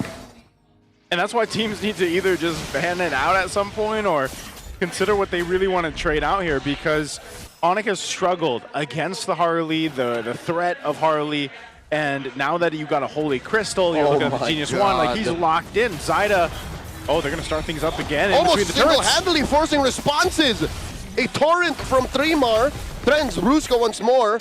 King Kong already use a Phantom Steed early on in that fight. Super Prince wailing away, down goes Stome, and another kill for Severo, 2 for him. Brusco falls. Zaida trading blows with his Obsidia. Ryota jumps in. Severo shut down. A triple kill for the savior as Benny Cutie falls back. Severo wants one more. Can he get it? The maniac on his Indonesian wonderkind. It's locked in. Welcome home, Stone, but Severo with turn to bone. Oh man, I was asking when does this Obsidia show up, and it just showed up at the right hour into this game, the right minute. coming in with a Maniac here, and you wondered, what was he doing farming up all game? Well, there you go. Let's take a look at the replay here. Locked in, dude. Perfectly onto Stone also. And then it was actually Ryota who ended up capping that off also with the knockup with the Dark Wave on him. So that was a great link up between Ryota and Severo. Oh man, you see that there too. Even I can only Zaida. imagine the target acquisition. Like, what was the call for Severo? How do they know which one they're fighting now? Oh man, that is a massive turnaround. They got blowed up. They got blowed up. It's funny because like for Severo the problem is, man, where's my front line? I don't get enough of front line. I am the front line now, says Severo. Is he not the pressure? He is the pressure. He is the pressure. He's the pressure in this game. But he's also the front line. Yeah. He's taken down all these turrets as well, by the way. Yeah. So Severo's putting in work, picked up the Malefic Gun, now working on his Rose Gold. Chaknu jumping in. Okay, find Severo. Oh, Not he much of knows. a response just yet. In comes the rest of TNC. Chaknu still alive, Power revitalized. Three more goes to hunting. Then there's right the answer by Friends. Severo falls. Benny finds Brusco. 3 more right out for Super Prince. Finally gets another kill. Puisan goes by. Chaknu softened him up. No Down goes damage. Ryota. What? Down goes Friends, done by Zaida. And Benny gets a Maniac. It's a wipeout. The Stone meet the Storm. Mamba mentality setting up the team. He knew he was there, and they got the wipeout. They're in the base. They've got minions. TNC find their first win in Season 17, sweeping ONIC Philippines. I see your Maniac, Severo. Well, I'll take mine, says Benny Cutie. What a sudden turn of events to end this game. Chaknu knew. He saw that the members of ONIC were too far out and that there were members of TNC ready to jump in and join him for the takedown. Credits to Zaida as well for zoning out Super Princess Farsa, forcing him all the way back, taking him down. What could have been ONIC forcing game number 3 is TNC getting the sweep. Again, sportsmanship there on stage. It looked just a little bit promising for a moment after the Maniac for Severo there, but man, what a turnaround. And I'll tell you what, man. Chaknu with the move like that, I hope he gets MVP here because that was a game-saving move there. With the team, again, Zaida on the Harley, performing back-to-back games on this hero. That was proactivity up the wazoo. Yeah. Proactivity, man. He literally said, we do this my way or the highway. Actually, Leo, I don't even know. Chaknu or 3mar. Like, 3mar was so big in this game, too, on the Sora. High impact. I mean, come on, come on. He was like 10 mar. Not 3, not 4, not 5, not 6. 10 mar. I mean, this was deep play for ONIC, but then after this, they were just caught up top. And it was like one of those slow realizations also, I think, for ONIC, where they were just like, oh no. Oh, they're coming here. Oh, they're gone. It's, you know, heartbreaking for ONIC because after this, it's like Severo got his moment, man. It was one of those things, too. I just got to say, the box show with the flying clouds, man, allowed him to get there. Let's go ahead and throw it over on stage for the winning interview with TNC.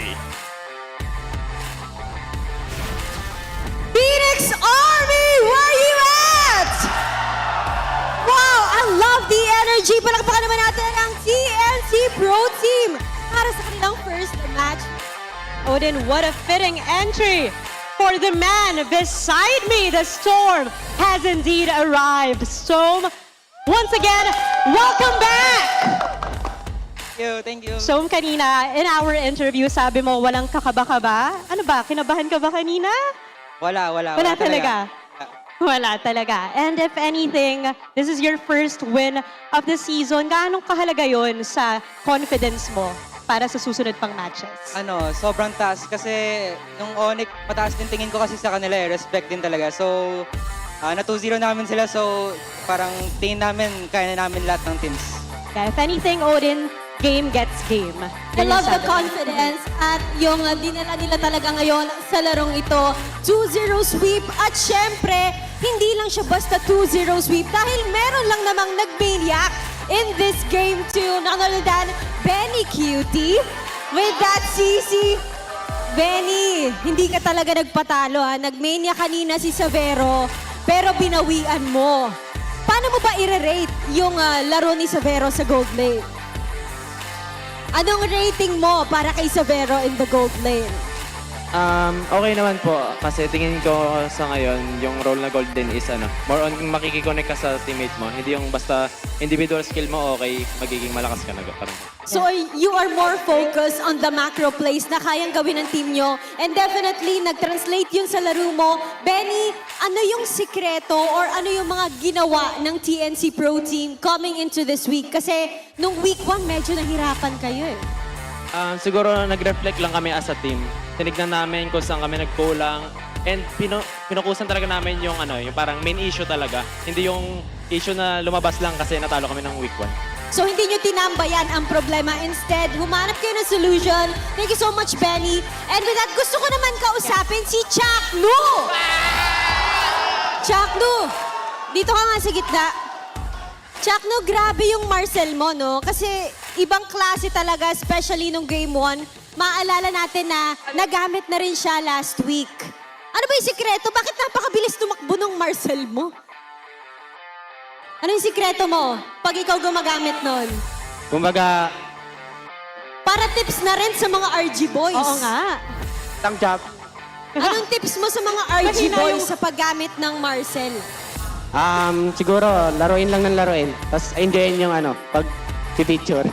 Enjoy niya raw. More picture, more fun. Maraming salamat, Chaknu. Hindi niya binigyan ng tips, basta laruin niyo, kayo na bahalang dumiscover. Oo. And of course, again, it's another sweep. It's a sweep for this team. Right now, I think everybody's itching to know sino ang MVP for this match. Let us see!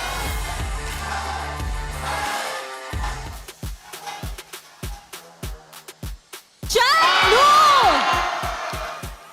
Chaknu! Kayain mo daw yung post mo. Okay, Chaknu. Ang damit mo talagang fans, no? Parang kahit ilang season ang lumipas, hindi kumukupa si Chaknu, di ba? Hindi! Chaknu. Chaknu! Ano bang meron sa'yo ngayon? Mas malakas ka ba? Feel mo mas malakas ka ba ngayong season? Depende pa sa kalaban ata. Depende sa kalaban. Abangan namin yan. Ano naman mensahe? That's so humble. Oo, syempre. Ano naman mensahe mo sa buong Phoenix Army na nandito ngayon? And thank you sa mga nanood dyan. Nanood ulit kayo. Nood lang na nood. Nood lang na nood. Punuin nyo lang tong Victoria Sports Tower. And once again, ladies and gentlemen, congratulations, TNC! You may now take your walk of victory. Woo! Such a sweet victory para sa kanilang unang pagkapanalo this season. It's a 2-0 sweep. Ibang klase rin naman ang kanilang nakatapat na ONIC Philippines. Yes, hindi basta-basta ang ONIC. As Stone said, respect pa rin for ONIC. And they're just getting started. At syempre, kailangan natin malaman kung ano nga ba ang ginawa ng TNC Pro Team para sa manalo sa match na yon. Balik na muna tayo sa casters. Casters, ayun na to. Thank you so much, Odin and Denise. And again, congratulations to TNC and congratulations to Chaknu on getting the match MVP. Well deserved. Yeah. And I loved his tips there for the Marcel fans out there. What did he say exactly? He said, enjoy taking pictures of everybody. There you go. If that's not a tip, I don't know what is. That should be in the game with the the little loading screen. Yeah. Ask Marcel, enjoy taking pictures of everybody. Dash Chaknu so that there's some legitimacy. Yes. Yeah. Open and close parentheses, MPL professional player from the Philippines. There you go. Look at the MVP for game 2 here. Benny Cutie, 7-1-3. Got a maniac himself, man. Yeah. Like we were all theorizing about the potential gold lane CC, but hell, it ended up with TNC. It seems like a lot of the things that we expected to end up with ONIC ended up in TNC's hands. The Harley twice now for Zyda, the fighter gold lane. But again, theoretically, this makes a lot more sense. You have a high impact EXP laner in the Sora. The difference this time around is the Sora's in the EXP lane, not your carry in the gold. Benny Cutie as well can quickly rotate with the CC.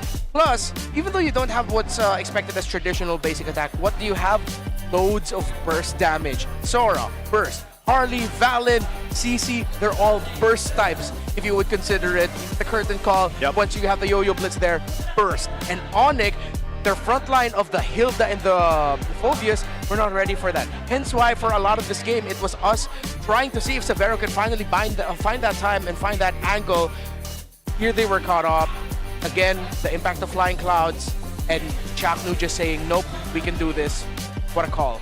Yeah, because if it wasn't a Baksha and it wasn't flying clouds, they wouldn't have been able to get that kind of setup. A Baksha with a revitalized boot. Yeah, because he was able to buy enough time for them to collapse down. So that was just a great play on a map that called for it. For those who want to try this at home, do note that there's very little reason for you to do anything else with a Baksha in Rome besides revitalize. Yeah. Don't flicker, don't vengeance. Don't petrify, please. Don't petrify. It's Rome. So there is a reason for y'all to do this at home. But there is one thing I think Chaknu did very differently that most Bakshas still do today that I think worked very well for him here. He made his economy very efficient. Did not build dominance ice. Look at the lineup from ONIC. Very little reason for you to do so. Instead, rushed the Pauldrons and then fully built the Cursed Helm. Yeah, they were full aware of their damage profile. They had way too much burst to even consider healing through all of that. Majority of the time, even if you have spell vap, whatnot, you have taken so much damage already from the Harley that you're not getting health back. All the damage you took from the deadly magic will just burst and kill you down anyway. So yes, it was fantastic itemization from Chaknu to go down the chastise, late armor out.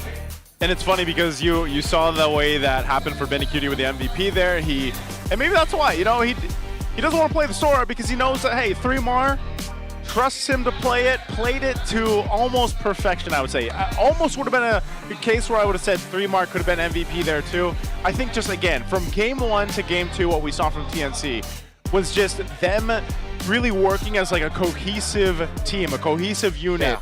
And this is more along the lines, and I know it's a little bit of a different lineup here, but it's more along the lines of what we saw from TNC, especially in the playoffs. It wasn't just Saida now, it's everybody doing great things. Let's go ahead and hear exactly how it sounded with our Infinix mic check for TNC.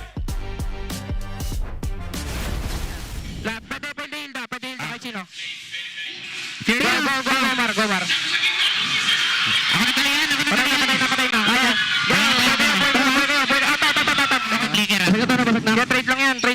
After neto, kailangan nating mirror yung Obsidia. Pili tayo, lamang tayo sa farming, tas si Coco nagsosole. Mirror natin yung... Tunga, pre. Pre. First flicker out. Pre, kailangan natin bilisan na yung Obsidia baka mag-farm setup. So, nagkakaroon tayo sa Obsidia step. Then, I mean... Abutan niya, pre. Go. Tara,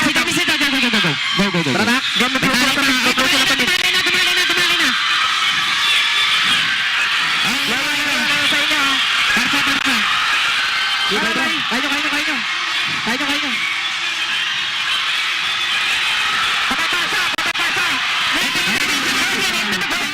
Ba't ang nabuhay doon? Hindi ko alam. Tawa, boss. Kalma. Ate na to!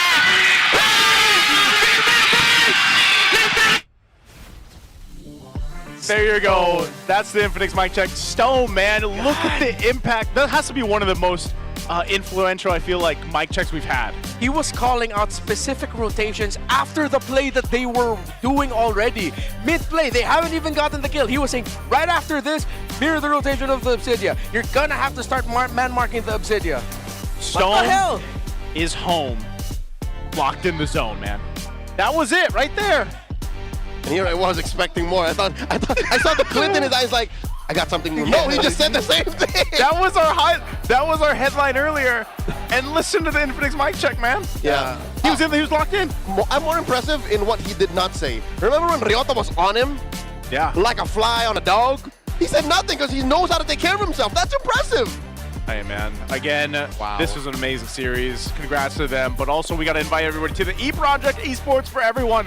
We're giving you the power to bring the MPL energy to your own local community. That's right. Participants get exclusive access to tournament modes, free in-game items, and even diamonds. Just head over to ph-mpl.com/e-project. Let's do that again. ph-mpl.com/e-project to start your application. Turn that passion into action. Visit our website for more information. Scan the QR code. A lot of people get involved with that. A lot of members of our community, a lot of grassroots make a name for themselves doing that sports project for everyone. I love we have all the rhymes happening right now. You know, MPL PH Season 7 is where we witness the birth of the next generation of legends. That's right, 12 teams are battling it out across 6 intense weeks of the regular season every Tuesday and Wednesday at 2 p.m. and earlier on Thursdays At 1. Watch MDL, it's really fun. Watch the action live on MDL official pages. I didn't expect that. I'd have a readout. Come join the conversation and see the future of Philippine MLBB unfold. Great headlines this week. It is headlines. What is it, Sulong Pataas? No, I mean, Is that what I saw? in the MDL, Team Liquid Academy got their first win. Oh. Team Fuego also got their first win, among other Nice. things. And again, it's more reason for us to just get in on MLBB action in the weekdays. And our super fans, if you guys want to stay updated on all the MPLPH and connect with the most passionate community in esports, join the MPL Philippines official Facebook group, the Superfan channel, and don't forget the official MLBB Discord. Get your all-access pass to exclusive content, the latest news, and community discussions. Lead the conversation and have a chance to be featured as our Superfan of the Month. Be part of the MPL PH family. Scan the QR code on your screen now and join the conversation. We'll see you there. All right, gentlemen, that's day 1 in the books for week 2. How are we feeling? Harley. I'm feeling Harley, You're bro. feeling Harley, man? Harley, Valentina are the revelation for today. I'm feeling Phoenix Army today. Feeling Phoenix Army. Kailan laban TNC? Put in the comments. You're feeling some big Phoenix energy? Oh, yeah. Big Phoenix energy. Look at the standings right here. These are Infinix standings right now after day 1, week 2. Obviously, AP Brand TLPH still up there. Falcons, Aurora, TNC. In 5th place, mid of the standings, but they're also there with the rest of them. ONIC, Twisted, and Omega. Omega still looking for one point, man. They need that match point. I know it's week 2. They have plenty of time to go ahead and adjust, but also we have our Fancy Glaben. We got some cheers out there. Some of these competitors are in the MPL arena right now. Sonics are at top. They're 3-0, man. These are 2-0. Aurora's 2-0. We got the Cavalry there, Kobrungai, Green Falcons, Phoenix Army, and the Mines at the bottom. Was it last season that the Mines could not be beat? Yeah, they were like unstoppable. They started off, and then it turns out they ended up not becoming the champions. For majority of Fancy Laban, they were number 1. Right at the end, they fell down. Actually forgot who won the Who is our champions? Was it We'll shout them out tomorrow. We'll shout them out tomorrow. We'll find out. We will shout them out tomorrow. Yeah. We will shout them out tomorrow. We will shout them out tomorrow. Today was a great opening day for week 2. I think we got to still see some unique picks that were brought out, and we're glad you guys got to join us here. We're the Wee Bear Bros. This is me, Naisu, Leo, Redmar will be back here tomorrow. Let's throw it over the stage to close out the show. What a way to end our day 1 of week 2! Odin, literal na bakbakan ang nangyaring match-ups ngayong araw. Grabe. Tama ka dyan, Denise. The intensity is getting higher and higher here at the MPL Arena. Talaga namang ramdam na ramdam natin ang gigil ng bawat team na makuha ang momentum ngayong linggo. At mas titindi pang laban bukas dahil masasaksihan natin ang Clash of Titans. That's Team Liquid Philippines versus Team Falcons. Yes, Odin, abangan bukas ang mas matitindi pang bakbakan at mas masasayang kwentuhan dahil bukas ay Superfan Saturday! Kaya naman, magkita-kita tayo muli bukas dito lamang sa tahanan ng pinakamalalakas. This is your very own Odin. And I am Denise Valdez Sancho. Ito ang MPL Philippines Season 17. Palag na to!